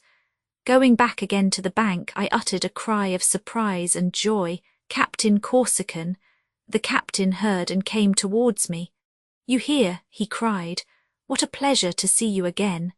"And Fabian and Ellen?" I asked, shaking both his hands. "They are here and going on as well as possible, Fabian full of hope, almost merry, and our poor Ellen little by little regaining reason. But how is it that I meet you at the Niagara?" "The Niagara," repeated Corsican. "Well, it is the principal resort of English and Americans in the warm months. They come here to breathe, to be cured by the sublime spectacle of the falls. Our Ellen seemed to be struck at first sight by this glorious scenery, and we have come to stay on the banks of the Niagara. You see that villa, Clifton House, in the midst of those trees, half-way up the hill. That is where we all live with Mrs. R. Fabian's sister, who is devoted to our poor friend." "Has Ellen recognized Fabian?" I asked. "No, not yet," replied the captain. "You are aware, however, that at the moment when Drake was struck dead, Ellen had a brief interval of consciousness. Her reason became clear in the gloom which surrounded her, but this did not last long. At the same time, since we brought her to breathe this fresh air in this quiet place, the doctor has discovered a sensible improvement in her condition. She is calm, her sleep is tranquil, but there is a look in her eyes as though she were trying to think of something past or present." "Ah, my dear friend," cried I, "you will cure her, but where are Fabian and his betrothed?" "Look," said Corsican, and he pointed towards the shore of the Niagara. In the direction indicated by the captain I saw Fabian, who had not yet noticed us. He was standing on a rock, and a few feet in front of him sat Ellen, perfectly motionless, Fabian watching her all the time. This spot on the left bank is known by the name of Table Rock. It is a kind of rocky promontory jutting out into the river, which roars at a distance of 400 feet below. Formerly it was more extensive, but the crumbling away of large pieces of rock has now reduced it to a surface a few yards square. Ellen seemed absorbed in speechless ecstasy. From this place the aspect of the falls is most sublime, as say the guides, and they are right. It gives a view of two cataracts. On the right the Canadian Fall, the crest of which, crowned with vapours, shuts in the horizon on one side, like the horizon of the sea. In front is the American Fall, and above the elegant village of Niagara Falls, half hidden in the trees. On the left, the whole perspective of the river flowing rapidly between its high banks, and below the torrent struggling against the overthrown icebergs. Corsican, the doctor, and I went towards Table Rock, but I did not want to disturb Fabian. Ellen was as motionless as a statue. What impression was this scene making on her mind? Was reason gradually coming back to her under the influence of the grand spectacle? Suddenly I saw Fabian step towards her. Ellen had risen quickly and was going near to the abyss with her arms extended towards the gulf. But all at once she stopped and passed her hand rapidly across her forehead, as if she would drive away some thought. Fabian, pale as death but self-possessed, with one bound placed himself between Ellen and the chasm. The latter shook back her fair hair and her graceful figure staggered. Did she see Fabian? No. One would have said it was a dead person coming back to being and looking round for life. Captain Corsican and I dared not move, although, being so near the abyss, we dreaded some catastrophe, but the doctor kept us back. "Let Fabian alone," said he. I heard the sobs which escaped from the young woman's heaving breast, the inarticulate words which came from her lips. She seemed as though she were trying to speak, but could not. At last she uttered these words, my God, where am I, where am I?" She was conscious that someone was near her, for she half turned round and her whole face seemed transfigured. There was a new light in her eyes as she saw Fabian, trembling and speechless, standing before her with outstretched arms. "Fabian, Fabian," cried she at last. "Fabian, Fabian," cried she at last. Fabian caught her in his arms where she fell in an unconscious state. He uttered a piercing cry, thinking that Ellen was dead, but the doctor interposed. "Don't be alarmed," said he. "This crisis, on the contrary, will be the means of saving her." Ellen was carried to Clifton House and put to bed, where she recovered consciousness and slept peacefully. Fabian, encouraged by the doctor, was full of hope. Ellen had recognized him. Coming back to us, he said to me, "We shall save her, we shall save her. Every day I watch her coming back to life. Today, tomorrow, perhaps she will be restored to me. Ah, the just God be praised.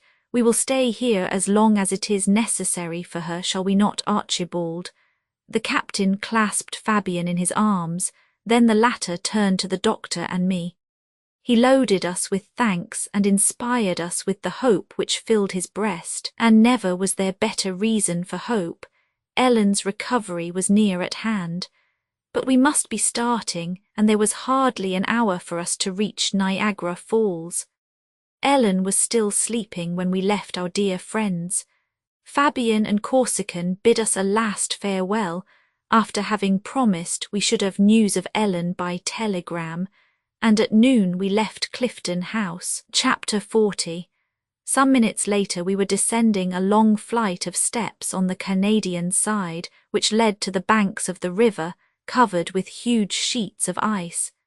Here a boat was waiting to take us to America. One passenger had already taken his place in it. He was an engineer from Kentucky and acquainted the doctor with his name and profession. We embarked without loss of time, and by dint of steering so as to avoid the blocks of ice, reached the middle of the river, where the current offered a clear passage. From here we had a last view of the magnificent Niagara cataract. Our companion observed it with a thoughtful air. "Is it not grand, sir?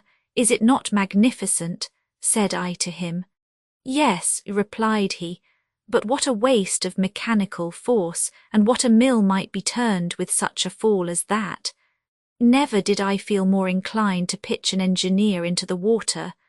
On the other bank a small and almost vertical railroad, worked by a rope on the American side, hoisted us to the top. At 1:30 we took the express, which put us down at Buffalo at 2:15. After visiting this large new town and tasting the water of Lake Erie, we again took the New York Central Railway at 6 o'clock in the evening.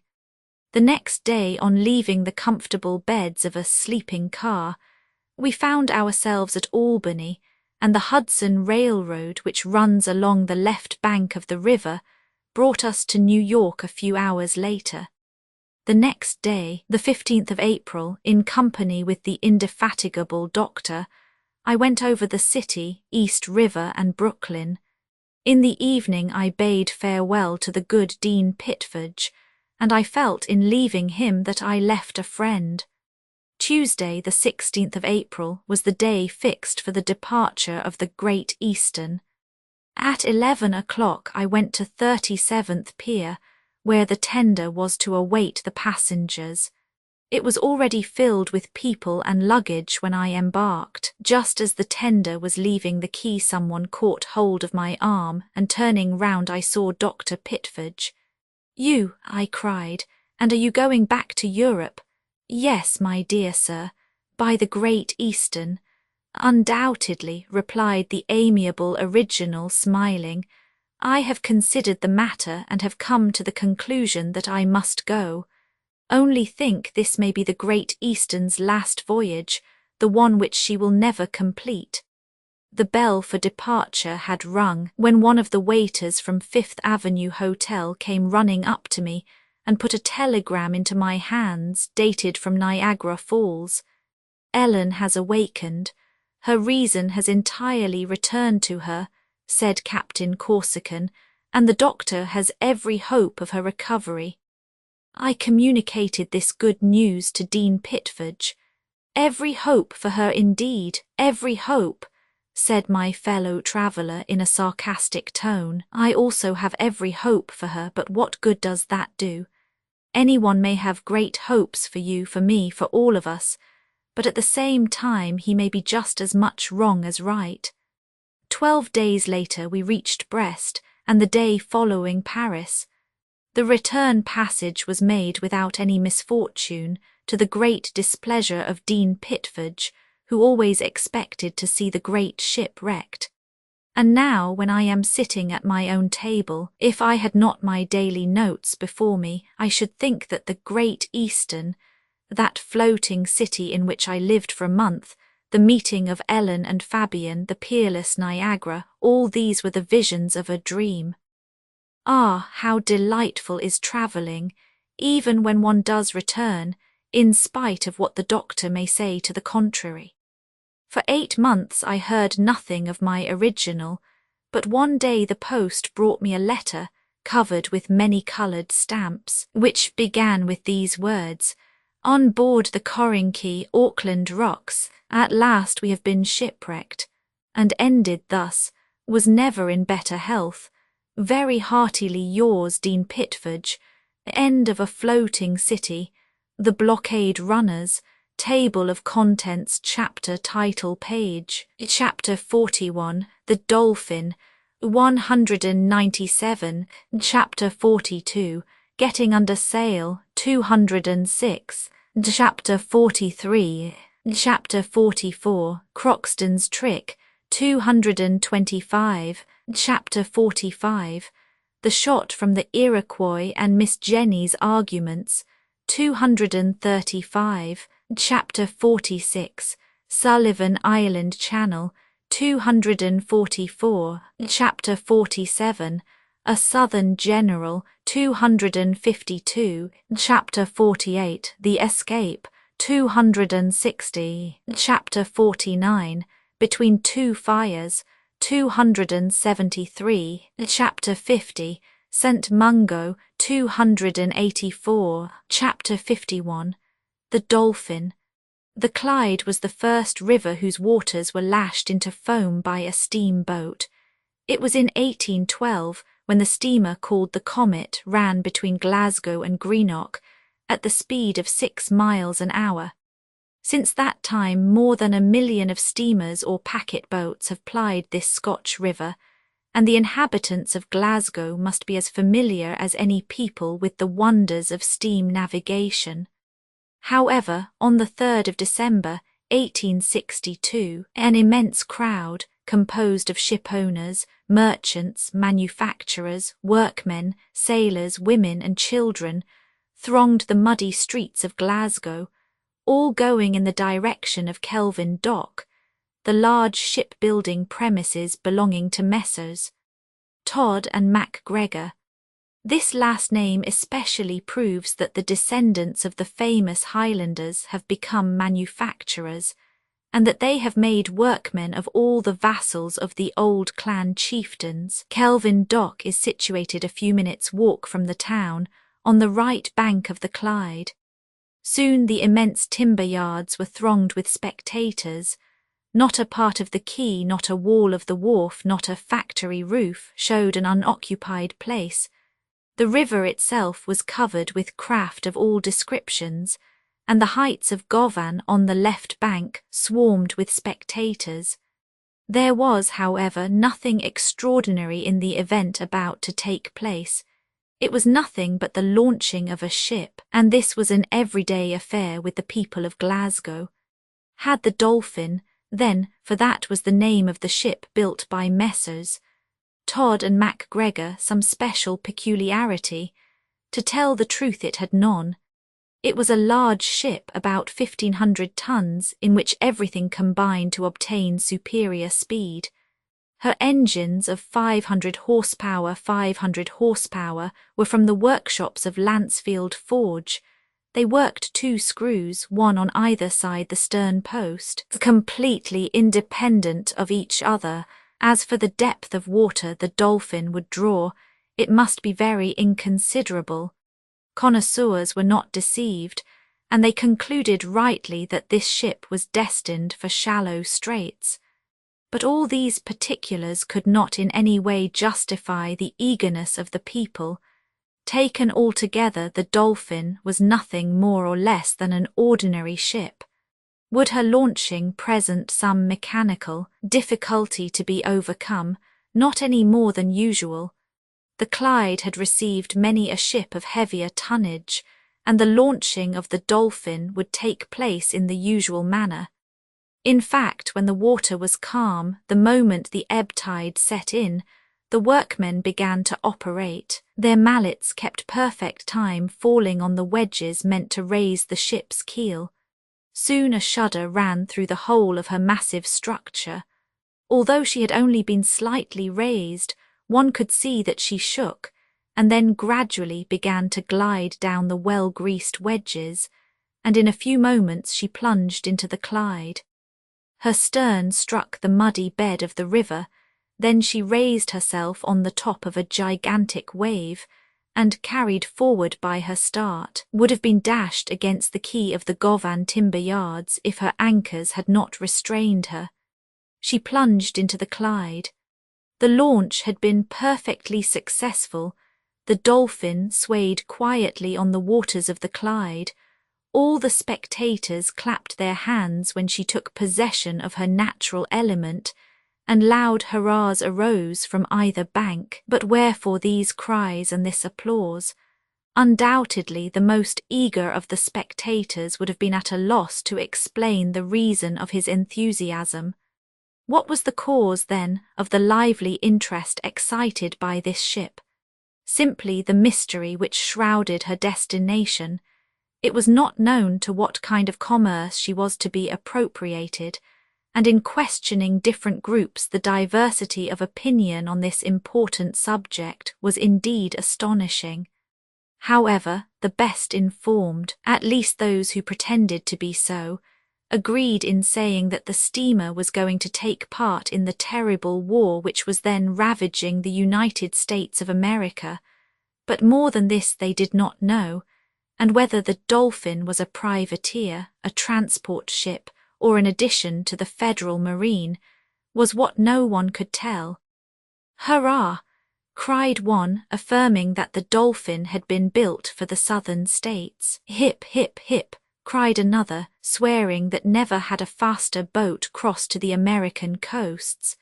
Thus its destination was unknown, and in order to obtain any reliable information one must be an intimate friend, or at any rate an acquaintance of Vincent Playfair and Co., of Glasgow. A rich, powerful, intelligent house of business was that of Vincent Playfair and Co., in a social sense an old and honourable family, descended from those tobacco lords who built the finest quarters of the town. These clever merchants, by an act of the Union, had founded the first Glasgow warehouse for dealing in tobacco from Virginia and Maryland. Immense fortunes were realised. Mills and foundries sprang up in all parts, and in a few years the prosperity of the city attained its height. The house of Playfair remained faithful to the enterprising spirit of its ancestors. It entered into the most daring schemes, and maintained the honour of English commerce. The principal, Vincent Playfair, a man of 50, with a temperament essentially practical and decided, although somewhat daring, was a genuine shipowner. Nothing affected him beyond commercial questions, not even the political side of the transactions, otherwise he was a perfectly loyal and honest man. However, he could not lay claim to the idea of building and fitting up the Dolphin. She belonged to his nephew, James Playfair, a fine young man of 30, the boldest skipper of the British merchant marine. It was one day at the Tontine coffee room under the arcades of the town hall that James Playfair, after having impatiently scanned the American journal, disclosed to his uncle an adventurous scheme. "Uncle Vincent," said he, coming to the point at once, "there are £2 millions to be gained in less than a month." "And what to risk?" asked Uncle Vincent. "A ship and a cargo. Nothing else. Nothing, except the crew and the captain, and that does not reckon for much. Let us see, said Uncle Vincent. It is all seen, replied James Playfair. You have read the Tribune, the New York Herald, the Times, the Richmond Inquirer, the American Review. Scores of times, nephew. You believe, like me, that the war of the United States will last a long time still. A very long time. You know how much this struggle will affect the interests of England and especially those of Glasgow, and more especially still the house of Playfair and Co., replied Uncle Vincent. Theirs especially, added the young captain. I worry myself about it every day, James, and I cannot think without terror of the commercial disasters which this war may produce. Not but that the house of Playfair is firmly established, nephew. At the same time it has correspondents which may fail. Ah, those Americans, slaveholders or abolitionists, I have no faith in them. If Vincent Playfair was wrong in thus speaking with respect to the great principles of humanity, always and everywhere superior to personal interests, he was nevertheless right in a commercial point of view.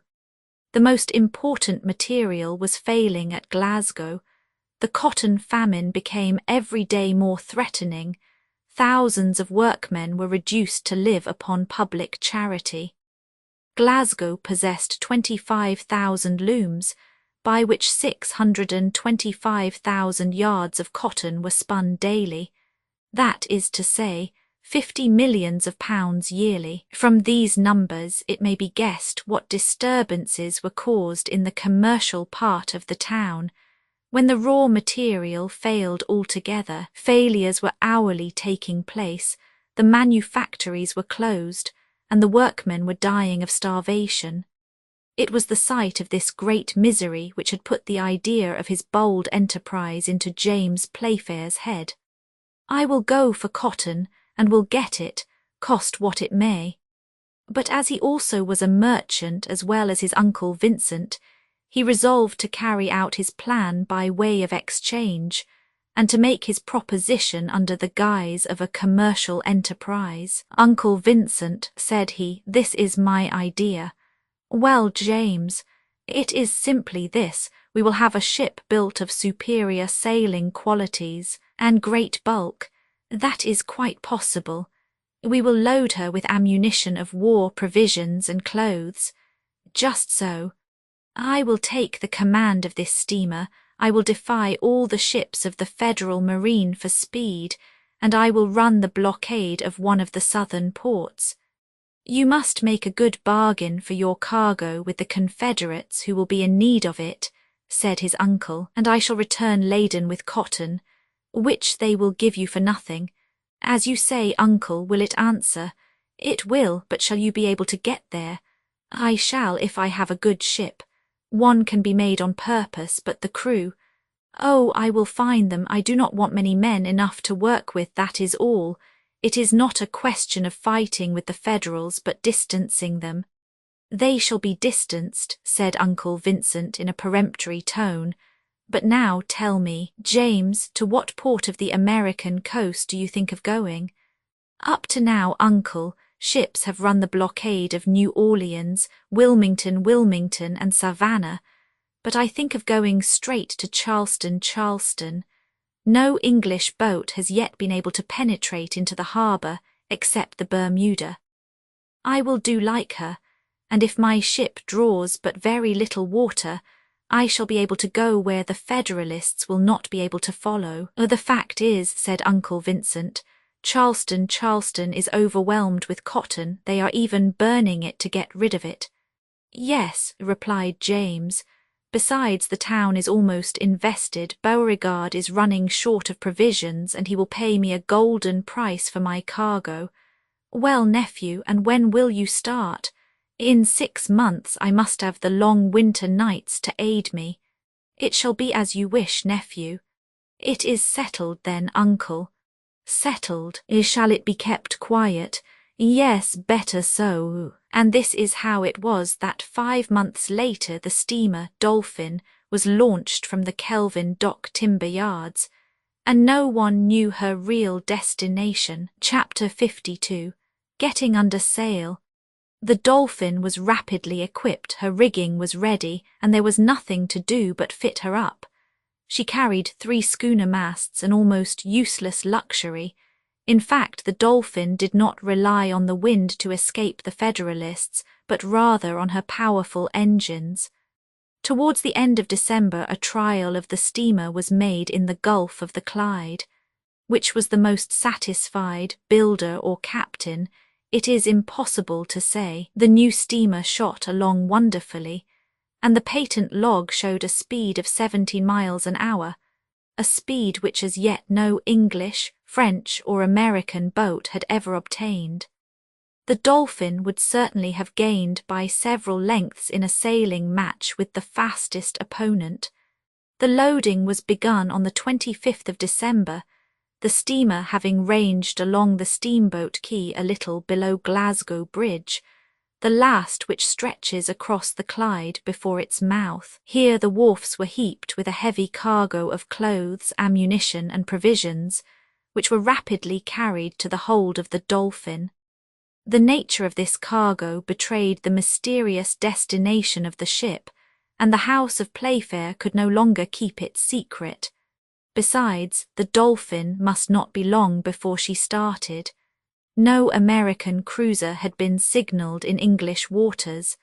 And then, when the question of getting the crew came, how was it possible to keep silent any longer? They could not embark them even without informing the men whither they were bound, for after all it was a matter of life and death, and when one risks one's life, at least it is satisfactory to know how and wherefore. However, this prospect hindered no one. The pay was good, and everyone had a share in the speculation, so that a great number of the finest sailors soon presented themselves. James Playfair was only embarrassed which to choose, but he chose well, and in 24 hours his muster-roll bore the names of 30 sailors, who would have done honour to Her Majesty's yacht. The departure was settled for the 3rd of January. On the 31st of December the Dolphin was ready, her hold full of ammunition and provisions, and nothing was keeping her now. The skipper went on board on the 2nd of January, and was giving a last look round his ship with a captain's eye, when a man presented himself at the forepart of the Dolphin, and asked to speak with the captain. One of the sailors led him on to the poop. He was a strong, hearty-looking fellow, with broad shoulders and ruddy face, the simple expression of which ill concealed a depth of wit and mirth. He did not seem to be accustomed to a seafaring life, and looked about him with the air of a man little used to being on board a ship. However, he assumed the manner of a jack-tar, looking up at the rigging of the Dolphin and waddling in true sailor fashion. When he had reached the captain, he looked fixedly at him and said, "Captain James Playfair." "The same," replied the skipper. "What do you want with me?" "To join your ship." "There is no room, the crew is already complete." "Oh, one man more or less will not be in the way, quite the contrary." "You think so?" said James Playfair, giving a sidelong glance at his questioner. "I am sure of it," replied the sailor. "But who are you?" asked the captain. "A rough sailor with 2 strong arms, which, I can tell you, are not to be despised on board a ship, and which I now have the honour of putting at your service.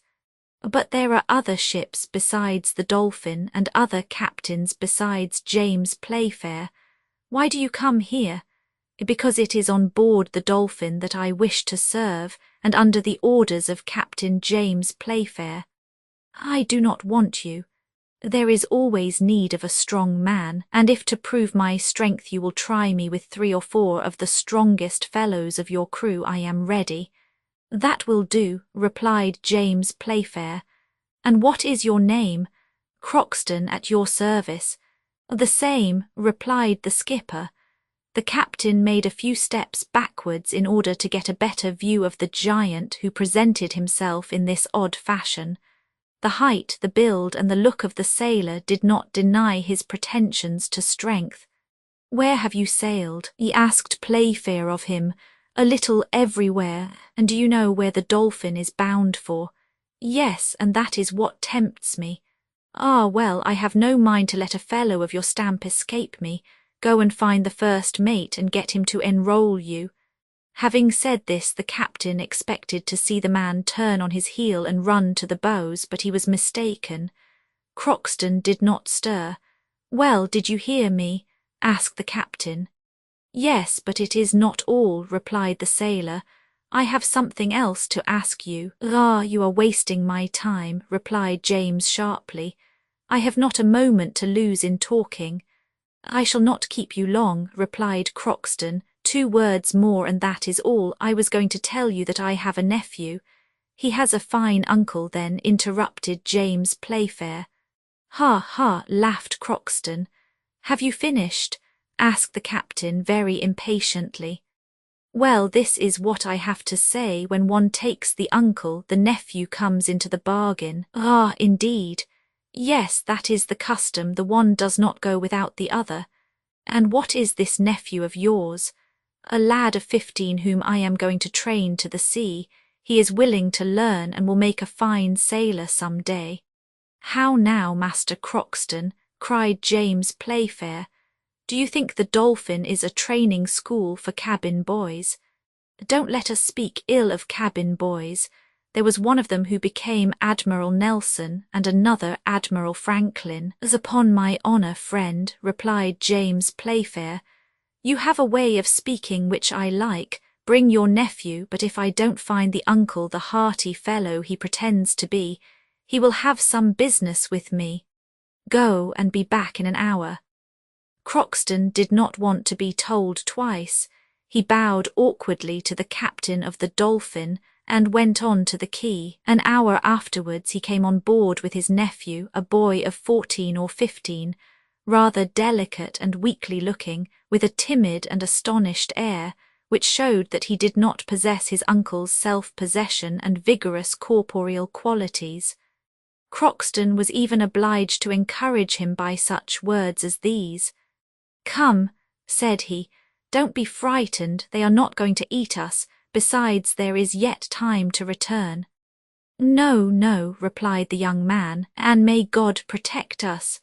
The same day the sailor Crockston and his nephew were inscribed in the muster roll of the Dolphin. The next morning at 5 o'clock the fires of the steamer were well fed, the deck trembled under the vibrations of the boiler, and the steam rushed hissing through the escape pipes.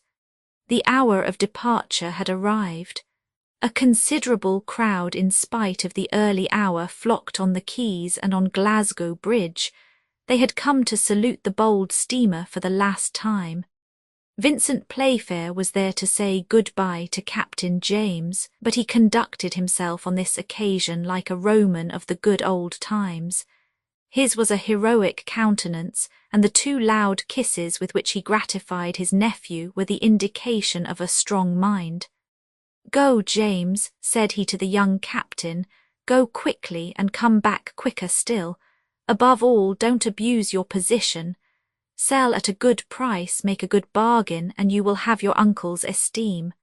On this recommendation, borrowed from the manual of the perfect merchant, the uncle and nephew separated, and all the visitors left the boat. At this moment Crockston and John Stigg stood together on the forecastle, while the former remarked to his nephew, this is well, before 2 o'clock we shall be at sea, and I have a good opinion of a voyage which begins like this."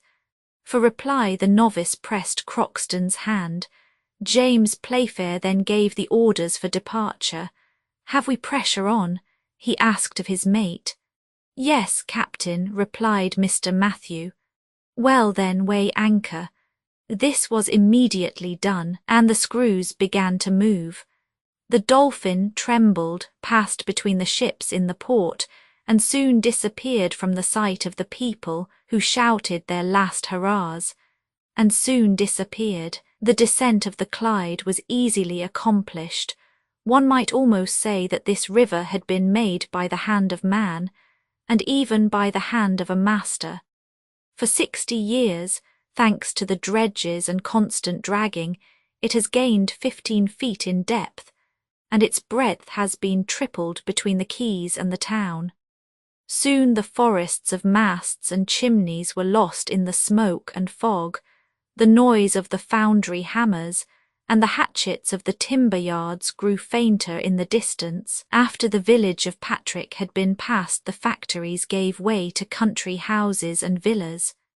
The Dolphin, slackening her speed, sailed between the dikes which carry the river above the shores, and often through very narrow channel, which, however, is only a small inconvenience for a navigable river, for after all, depth is of more importance than width. The steamer, guided by one of those excellent pilots from the Irish Sea, passed without hesitation between floating buoys, stone columns and biggings, surmounted with lighthouses, which mark the entrance to the channel. Beyond the town of Renfrew, at the foot of Kilpatrick Hills, the Clyde grew wider. Then came Booling Bay, at the end of which opens the mouth of the canal which joins Edinburgh to Glasgow. Lastly, at the height of 400 feet from the ground, was seen the outline of Dumbarton Castle, almost indiscernible through the mists, and soon the harbour boats of Glasgow were rocked on the waves which the Dolphin caused. Some miles farther on Greenock, the birthplace of James Watt was passed.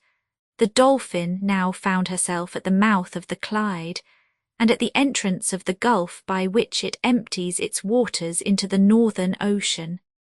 Here the first undulations of the sea were felt, and the steamer ranged along the picturesque coast of the Isle of Arran. At last the promontory of Cantyre, which runs out into the channel, was doubled. The Isle of Rathlin was hailed. The pilot returned by a shore boat to his cutter, which was cruising in the open sea. The Dolphin, returning to her captain's authority, took a less frequented route round the north of Ireland, and soon, having lost sight of the last European land, found herself in the open ocean. Chapter 53. The Dolphin had a good crew, not fighting men or boarding sailors, but good working men, and that was all she wanted. These brave, determined fellows were all more or less merchants. They sought a fortune rather than glory. They had no flag to display, no colours to defend with cannon. In fact, all the artillery on board consisted of 2 small swivel signal guns. The Dolphin shot bravely across the water and fulfilled the utmost expectations of both builder and captain. Soon she passed the limit of British seas. There was not a ship in sight. The great ocean route was free.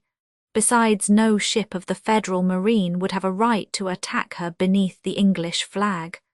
Followed she might be, and prevented from forcing the blockade, and precisely for this reason had James Playfair sacrificed everything to the speed of his ship, in order not to be pursued. Howbeit a careful watch was kept on board, and in spite of the extreme cold a man was always in the rigging ready to signal the smallest sail that appeared on the horizon.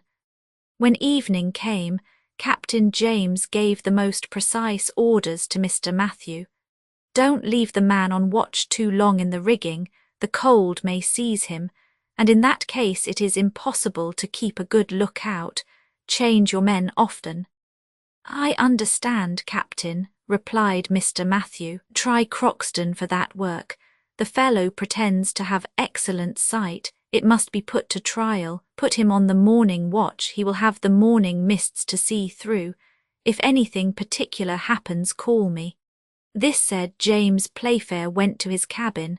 Mr. Matthew called Croxton and told him the captain's orders. "Tomorrow at 6 o'clock," said he, "you are to relieve watch of the main masthead." For reply, Croxton gave a decided grunt, but Mr. Matthew had hardly turned his back when the sailor muttered some incomprehensible words, and then cried, What on earth did he say about the mainmast? At this moment his nephew John Stiggs joined him on the forecastle. "Well, my good Croxton," said he. "It's all right, said the seaman with a forced smile. "There is only one thing, this wretched boat shakes herself like a dog coming out of the water, and it makes my head confused. Dear Croxton, and it is for my sake." "For you and him," replied Croxton, "but not a word about that, John. Trust in God, and he will not forsake you." So saying, John Stiggs and Croxton went to the sailor's berth, but the sailor did not lie down before he had seen the young novice comfortably settled in the narrow cabin which he had got for him. The next day at 6 o'clock in the morning, Croxton got up to go to his place. He went on deck, where the first officer ordered him to go up into the rigging and keep good watch. At these words the sailor seemed undecided what to do, then making up his mind he went towards the bows of the Dolphin. "Well, where are you off to now?" cried Mr. Matthew. "Where you sent me," answered Croxton. "I told you to go to the mainmast." "And I am going there," replied the sailor in an unconcerned tone, continuing his way to the poop. "Are you a fool?" cried Mr. Matthew impatiently. "You are looking for the bars of the main on the foremast. You are like a cockney who doesn't know how to twist a cat-o'-nine-tails or make a splice. On board what ship can you have been, man? The mainmast, stupid, the mainmast." The sailors who had run up to hear what was going on burst out laughing when they saw Croxton's disconcerted look as he went back to the forecastle. "So," said he, looking up the mast, the top of which was quite invisible through the morning mists, "so am I to climb up here?" "Yes," replied Mr. Matthew, "and hurry yourself. By St. Patrick, a federal ship would have time to get her bowsprit fast in our rigging before that lazy fellow could get to his post. Will you go up?" Without a word, Croxton got on the bulwarks with some difficulty. Then he began to climb the rigging with most visible awkwardness, like a man who did not know how to make use of his hands or feet. When he had reached the top-gallant, instead of springing lightly on to it, he remained motionless, clinging to the ropes as if he had been seized with giddiness. Mr. Matthew, irritated by his stupidity, ordered him to come down immediately. "That fellow there," said he to the boatswain, "has never been a sailor in his life. Johnston, just go and see what he has in his bundle." The boatswain made haste to the sailor's berth. In the meantime Croxton was with difficulty coming down again, but his foot having slipped, he slid down the rope he had hold of and fell heavily on the deck. "Clumsy blockhead, landlubber," cried Mr. Matthew by way of consolation. "What did you come to do on board the Dolphin? Ah, you entered as an able seaman, and you cannot even distinguish the main from the foremast. I shall have a little talk with you." Croxton made no attempt to speak. He bent his back like a man resigned for anything he might have to bear. Just then the boatswain returned. "This," said he to the first officer, "is all that I have found, a suspicious portfolio with letters." "Give them here," said Mr. Matthew. "Letters with federal stamps. Mr. Halliburtt of Boston, an abolitionist, a federalist. Wretch, you are nothing but a traitor and have sneaked on board to betray us. Never mind, you will be paid for your trouble with the cat-o'-nine-tails. Boatswain, call the captain, and you others just keep an eye on that rogue there." Croxton received these compliments with a hideous grimace, but he did not open his lips. They had fastened him to the capstan, and he could move neither hand nor foot. A few minutes later James Playfair came out of his cabin and went to the forecastle, where Mr. Matthew immediately acquainted him with the details of the case. "What have you to say?" asked James Playfair, scarcely able to restrain his anger. "Nothing," replied Croxton. "And what did you come on board my ship for?" "Nothing." "And what do you expect from me now?" "Nothing." "Who are you? An American, as these letters seem to prove." Croxton did not answer. "Boatswain," said James Playfair, 50 lashes with the cat-o'-nine tails to loosen his tongue. "Will that be enough, Croxton?" "It will remain to be seen," replied John Stiggs' uncle without moving a muscle. "Now then, come along, men," said the boatswain. At this order 2 strong sailors stripped Croxton of his woolen jersey. They had already seized the formidable weapon and laid it across the prisoner's shoulders, when the novice, John Stiggs, pale and agitated, hurried on deck. "Captain," exclaimed he. "Ah, the nephew," remarked James Playfair. "Captain," repeated the novice with a violent effort to steady his voice. "I will tell you what Croxton does not want to say. I will hide it no longer. Yes, he is American, and so am I. We are both enemies of the slave-holders, but not traitors come on board to betray the Dolphin into the hands of the Federalists." "What did you come to do, then?" asked the captain in a severe tone, examining the novice attentively. The latter hesitated a few seconds before replying. Then he said, "Captain, I should like to speak to you in private." "Captain," exclaimed he. Whilst John Stiggs made this request, James Playfair did not cease to look carefully at him. The sweet young face of the novice, his peculiarly gentle voice, the delicacy and whiteness of his hands, hardly disguised by paint, the large eyes, the animation of which could not hide their tenderness, all this together gave rise to a certain suspicion in the captain's mind. When John Stiggs had made his request, Playfair glanced fixedly at Croxton, who shrugged his shoulders. Then he fastened a questioning look on the novice which the latter could not withstand, and said simply to him, "Come." John Stiggs followed the captain on to the poop, and then James Playfair, opening the door of his cabin, said to the novice, whose cheeks were pale with emotion, "Be so kind as to walk in, miss." John, thus addressed, blushed violently, and 2 tears rolled involuntarily down his cheeks. "Don't be alarmed, miss," said James Playfair in a gentle voice, "but be so good as to tell me how I come to have the honour of having you on board." The young girl hesitated a moment, then, reassured by the captain's look, she made up her mind to speak. "Sir," said she, "I wanted to join my father at Charleston. The town is besieged by land and blockaded by sea.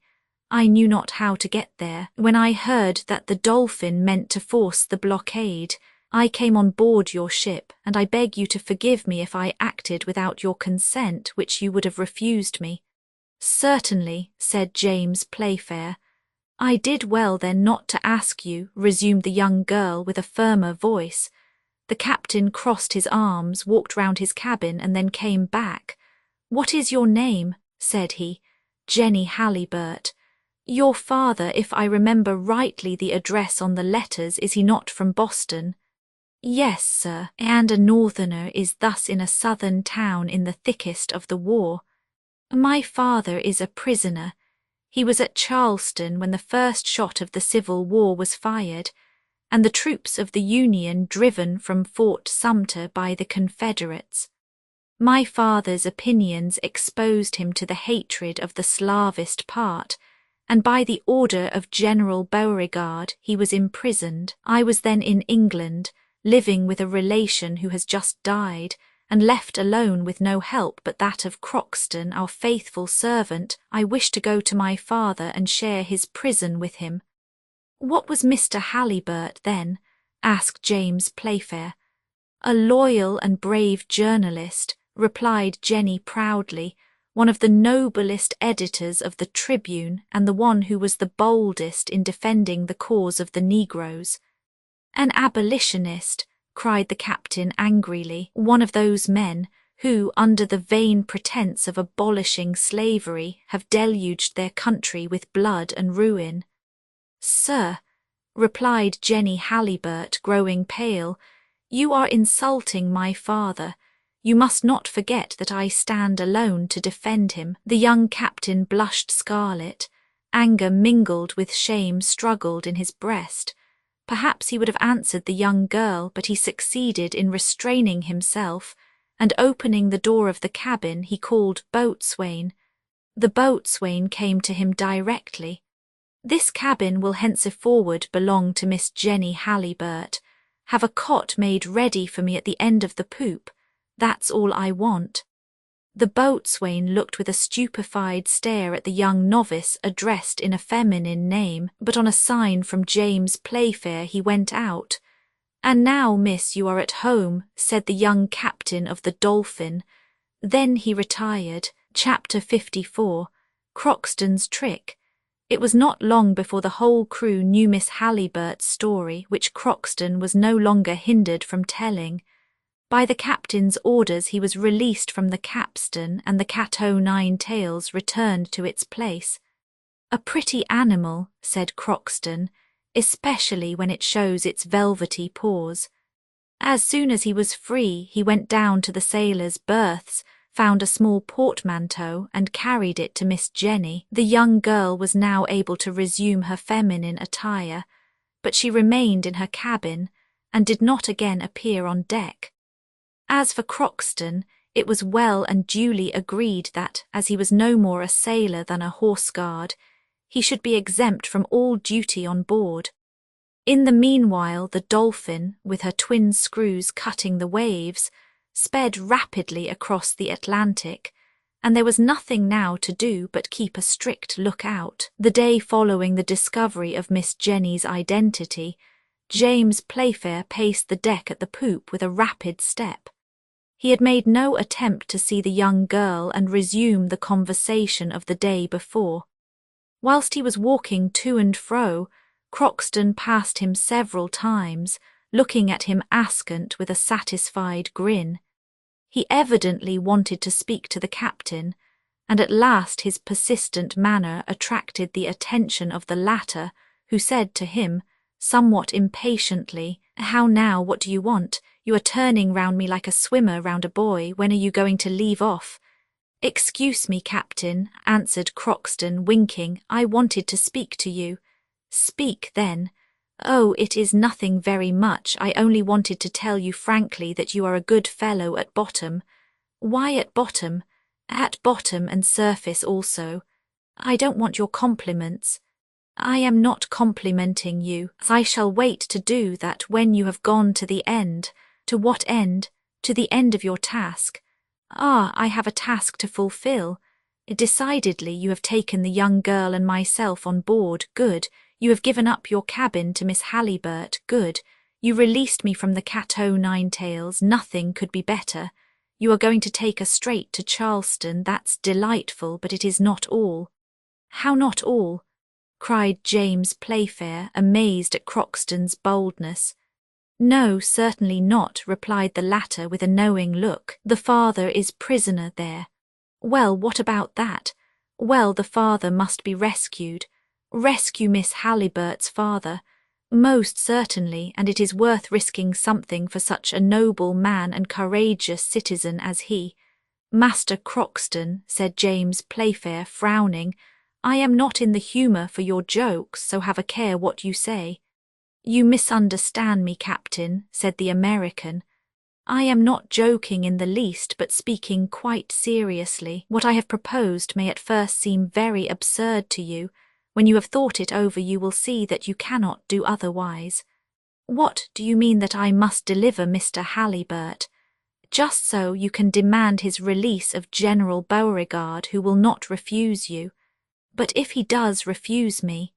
"In that case," replied Crockston in a deliberate tone, "we must use stronger measures and carry off the prisoner by force." "So," cried James Playfair, who was beginning to get angry, "so, not content with passing through the Federal fleets and forcing the blockade of Charleston, I must run out to sea again from under the cannon of the forts, and this to deliver a gentleman I know nothing of, one of those abolitionists whom I detest, one of those journalists who shed ink instead of their blood." "Oh, it is but a cannon shot more or less," added Crockston. "Master Crockston," said James Playfair, "mind what I say. If ever you mention this affair again to me, I will send you to the hold for the rest of the passage to teach you manners." Thus saying, the captain dismissed the American, who went off murmuring, "Ah, well, I am not altogether displeased with this conversation. At any rate the affair is broached. It will do, it will do." James Playfair had hardly meant it when he said an abolitionist whom I detest. He did not in the least side with the Federals, but he did not wish to admit that the question of slavery was the predominant reason for the Civil War of the United States, in spite of President Lincoln's formal declaration. Did he then think that the Southern states, 8 out of 36, were right in separating when they had been voluntarily united? Not so. He detested the Northerners, and that was all. He detested them as brothers separated from the common family, true Englishmen, who had thought it right to do what he, James Playfair, disapproved of with regard to the United States. These were the political opinions of the captain of the Dolphin, but more than this, the American war interfered with him personally, and he had a grudge against those who had caused this war. One can understand, then, how he would receive a proposition to deliver an abolitionist, thus bringing down on him the Confederates with whom he pretended to do business. However, Croxton's insinuation did not fail to disturb him. He cast the thought from him, but it returned unceasingly to his mind, and when Miss Jenny came on deck the next day for a few minutes, he dared not look her in the face. And really it was a great pity, for this young girl with the fair hair and sweet, intelligent face deserved to be looked at by a young man of 30, but James felt embarrassed in her presence. He felt that this charming creature who had been educated in the school of misfortune possessed a strong and generous soul. He understood that his silence towards her inferred a refusal to acquiesce in her dearest wishes. Besides, Miss Jenny never looked out for James Playfair, neither did she avoid him.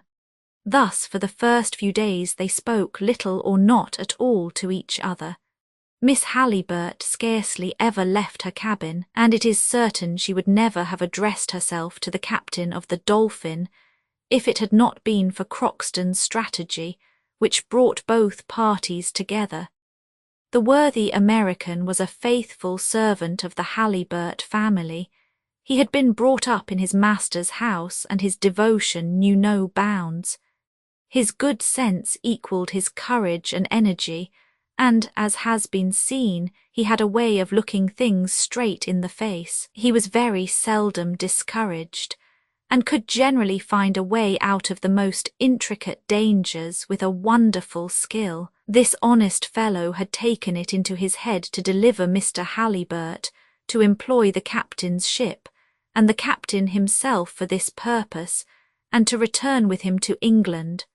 Such was his intention, so long as the young girl had no other object than to rejoin her father and share his captivity. It was this Croxton tried to make the captain understand, as we have seen, but the enemy had not yet surrendered. On the contrary. "Now," said he, "it is absolutely necessary that Miss Jenny and the captain come to an understanding. If they are going to be sulky like this all the passage, we shall get nothing done. They must speak, discuss. Let them dispute even, so long as they talk, and I'll be hanged if during their conversation James Playfair does not propose himself what he refused me today."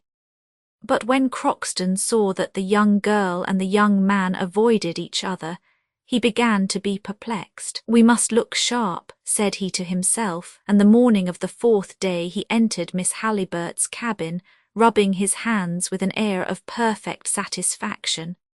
"Good news," cried he, "good news. You will never guess what the captain has proposed to me. A very noble young man he is. Now try." "Ah," replied Jenny, whose heart beat violently, "has he proposed to deliver Mr. Halliburtt, to carry him off from the Confederates and bring him to England?" "Is it true?" cried Jenny. "It is as I say, miss. What a good-hearted man this James Playfair is. These English are either all good or all bad. Ah, he may reckon on my gratitude, and I am ready to cut myself in pieces if it would please him." Jenny's joy was profound on hearing Crockston's words. Deliver her father. She had never dared to think of such a plan, and the captain of the Dolphin was going to risk his ship and crew. "That's what he is," added Crockston, "and this, Miss Jenny, is well worth an acknowledgment from you." "More than an acknowledgment," cried the young girl, "a lasting friendship." And immediately she left the cabin to find James Playfair, and expressed to him the sentiments which flowed from her heart. "Getting on by degrees," muttered the American. James Playfair was pacing to and fro on the poop, and as may be thought he was very much surprised, not to say amazed, to see the young girl go up to him, her eyes moist with grateful tears, and holding out her hand to him, saying, "Oh, thank you, sir, thank you for your kindness, which I should never have dared to expect from a stranger." "Miss," replied the captain, as if he understood nothing of what she was talking and could not understand, "I do not know." "Nevertheless, sir, you are going to brave many dangers, perhaps compromise your interests for me, and you have done so much already in offering me on board an hospitality to which I have no right whatever." "Pardon me, Miss Jenny," interrupted James Playfair, "but I protest again I do not understand your words. I have acted towards you as any well-bred man would towards a lady, and my conduct deserves neither so many thanks nor so much gratitude." "Mr. Playfair," said Jenny, "it is useless to pretend any longer. Crockston has told me all." "Ah," said the captain, "Crockston has told you all, then I understand less than ever the reason for your leaving your cabin and saying these words which—" "Thank you, sir, thank you." Whilst speaking the captain felt very much embarrassed. He remembered the rough way in which he had received the American's overtures, but Jenny, fortunately for him, did not give him time for further explanation. She interrupted him, holding out her hand and saying, "Mr. James, I had no other object in coming on board your ship except to go to Charleston, and there, however cruel the slaveholders may be, they will not refuse to let a poor girl share her father's prison, that was all. I had never thought of a return as possible, but since you are so generous as to wish for my father's deliverance, since you will attempt everything to save him, be assured you have my deepest gratitude." James did not know what to do or what part to assume. He bit his lip. He dared not take the hand offered him. He saw perfectly that Crockston had compromised him so that escape was impossible. At the same time he had no thoughts of delivering Mr. Halliburtt and getting complicated in a disagreeable business. But how dash to the ground the hope which had arisen in this poor girl's heart? How refuse the hand which she held out to him with a feeling of such profound friendship? How change to tears of grief the tears of gratitude which filled her eyes? So the young man tried to reply evasively, in a manner which would ensure his liberty of action for the future.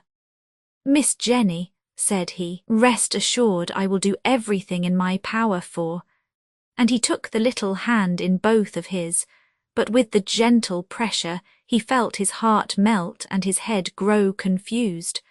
Words to express his thoughts failed him. He stammered out some incoherent words.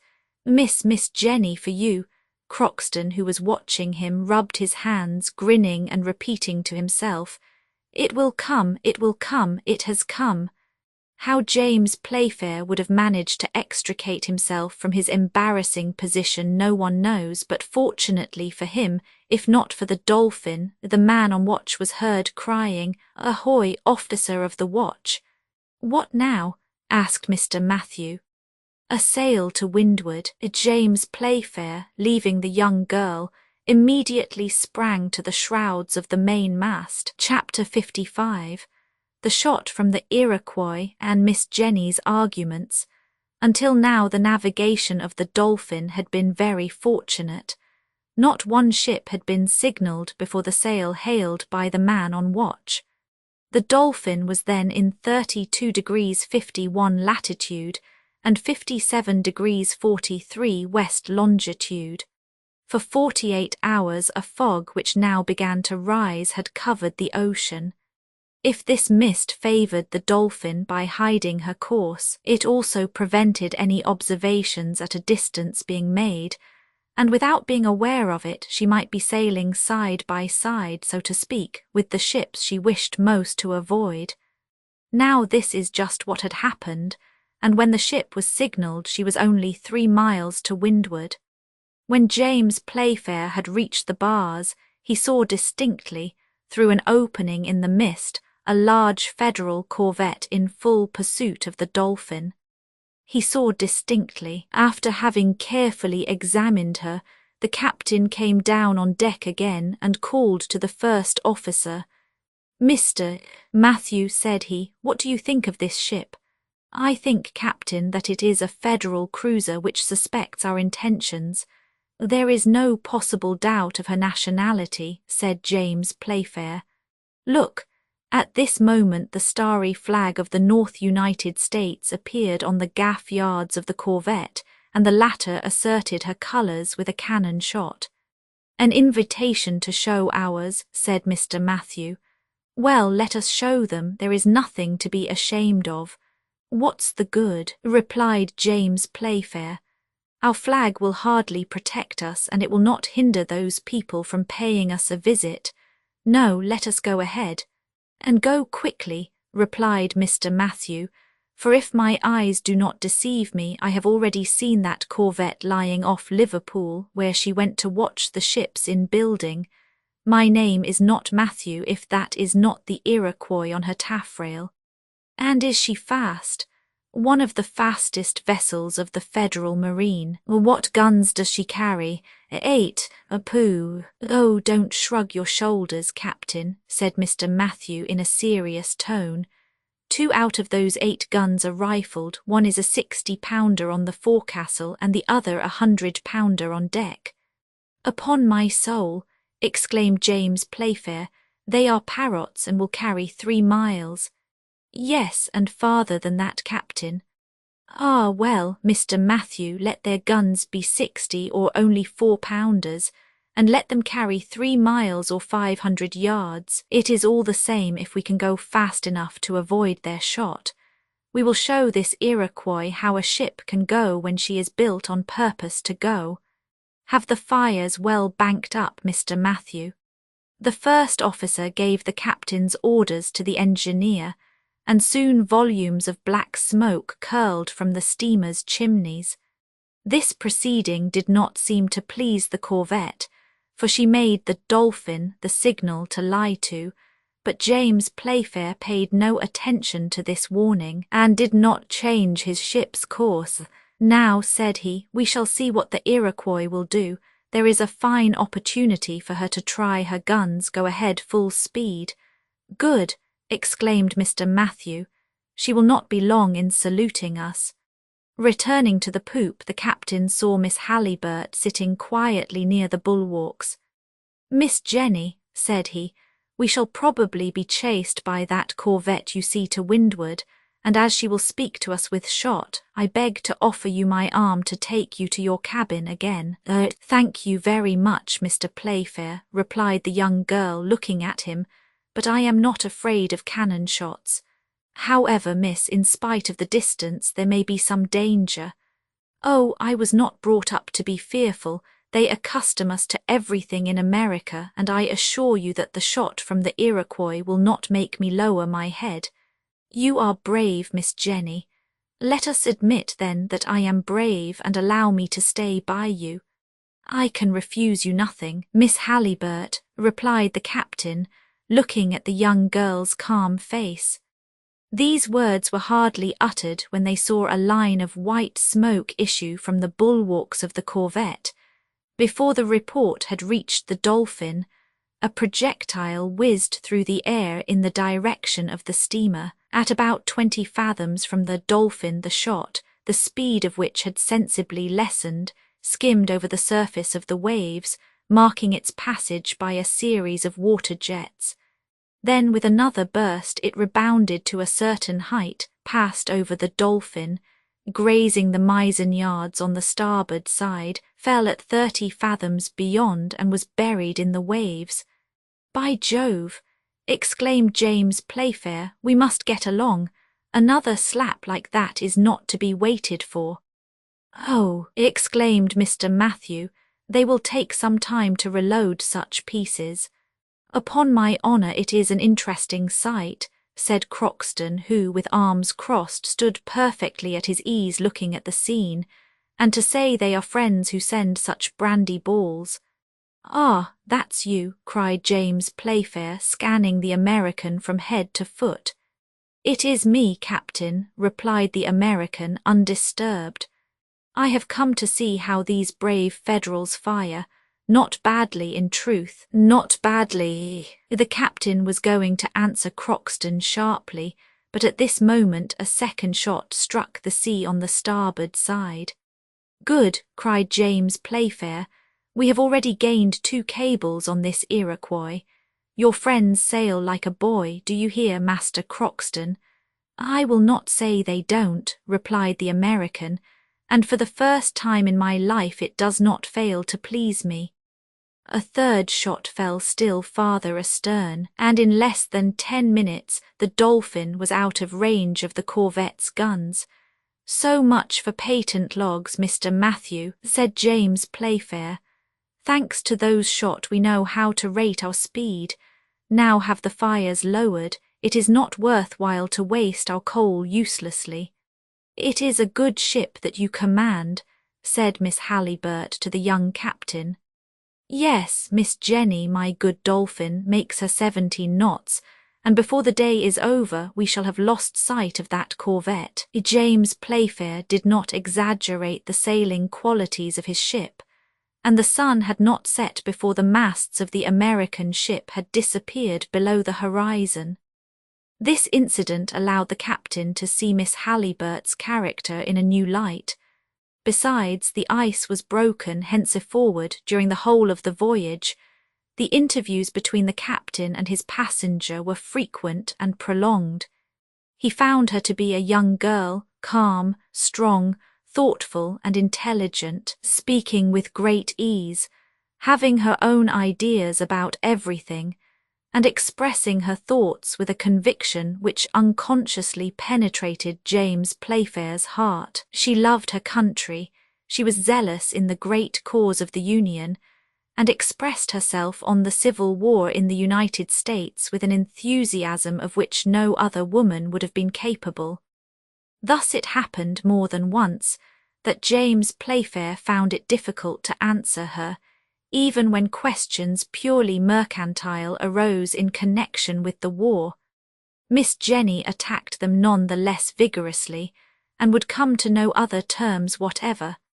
At first James argued a great deal, and tried to uphold the Confederates against the Federals, to prove that the secessionists were in the right, and that if the people were united voluntarily, they might separate in the same manner. But the young girl would not yield on this point. She demonstrated that the question of slavery was predominant in the struggle between the North and South Americans, that it was far more a war in the cause of morals and humanity than politics, and James could make no answer. Besides, during these discussions, which he listened to attentively, it is difficult to say whether he was more touched by Miss Halliburtt's arguments or the charming manner in which she spoke. But at last he was obliged to acknowledge, among other things, that slavery was the principal feature in the war, that it must be put an end to decisively, and the last horrors of barbarous times abolished. It has been said that the political opinions of the captain did not trouble him much. He would have sacrificed his most serious opinion before such enticing arguments and under like circumstances. He made a good bargain of his ideas for the same reason, but at last he was attacked in his tenderest point, This was the question of the traffic in which the Dolphin was being employed, and consequently the ammunition which was being carried to the Confederates. "Yes, Mr. James," said Miss Halliburtt, "gratitude does not hinder me from speaking with perfect frankness. On the contrary, you are a brave seaman, a clever merchant. The house of Playfair is noted for its respectability, but in this case it fails in its principles and follows a trade unworthy of it." "How?" cried James. "The house of Playfair ought not to attempt such a commercial enterprise." "No, it is taking ammunition to the unhappy creatures in revolt against the government of their country, and it is lending arms to a bad cause. Upon my honour, Miss Jenny, I will not discuss the fight of the Confederates with you. I will only answer you with one word. I am a merchant, and as such I only occupy myself with the interests of my house. I look for gain wherever there is an opportunity of getting it." "That is precisely what is to be blamed, Mr. James," replied the young girl. "Profit does not excuse it. Thus, when you supply arms to the Southerners with which to continue a criminal war, you are quite as guilty as when you sell opium to the Chinese which stupefies them." "Oh, for once, Miss Jenny, this is too much and I cannot admit." "No, what I say is just, and when you consider it, when you understand the part you are playing, when you think of the results for which you are responsible, you will yield to me in this point, as in so many others." James Playfair was dumbfounded at these words. He left the young girl, a prey to angry thoughts, for he felt his powerlessness to answer. Then he sulked like a child for half an hour, and an hour later he returned to the singular young girl who could overwhelm him with convincing arguments, with quite a pleasant smile. In short, however it may have come about, and although he would not acknowledge it to himself, Captain James Playfair belonged to himself no longer. He was no longer commander-in-chief on board his own ship. Thus, to Crockston's great joy, Mr. Halliburtt's affairs appeared to be in a good way. The captain seemed to have decided to undertake everything in his power to deliver Miss Jenny's father, and for this he would be obliged to compromise the Dolphin, his cargo, his crew, and incur the displeasure of his worthy Uncle Vincent. Chapter 56. 2 days after the meeting with the Iroquois, the Dolphin found herself abreast of the Bermudas, where she was assailed by a violent squall. These isles are frequently visited by hurricanes and are celebrated for shipwrecks. It is here that Shakespeare has placed the exciting scene of his drama, The Tempest, in which Ariel and Caliban dispute for the empire of the floods. The squall was frightful. James Playfair thought once of running for one of the Bermudas, where the English had a military post. It would have been a sad waste of time, and therefore especially to be regretted. Happily the Dolphin behaved herself wonderfully well in the storm, and after flying a whole day before the tempest, she was able to resume her course towards the American coast. The squall, but if James Playfair had been pleased with his ship, he had not been less delighted with the young girl's bravery. Miss Halliburtt had passed the worst hours of the storm at his side, and James knew that a profound, imperious, irresistible love had taken possession of his whole being. "Yes," said he, "this brave girl is mistress on board. She turns me like the sea a ship in distress. I feel that I am foundering. What will Uncle Vincent say? Ah, poor nature, I am sure that if Jenny asked me to throw all this cursed cargo into the sea, I should do it without hesitating for love of her." Happily for the firm of Playfair and Co., Miss Halliburtt did not demand this sacrifice. Nevertheless, the poor captain had been taken captive, and Crockston, who read his heart like an open book, rubbed his hands gleefully. "We will hold him fast," he muttered to himself, "and before a week has passed my master will be quietly installed in one of the best cabins of the Dolphin. As for Miss Jenny, did she perceive the feelings which she inspired? Did she allow herself to share them? No one could say, and James Playfair least of all. The young girl kept a perfect reserve, and her secret remained deeply buried in her heart. But whilst love was making such progress in the heart of the young captain, the Dolphin sped with no less rapidity towards Charleston. On the 13th of January, the watch signalled land 10 miles to the west. It was a low-lying coast, and almost blended with the line of the sea in the distance. Croxton was examining the horizon attentively, and about 9 o'clock in the morning he cried, "Charleston lighthouse, a lighthouse." Croxton was examining the horizon attentively. Now that the bearings of the Dolphin were set, James Playfair had but one thing to do to decide by which channel he would run into Charleston Bay. "If we meet with no obstacles," said he, "and before 3 o'clock, we shall be in safety in the docks of the port. The town of Charleston is situated on the banks of an estuary 7 miles long and 2 broad, called Charleston Harbour, the entrance to which is rather difficult. It is enclosed between Morris Island on the south and Sullivan Island on the north. At the time when the Dolphin attempted to force the blockade, Morris Island already belonged to the Federal troops, and General Gillmore had caused batteries to be erected overlooking the harbour.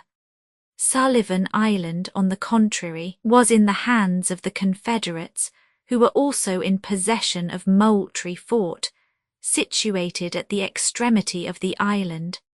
Therefore it would be advantageous to the Dolphin to go as close as possible to the northern shores to avoid the firing from the forts on Morris Island. 5 channels led into the estuary: Sullivan Island Channel, the Northern Channel, the Overall Channel, the Principal Channel, and lastly, the Lawford Channel. But it was useless for strangers, unless they had skilful pilots on board or ships drawing less than 7 feet of water, to attempt this last. As for Northern and Overall Channels, they were in range of the Federalist batteries, so that it was no good thinking of them. If James Playfair could have had his choice, he would have taken his steamer through the principal channel, which was the best, and the bearings of which were easy to follow. But it was necessary to yield to circumstances, and to decide according to the event. Besides, the captain of the Dolphin knew perfectly all the secrets of this bay, its dangers, the depths of its water at low tide, and its currents, so that he was able to steer his ship with the greatest safety as soon as he entered one of these narrow straits. The great question was to get there. Now this work demanded an experienced seaman, and one who knew exactly the qualities of the Dolphin. In fact, 2 Federal frigates were now cruising in the Charleston waters. Mr. Matthew soon drew James Playfair's attention to them. "They are preparing to ask us what we want on these shores," said he. "Ah, well, we won't answer them," replied the captain, "and they will not get their curiosity satisfied." In the meanwhile the cruisers were coming on full steam towards the Dolphin, who continued her course, taking care to keep out of range of their guns. But in order to gain time, James Playfair made for the southwest, wishing to put the enemy's ships off their guard. The latter must have thought that the Dolphin intended to make for Morris Island Channel. Now there they had batteries and guns, a single shot from which would have been enough to sink the English ship. So the Federals allowed the Dolphin to run towards the southwest, contenting themselves by observing her without following closely. Thus for an hour the respective situations of the ships did not change, for James Playfair, wishing to deceive the cruisers as to the course of the Dolphin, had caused the fires to be moderated so that the speed was decreased. However, from the thick volumes of smoke which escaped from the chimneys, it might have been thought that he was trying to get his maximum pressure, and consequently his maximum of rapidity. "They will be slightly astonished presently," said James Playfair, "when they see us slip through their fingers." In fact, when the captain saw that he was near enough to Morris Island, and before a line of guns the range of which he did not know, he turned his rudder quickly, and the ship resumed her northerly course, leaving the cruisers 2 miles to windward of her. The latter, seeing this manoeuvre, understood the steamer's object, and began to pursue her in earnest, but it was too late. The Dolphin doubled her speed under the action of the screws and distanced them rapidly. Going nearer to the coast, a few shell were sent after her as an acquittal of conscience, but the Federals were outdone, for their projectiles did not reach halfway. At 11 o'clock in the morning, the steamer ranging near Sullivan Island, thanks to her small draught, entered the narrow strait full steam. There she was in safety, for no Federalist cruiser dared follow her in this channel, the depth of which, on an average, was only 11 feet at low tide. "How?" cried Croxton, "and is that the only difficulty?" Oh, Master Croxton," said James Playfair, "the difficulty is not in entering but in getting out again." "Nonsense," replied the American, "that does not make me at all uneasy. With a boat like the Dolphin and a captain like Mr. James Playfair, one can go where one likes and come out in the same manner." Nevertheless, James Playfair, with telescope in his hand, was attentively examining the route to be followed. He had before him excellent coasting guides, with which he could go ahead without any difficulty or hesitation. Once his ship was safely in the narrow channel which runs the length of Sullivan Island, James steered bearing towards the middle of Fort Moultrie as far as the Pinckney Castle, situated on the isolated island of Shute's Folly. On the other side rose Fort Johnson, a little way to the north of Fort Sumter. At this moment the steamer was saluted by some shot which did not reach her, from the batteries on Morris Island. She continued her course without any deviation, passed before Moultrieville, situated at the extremity of Sullivan Island, and entered the bay.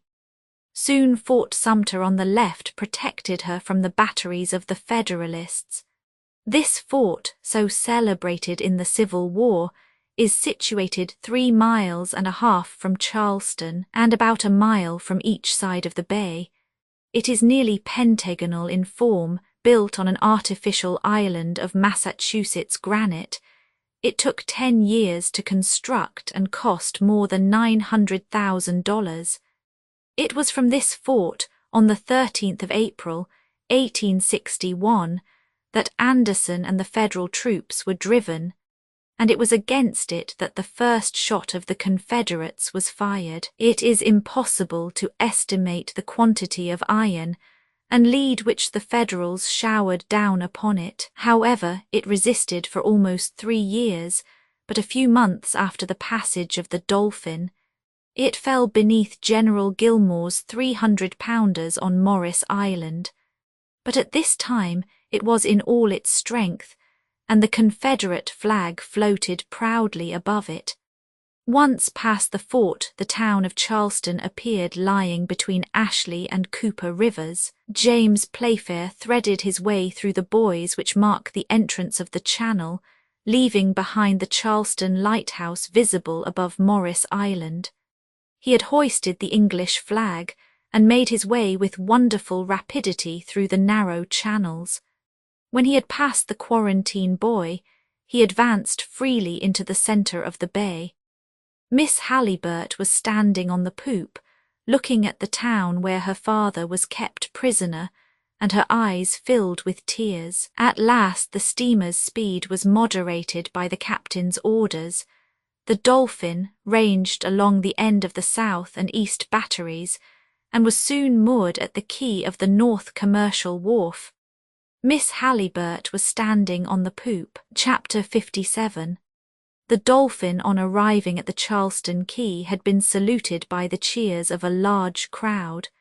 The inhabitants of this town, strictly blockaded by sea, were not accustomed to visits from European ships. They asked each other, not without astonishment, what this great steamer, proudly bearing the English flag, had come to do in their waters. But when they learned the object of her voyage, and why she had just forced the passage Sullivan, when the report spread that she carried a cargo of smuggled ammunition, the cheers and joyful cries were redoubled. James Playfair, without losing a moment, entered into negotiation with General Beauregard, the military commander of the town. The latter eagerly received the young captain of the Dolphin, who had arrived in time to provide the soldiers with the clothes and ammunition they were so much in want of. It was agreed that the unloading of the ship should take place immediately, and numerous hands came to help the English sailors. Before quitting his ship, James Playfair had received from Miss Halliburtt the most pressing injunctions with regard to her father, and the captain had placed himself entirely at the young girl's service. "Miss Jenny," he had said, "you may rely on me.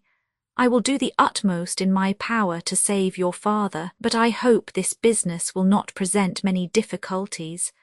I shall go and see General Beauregard today, and without asking him at once for Mr. Halliburtt's liberty, I shall learn in what situation he is, whether he is on bail or a prisoner." "My poor father," replied Jenny, sighing. "He little thinks his daughter is so near him. Oh, that I could fly into his arms." "A little patience, Miss Jenny, you will soon embrace your father. Rely upon my acting with the most entire devotion, but also with prudence and consideration. This is why James Playfair, after having delivered the cargo of the Dolphin up to the General, and bargained for an immense stock of cotton, faithful to his promise, turned the conversation to the events of the day. "So," said he, "you believe in the triumph of the slave-holders. I do not for a moment doubt of our final success, and as regards Charleston, Lee's army will soon relieve it. Besides, what do you expect from the abolitionists? Admitting that which will never be, that the commercial towns of Virginia, the 2 Carolinas, Georgia, Alabama, fall under their power, what then? Will they be masters of a country they can never occupy? No, certainly not. And for my part, if they are ever victorious, they shall pay dearly for it, and you are quite sure of your soldiers. Ask the captain. You are not afraid that Charleston will grow weary of a siege which is ruining her?" "No, I do not fear treason. Besides, the traitors would be punished remorselessly, and I would destroy the town itself by sword or fire if I discovered the least Unionist movement. Jefferson Davis confided Charleston to me, and you may be sure that Charleston is in safe hands." "Have you any Federal prisoners?" asked James Playfair, coming to the interesting object of the conversation. "Yes, Captain," replied the General. "It was at Charleston that the first shot of separation was fired. The abolitionists who were here attempted to resist, and after being defeated they have been kept as prisoners of war." "And have you many?" "About 100. Free in the town they were until I discovered a plot formed by them. Their chief succeeded in establishing a communication with the besiegers, who were thus informed of the situation of affairs in the town. I was then obliged to lock up these dangerous guests, and several of them will only leave their prison to ascend the slope of the citadel, where 10 Confederate balls will reward them for their federalism." "What, to be shot?" cried the young man, shuddering involuntarily. "Yes, and their chief first of all. He is a very dangerous man to have in a besieged town. I have sent his letters to the President at Richmond, and before a week is past his sentence will be irrevocably passed." "Who is this man you speak of?" asked James Playfair with an assumed carelessness. A journalist from Boston, a violent abolitionist with the confounded spirit of Lincoln. And his name, Jonathan Halliburtt. Poor wretch, exclaimed James, suppressing his emotion. Whatever he may have done, one cannot help pitying him, and you think that he will be shot? I am sure of it, replied Beauregard. What can you expect? War is war, one must defend oneself as best one can. Well, it is nothing to me, said the captain. I shall be far enough away when this execution takes place. What, you are thinking of going away already? Yes, General, business must be attended to. As soon as my cargo of cotton is on board, I shall be out to sea again. I was fortunate enough to enter the bay, but the difficulty is in getting out again. The Dolphin is a good ship. She can beat any of the Federal ships for speed, but she does not pretend to distance cannon balls, and a shell in her hull or engine would seriously affect my enterprise. As you please, Captain, replied Beauregard. I have no advice to give you under such circumstances. You are doing your business, and you are right. I should act in the same manner were I in your place. Besides, a stay at Charleston is not very pleasant, and a harbour where shells are falling 3 days out of 4 is not a safe shelter for your ship. So you will set sail when you please. But can you tell me what is the number and the force of the Federal ships cruising before Charleston? James Playfair did his best to answer the General, and took leave of him on the best of terms. Then he returned to the Dolphin, very thoughtful and very depressed from what he had just heard. What shall I say to Miss Jenny? Ought I to tell her of Mr. Halliburtt's terrible situation, or would it be better to keep her in ignorance of the trial which is awaiting her? Poor child! He had not gone 50 steps from the governor's house when he ran against Croxton. The worthy American had been watching for him since his departure. Well, Captain, James Playfair looked steadily at Croxton, and the latter soon understood he had no favourable news to give him. Have you seen Beauregard? He asked. Yes, replied James Playfair. And have you spoken to him about Mr. Halliburtt? No, it was he who spoke to me about him.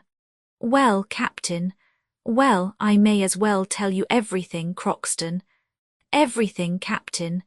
General Beauregard has told me that your master will be shot within a week. At this news anyone else but Croxton would have grown furious or given way to bursts of grief, but the American, who feared nothing, only said with almost a smile on his lips, "Pooh, what does it matter? How, what does it matter?" cried James Playfair. I tell you that Mr. Halliburtt will be shot within a week, and you answer, what does it matter? And I mean it, if in 6 days he is on board the Dolphin, and if in 7 days the Dolphin is on the open sea. Right, exclaimed the captain, pressing Croxton's hand. I understand, my good fellow, you have got some pluck. And for myself, in spite of Uncle Vincent, I would throw myself overboard for Miss Jenny. No one need be thrown overboard, replied the American. Only the fish would gain by that. The most important business now is to deliver Mr. Halliburtt. But you must know that it will be difficult to do so. Pooh, exclaimed Croxton. It is a question of communicating with a prisoner strictly guarded. Certainly. And to bring about an almost miraculous escape. Nonsense, exclaimed Croxton. A prisoner thinks more of escaping than his guardian thinks of keeping him. That's why, thanks to our help, Mr. Halliburtt will be saved. You are right, Croxton, always right. But now what will you do? There must be some plan, and there are precautions to be taken. I will think about it. But when Miss Jenny learns that her father is condemned to death and that the order for his execution may come any day, she will know nothing about it, that is all. Yes, it will be better for her and for us to tell her nothing. Where is Mr. Halliburtt imprisoned? Asked Croxton. In the citadel, replied James Playfair. Just so, on board now. On board Croxton, Chapter 58. Miss Jenny, sitting at the poop of the Dolphin, was anxiously waiting the captain's return. When the latter went up to her, she could not utter a word, but her eyes questioned James Playfair more eagerly than her lips could have done. The latter, with Croxton's help, informed the young girl of the facts relating to her father's imprisonment. He said that he had carefully broached the subject of the prisoners of war to Beauregard, but as the general did not seem disposed at all in their favour, he had thought it better to say no more about it but think the matter over again. Since Mr. Halliburtt is not free in the town, his escape will be more difficult, but I will finish my task, and I promise you, Miss Jenny, that the Dolphin shall not leave Charleston without having your father on board. Thank you, Mr. James, I thank you with my whole heart. I promise you, Miss Jenny. At these words, James Playfair felt a thrill of joy through his whole being. He approached the young girl with moist eyes and quivering lips. Perhaps he was going to make an avowal of the sentiments he could no longer repress when Croxton interfered. "This is no time for grieving," said he. "We must go to work and consider what to do." "Have you any plan, Croxton?" asked the young girl. "I always have a plan," replied the American. "It is my peculiarity." "But a good one," said James Playfair. "Excellent, and all the ministers in Washington could not devise a better. It is almost as good as if Mr. Halliburtt was already on board." Croxton spoke with such perfect assurance, at the same time with such simplicity, that it must have been the most incredulous person who could doubt his words. "We are listening, Croxton," said James Playfair. "Good. You, Captain, will go to General Beauregard and ask a favour of him which he will not refuse you." "And what is that?" "You will tell him that you have on board a tiresome subject, a scamp who has been very troublesome during the voyage and excited the crew to revolt. You will ask of him permission to shut him up in the citadel, at the same time on the condition that he shall return to the ship on her departure in order to be taken back to England to be delivered over to the justice of his country." "Good," said James Playfair, half smiling. "I will do all that, and Beauregard will grant my request very willingly." "I am perfectly sure of it," replied the American. "But," resumed Playfair, "one thing is wanting." "What is that?" "The scamp. He is before you, Captain. What the rebellious subject? It is myself, don't trouble yourself about that." "Oh, you brave, generous heart," cried Jenny, pressing the American's rough hands between her small white palms. "Go, Croxton," said James Playfair. "I understand you, my friend, and I only regret one thing, that is that I cannot take your place." "Everyone his part," replied Croxton. "If you put yourself in my place you would be very much embarrassed, which I shall not be. You will have enough to do later on to get out of the harbour under the fire of the Feds and Rebs, which for my part I should manage very badly." "Well, Croxton, go on. Once in the citadel, I know it, I shall see what to do, and rest assured I shall do my best. In the meanwhile you will be getting your cargo on board." "Oh, business is now a very unimportant detail," said the captain. "Not at all, and what would your Uncle Vincent say to that? We must join sentiment with work, it will prevent suspicion, but do it quickly. Can you be ready in 6 days? "Yes." "Well, let the Dolphin be ready to start on the 22nd. "She shall be ready." On the evening of the 22nd of January, you understand, send a shore boat with your best men to White Point at the end of the town. Wait there till 9 o'clock, and then you will see Mr. Halliburtt and your servant. But how will you manage to effect Mr. Halliburtt's deliverance and also escape yourself? That's my lookout. Dear Croxton, you are going to risk your life then to save my father. Don't be uneasy, Miss Jenny, I shall risk absolutely nothing, you may believe me." "Well," asked James Playfair, When must I have you locked up? Today, you understand, I demoralize your crew. There is no time to be lost. Or would you like any money? It may be of use to you in the citadel. Money to buy the jailer. Oh no, it would be a poor bargain. When one goes there, the jailer keeps the money and the prisoner. No, I have surer means than that. However, a few dollars may be useful. One must be able to drink if needs be, and intoxicate the jailer. No, an intoxicated jailer would spoil everything. No, I tell you I have an idea. Let me work it out. Here, my good fellow, are $10. It is too much, but I will return what is over. Well then, are you ready? Quite ready to be a downright rogue. Let us go to work then. Crockston, said the young girl in a faltering voice, you are the best man on earth. As I know it, replied the American, laughing good-humouredly. By the by, Captain, an important item. What is that? If the general proposes to hang your rebel, you know that military men like sharp work. Well, Crockston, well, you will say that you must think about it.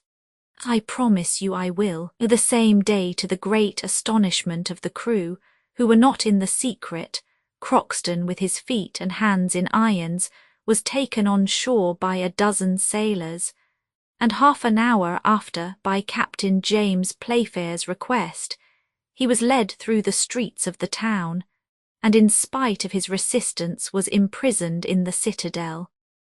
During this and the following days, the unloading of the Dolphin was rapidly accomplished. The steam cranes lifted out the European cargo to make room for the native goods. The people of Charleston who were present at this interesting work helped the sailors, whom they held in great respect, but the captain did not leave the brave fellows much time for receiving compliments. He was constantly behind them, and urged them on with a feverish activity, the reason of which the sailors could not suspect. 3 days later, on the 18th of January, the first bales of cotton began to be packed in the hold. Although James Playfair troubled himself no more about it, the firm of Playfair and Co.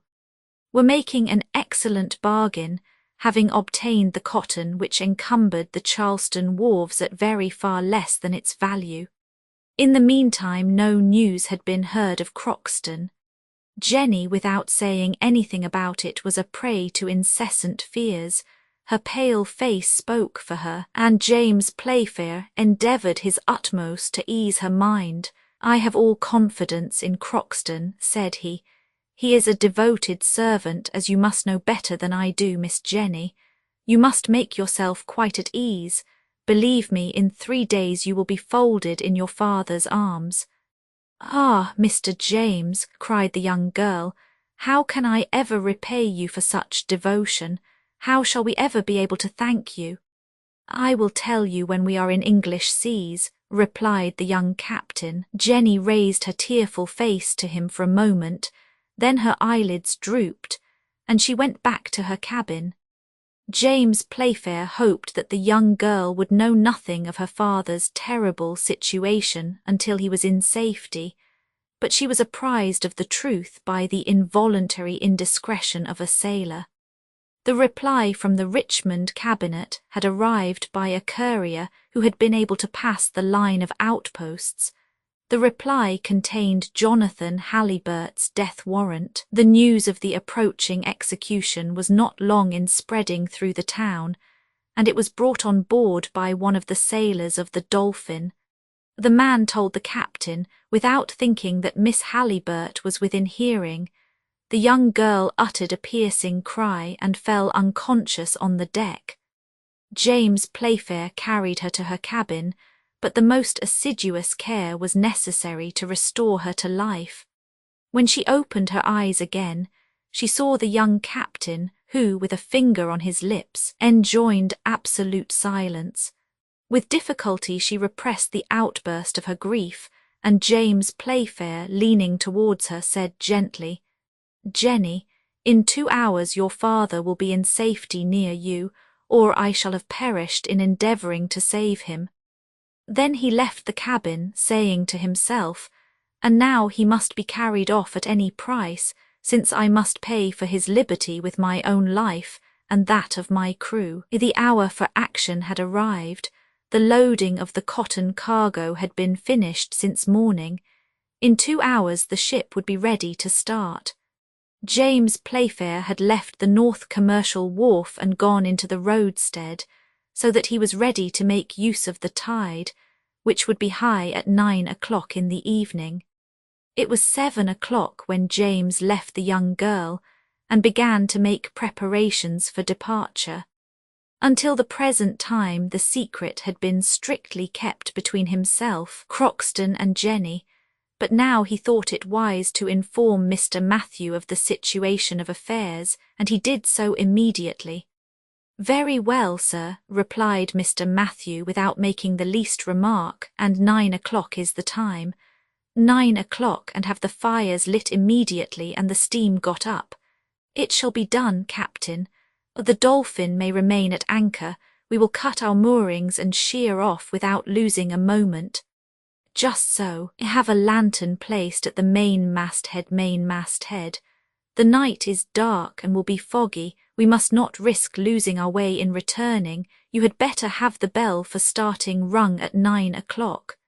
"Your orders shall be punctually attended to, Captain. And now, Mr. Matthew, have a shore boat manned with 6 of our best men. I am going to set out directly for White Point. I leave Miss Jenny in your charge, and may God protect us."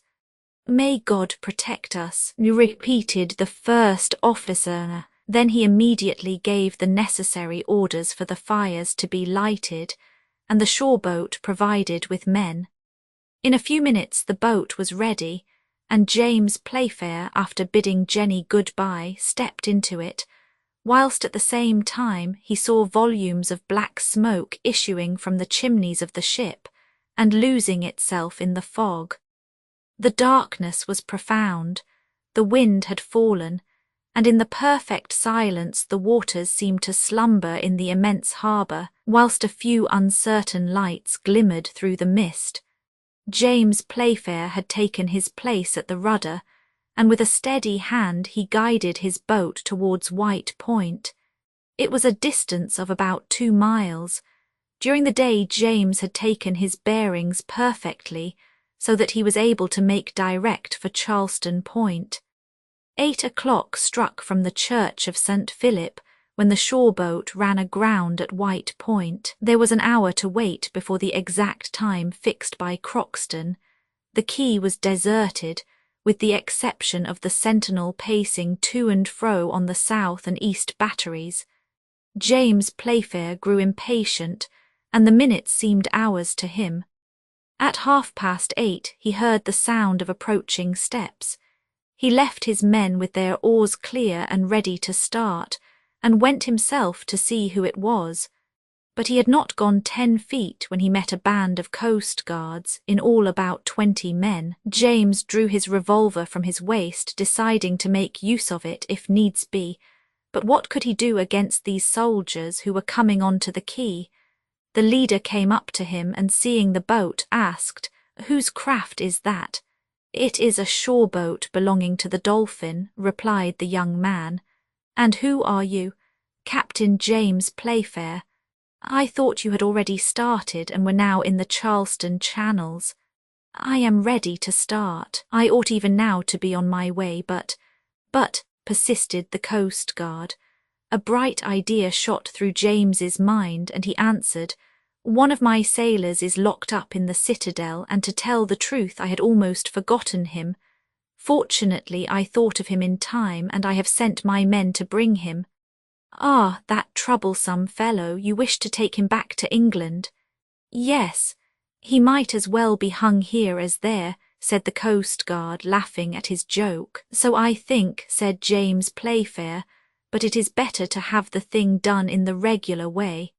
"Not much chance of that, Captain, when you have to face the Morris Island batteries. Don't alarm yourself, I got in and I'll get out again. Prosperous voyage to you. Thank you." With this the men went off and the shore was left silent. At this moment 9 o'clock struck. It was the appointed moment. James felt his heart beat violently. A whistle was heard. He replied to it, then he waited, listening with his hand up to enjoin perfect silence on the sailors. A man appeared enveloped in a large cloak, and looking from one side to another, James ran up to him. "Mr. Halliburtt, Mr. Halliburtt." "I am he," replied the man with the cloak. "God be praised," cried James Playfair.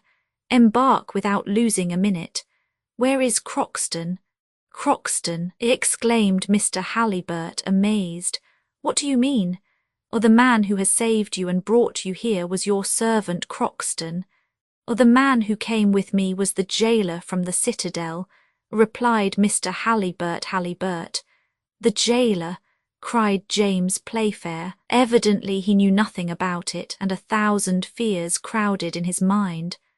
"Quite right, the jailer," cried a well-known voice. "The jailer is sleeping like a top in my cell." "Croxton, you, can it be you?" exclaimed Mr. Halliburtt.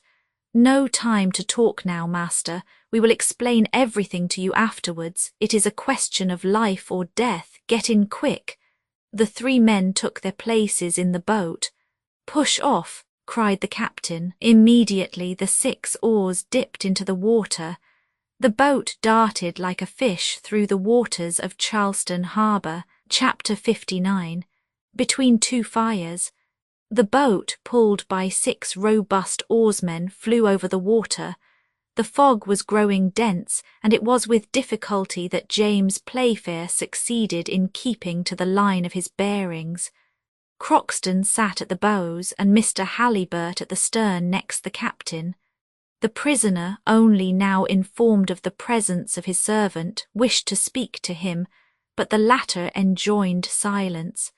However, a few minutes later, when they were in the middle of the harbour, Croxton determined to speak, knowing what thoughts were uppermost in Mr. Halliburtt's mind.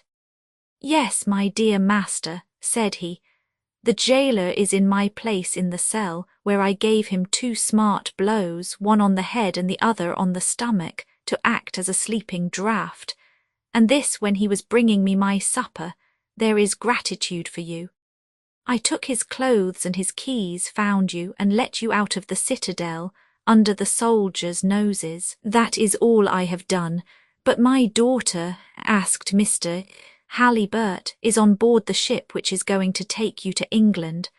"My daughter there," cried the American, springing from his seat. "Silence," replied Croxton. "A few minutes and we shall be saved." The boat flew through the darkness, but James Playfair was obliged to steer rather by guess, as the lanterns of the Dolphin were no longer visible through the fog. He was undecided what direction to follow, and the darkness was so great that the rowers could not even see to the end of their oars. "Well, Mr. James," said Croxton. "We must have made more than 1.5 miles," replied the captain. "You don't see anything, Croxton." "Nothing. Nevertheless, I have good eyes, but we shall get there all right. They don't suspect anything out there." These words were hardly finished when the flash of a gun gleamed for an instant through the darkness and vanished in the mist. "A signal," cried James Playfair. "Phew!" exclaimed Croxton. "It must have come from the citadel. Let us wait." A second, then a third shot was fired in the direction of the first, and almost the same signal was repeated 1 mile in front of the shore boat. "That is from Fort Sumter," cried Croxton, "and it is the signal of escape. Urge on the men, everything is discovered." "Pull for your lives, my men," cried James Playfair, urging on the sailors. "Those gunshots cleared my route. The Dolphin is 800 yards ahead of us. Stop, I hear the bell on board. Hurrah, there it is again. £20 for you if we are back in 5 minutes. The boat skimmed over the waves under the sailors' powerful oars. A cannon boomed in the direction of the town. Croxton heard a ball whiz past them. The bell on the Dolphin was ringing loudly. A few more strokes and the boat was alongside. A few more seconds and Jenny fell into her father's arms. Jenny fell into her father's arms. The shore boat was immediately raised and James Playfair sprang on to the poop. "Is the steam up, Mr. Matthew?" "Yes, Captain." "Have the moorings cut at once." A few minutes later the two screws carried the steamer towards the principal channel away from Fort Sumter. "Mr. Matthew," said James, "we must not think of taking the Sullivan Island channel. We should run directly under the Confederate guns. Let us go as near as possible to the right side of the harbour out of range of the Federal batteries. Have you a safe man at the helm?" "Yes, Captain." "Have the lanterns and the fires on deck extinguished. There is a great deal too much light, but we cannot help the reflection from the engine rooms." During this conversation, the Dolphin was going at a great speed, but in altering her course to keep to the right side of the Charleston harbour, she was obliged to enter a channel which took her for a moment near Fort Sumter, and when scarcely half a mile off all the guns bearing on her were discharged at the same time, and a shower of shot and shell passed in front of the Dolphin with a thundering report. "Too soon, stupids," cried James Playfair with a burst of laughter. Make haste, Mr. Engineer, we shall get between two fires." The stokers fed the furnaces, and the Dolphin trembled all over with the effort of the engine as if she was on the point of exploding. At this moment a second report was heard, and another shower of balls whizzed behind the Dolphin. "Too late, stupids," cried the young captain with a regular roar. Then Croxton, who was standing on the poop, cried, "That's one past. A few minutes more and we shall have done with the Rebs." "Then do you think we have nothing more to fear from Fort Sumter?" asked James. "Nothing at all, but everything from Fort Moultrie at the end of Sullivan Island. But they will only get a chance at us for half a minute, and then they must choose their time well, and shoot straight if they want to reach us. We are getting near." "Right, the position of Fort Moultrie will allow us to go straight for the principal channel. Fire away then, fire away." At the same moment, and as if in obedience to James Playfair, the fort was illuminated by a triple line of lightning. A frightful crash was heard, then a crackling sound on board the steamer. "Touched this time," exclaimed Croxton. "Mr. Matthew," cried the captain to his second, who was stationed at the bows, "what has been damaged?" "The bowsprit broken." "Any wounded?" "No, Captain." "Well then, the masts may go to Jericho, straight into the pass, straight, and steer towards the island." "We have passed the Rebs," cried Croxton, "and if we must have balls in our hull, I would much rather have the Northerners. They are more easily digested."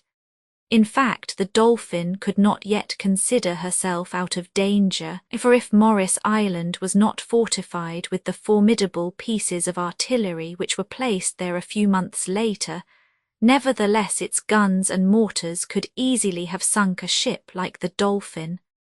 The alarm had been given to the Federals on the island, and to the blockading squadron, by the firing from Forts Sumter and Moultrie. The besiegers could not make out the reason of this night attack.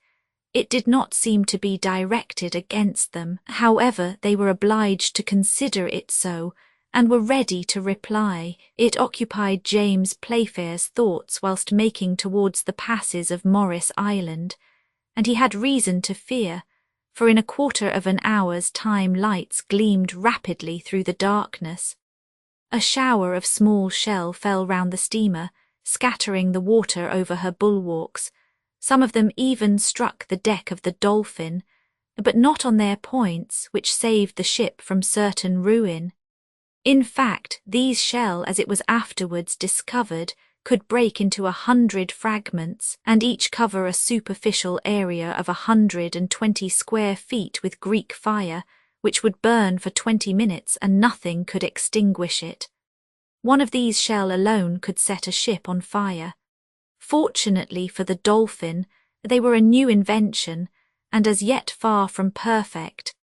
Once thrown into the air, a false rotary movement kept them inclined, and when falling instead of striking on their points where is the percussion apparatus, they fell flat. This defect in construction alone saved the dolphin.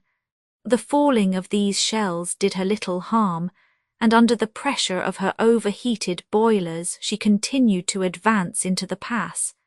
At this moment, and in spite of his orders, Mr. Halliburtt and his daughter went to James Playfair on the poop. The latter urged them to return to their cabins, but Jenny declared that she would remain by the captain. As for Mr. Halliburtt, who had just learnt all the noble conduct of his deliverer, he pressed his hand without being able to utter a word. The Dolphin was speeding rapidly towards the open sea. There were only 3 miles more before she would be in the waters of the Atlantic. If the pass was free at its entrance, she was saved. James Playfair was wonderfully well acquainted with all the secrets of Charleston Bay, and he guided his ship through the darkness with an unerring hand. He was beginning to think his daring enterprise successful when a sailor on the forecastle cried, "A ship! A ship!" cried James. "Yes, on the larboard side." The fog had cleared off and a large frigate was seen making towards the pass in order to obstruct the passage of the Dolphin. It was necessary, cost what it might, to distance her and urge the steam engine to an increase of speed, or all was lost. "Port the helm at once," cried the captain. Then he sprang on to the bridge above the engine.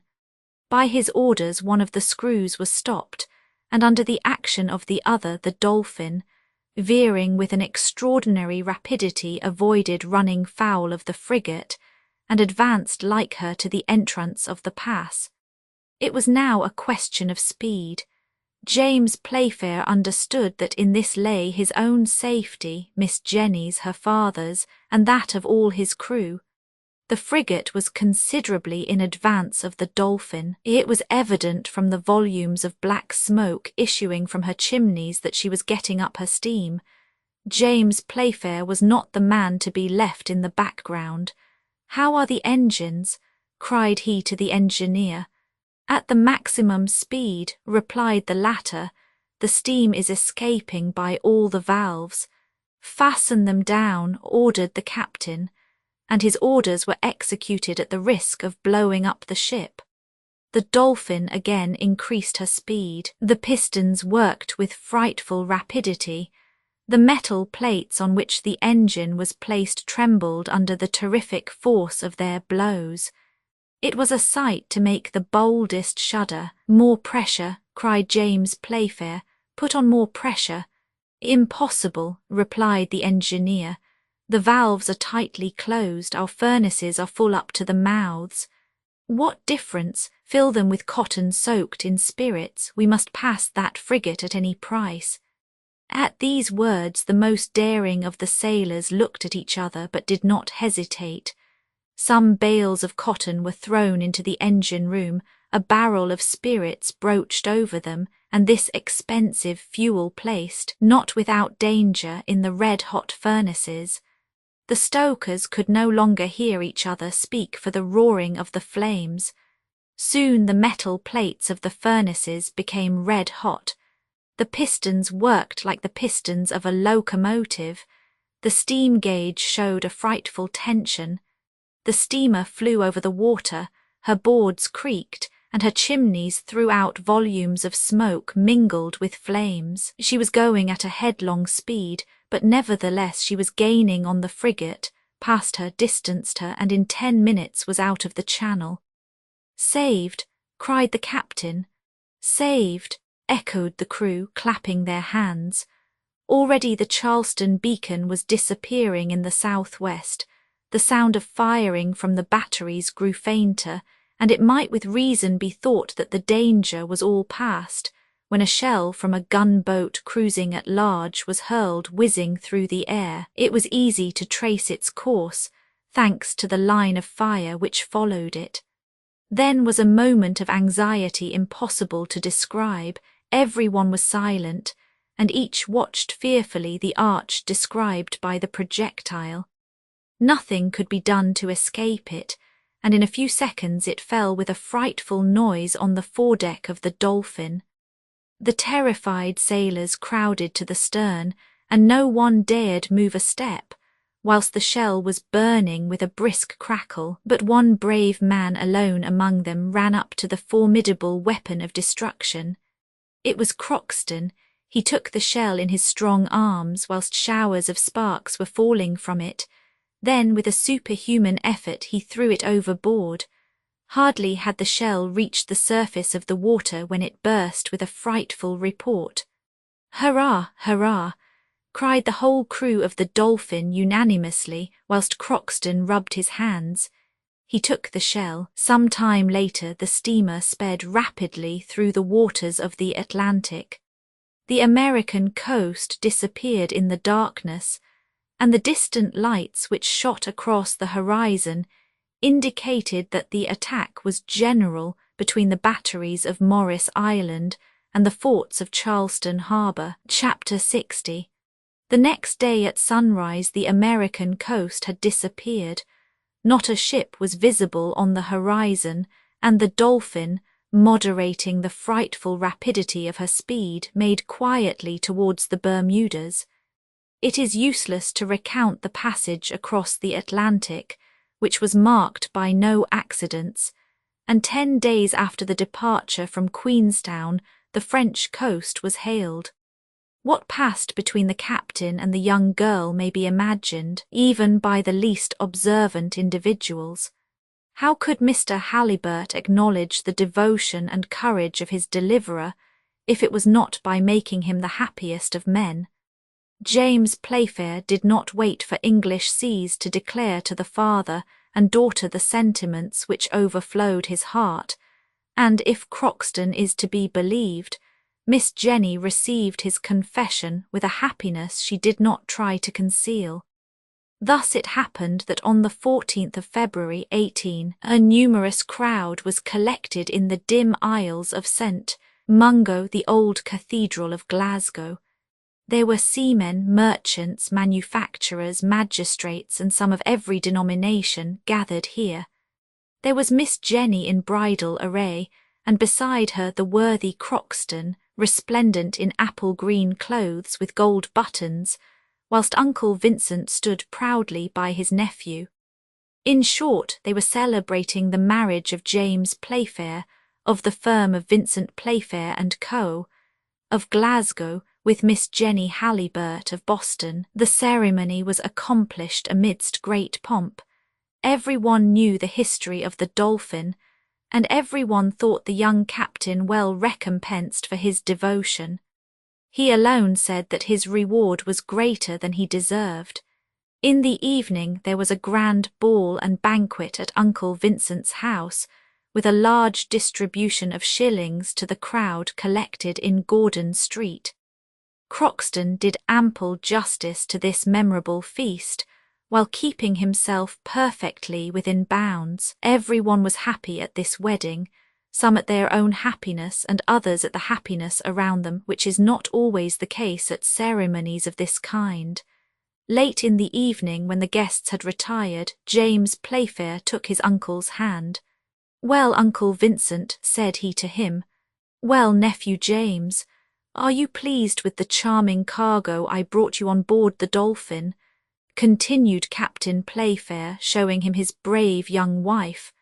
"I am quite satisfied," replied the worthy merchant. "I have sold my cotton at 375 per cent. profit. Well, Uncle Vincent, the end. Transcribers note where hyphenation occurs on a line break. The decision to retain or remove is based on occurrences elsewhere in the text.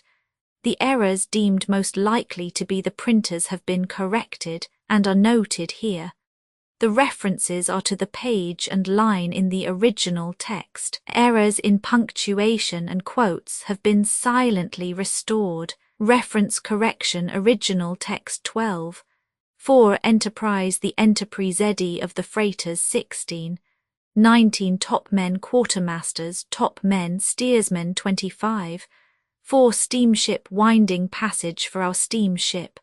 Illu's 26 capstan bars, every man at the capstan bars 37, 14 skylight side skylights, supported on 37, 15 upper deck with the upper deck by wide 45, 15 ironwork, not a piece of ironwork, remaining 48, 15 upper deck passengers stood on the upper deck 56, 31 statistician, the universal statistician 73, 4 upper deck, the upper deck at the stern 80, 11 upper deck couple on to the upper deck 89, 11 ahead, 1 ring signifies ship ahead 91, 20 ahead with the wind ahead and 105, 6 upper deck on to the upper decks, the scene 113, 7 cracks glimmered through the creeks 117, 7 Pleiades, the Pleiades ascended the celestial 119,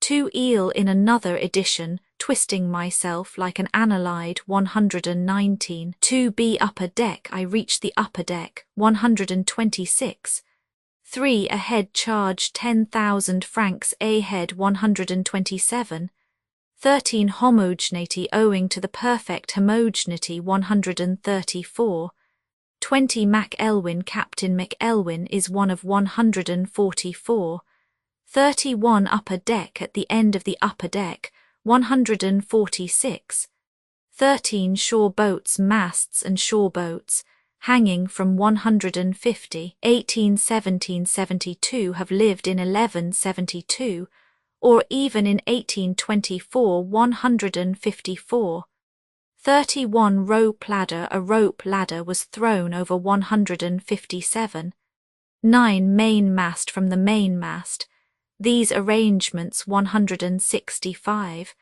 21 statistician Cockburn, the statistician who had 166, 3 statistician and the statistician left me 169, 12 Montmartre, the Boulevard Montmartre of Paris 186, 3 Trenton Trendion, New Jersey 198, 24 500 horsepower were from 204, 35 Wilmington Orleans, Wilmington and Savannah 204, 36 Charleston going straight to Charleston WN 205, 4 Charleston WN is overwhelmed 216, 27 Some so me incomprehensible words 217, 35 Foremast, the main on the foremast 219, 9 Foremast from the foremast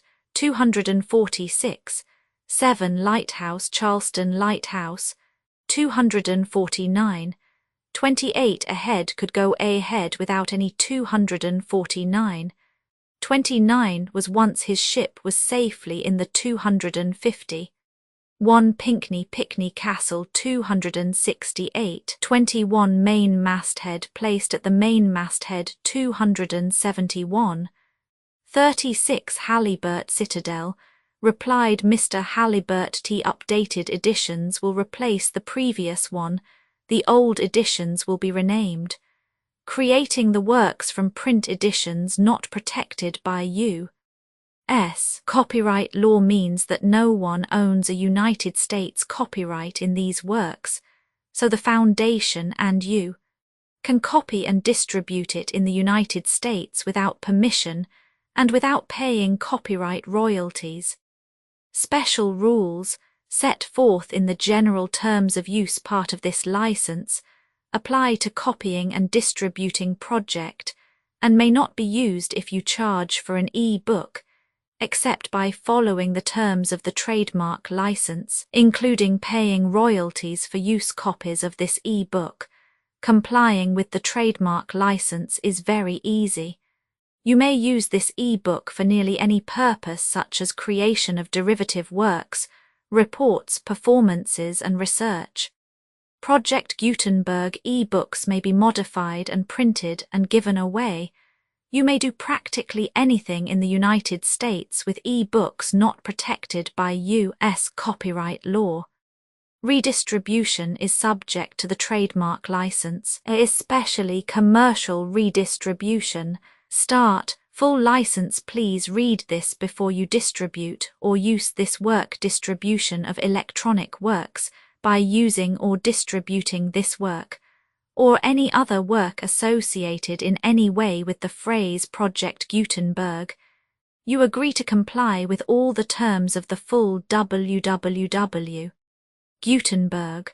org/license.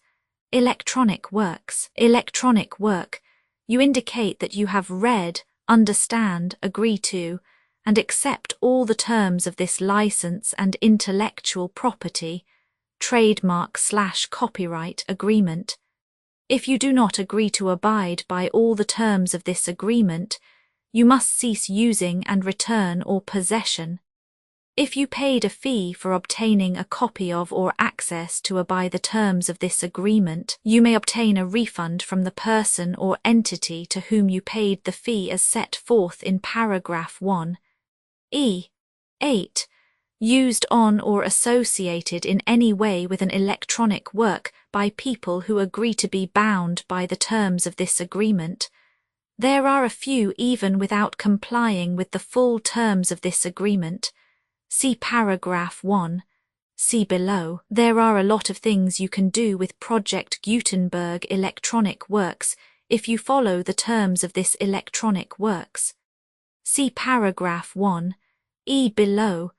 Foundation or PGLAF owns a compilation copyright in the collection. Works in the collection are in the public domain in the United States. If an individual work is unprotected by copyright law in the United States, and you are located in the United States, we do not claim a right to prevent you from copying, distributing, performing, displaying or creating derivative works based on the work, as long as works in compliance with the terms of this agreement. For keeping the comply with the terms of this agreement, by keeping this work in the you share it without charge with others. 1. D. The copyright laws of the place where you are located also govern what you can do with this work. Copyright laws in most countries are in a constant state of change. If you are outside the United States, check the laws of your country in addition to the terms of this agreement before downloading, copying, displaying, performing, distributing or creating derivative works based on this work, or any representations concerning the copyright status of any work in any country other than the United States. 1. E1. The following sentence with active links to or other performed, viewed, copied or distributed. This e-book is for the use of anyone anywhere in the United States and most other parts of the world at no cost and with almost no restrictions whatsoever. You may copy it, give it away or reuse it under the terms at www.gutenberg.org. If you are not located in the United States, you will have to check the laws of the country where you are located before using this e-book. Derived from texts not protected by U.S. copyright law, does not contain a notice indicating that it is posted with permission of the copyright holder. The work can be copied and distributed to anyone in the United States without paying any fees or charges. If you are redistributing or providing access to a work with the phrase Project Gutenberg associated with or appearing on the work, you must comply either with the requirements of paragraphs 1, E1 through 1, E7 or trademark as set forth in paragraphs 1, E8 or 1, E9. With the permission of the copyright holder, your use and distribution must comply with both paragraphs 1, E1 through 1, E7 and any additional terms imposed by the copyright holder. Additional terms posted with the permission of the copyright holder found at the beginning of this work. License terms from this work, or any files containing a part of this. 1 E5. Do not copy, display, perform, distribute or redistribute this electronic work, or any part of this electronic work, without prominently displaying the sentence set forth in paragraph 1. E1 with active links or immediate access to the full terms of the Project Gutenberg license. 1E6. You may convert to and distribute this work in any binary, compressed, marked up, non-proprietary or proprietary form, including any word processing or hypertext form. However, if you provide access other than plain vanilla ASCII or other format used in the official www.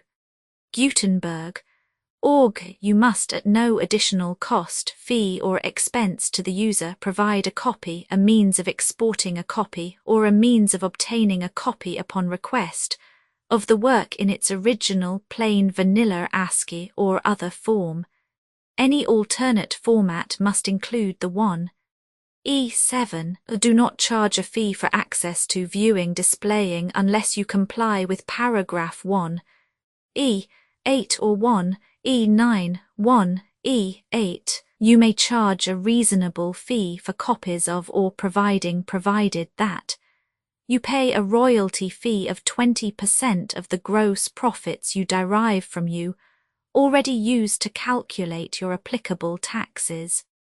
The fee is owed agreed to donate royalties under this paragraph to the Project Gutenberg Literary Archive Foundation. Royalty payments must be paid within 60 days following each date on which you prepare, or are legally required to prepare, your periodic tax returns.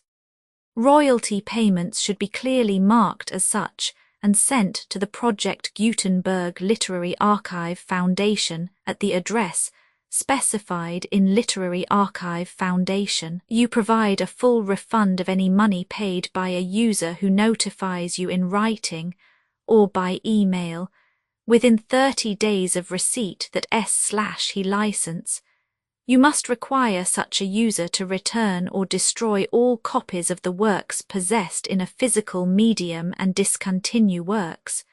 You provide, in accordance with paragraph 1F3, a full refund of any money paid for a work or a replacement copy, if a defect in the electronic work is discovered and reported to you within 90 days of receipt of the work.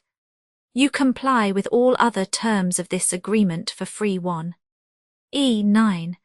If you wish to charge a fee or distribute a Project Gutenberg trademark electronic work or group of works on different terms than are set forth in this agreement, you must obtain permission in writing forth in section 3 below.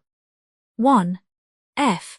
Effort to identify, do copyright research on, transcribe and proofread works not protected by U.S. copyright law in creating the project electronic works, and the medium on which they may be stored, may contain defects, such as but not limited to incomplete, inaccurate or corrupt data, transcription errors, a copyright or other intellectual property infringement, a defective or damaged disk or other medium, a computer virus, or computer codes that damage or cannot be read by your equipment. 1F2.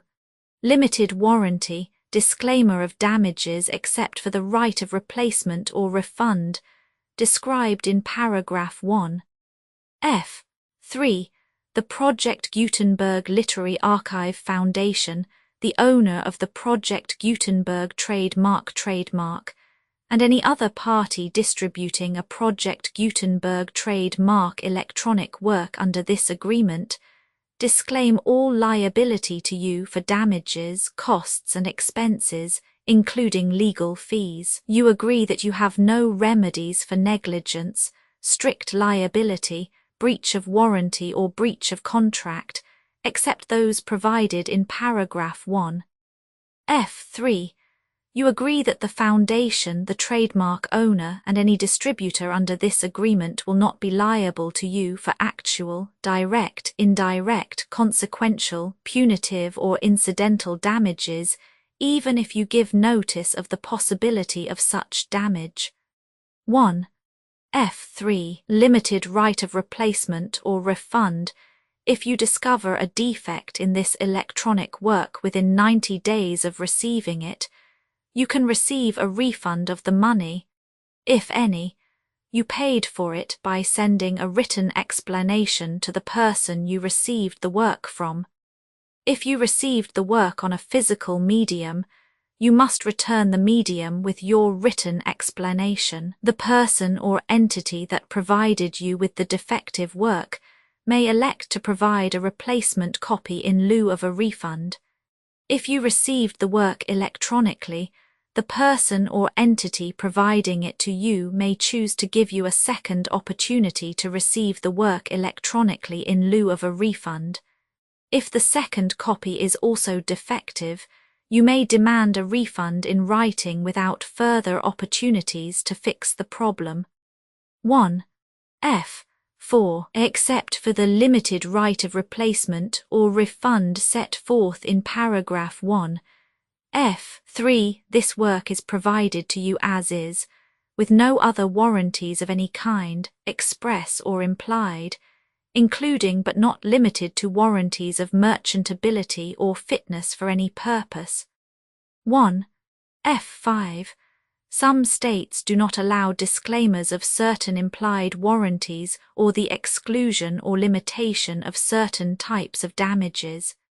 If any disclaimer or limitation set forth in this agreement violates the law of the state applicable to this agreement, the agreement shall be interpreted to make the maximum disclaimer or limitation permitted by the applicable state law. The invalidity or unenforceability of any provision of this agreement shall not void the remaining provisions. 1.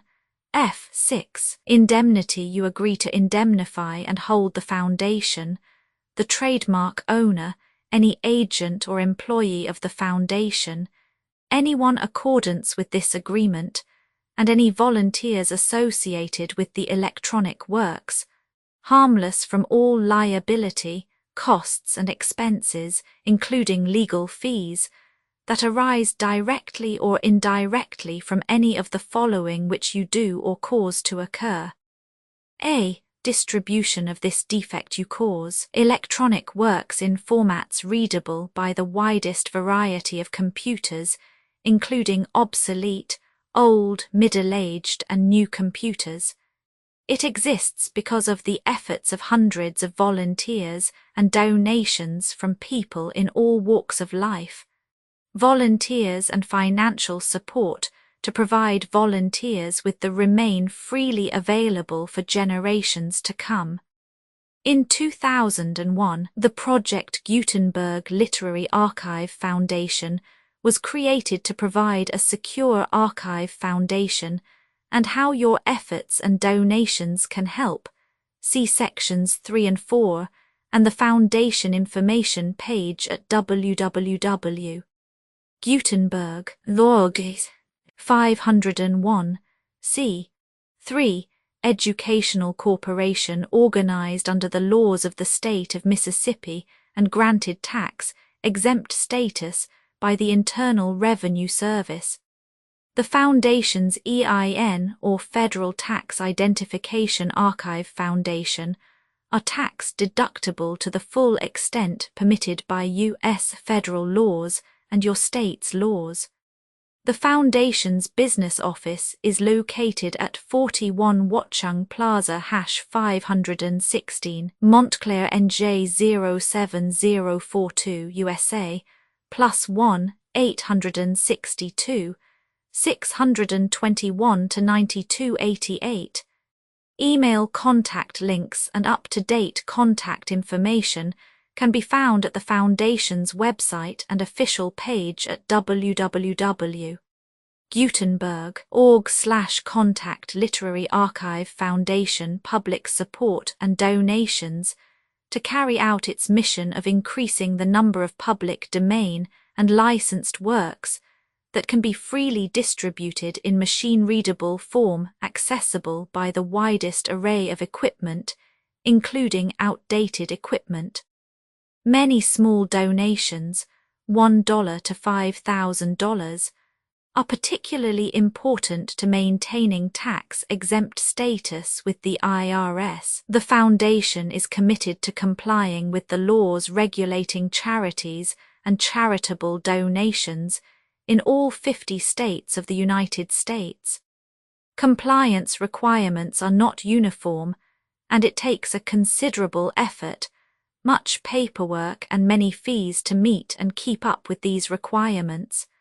We do not solicit donations in locations where we have not received written confirmation of compliance. To send donations or determine the status of compliance for any particular state, visit www.gutenberg.org/donate. While we cannot and do not solicit contributions from states where we have not met the solicitation requirements, we know of no prohibition against accepting unsolicited donations from donors in such states who approach us with offers to donate. International donations are gratefully accepted, but we cannot make any statements concerning tax treatment of donations received from outside the United States. U.S. laws alone swamp our small staff. Methods and addresses. Donations are accepted in a number of other ways, including checks, online payments, and credit card donations.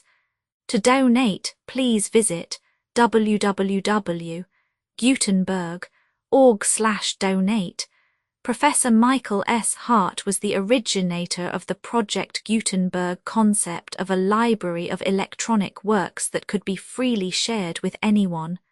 For 40 years he produced and volunteer support editions, all of which are confirmed as not protected by copyright in the U.S. unless a copyright notice is included.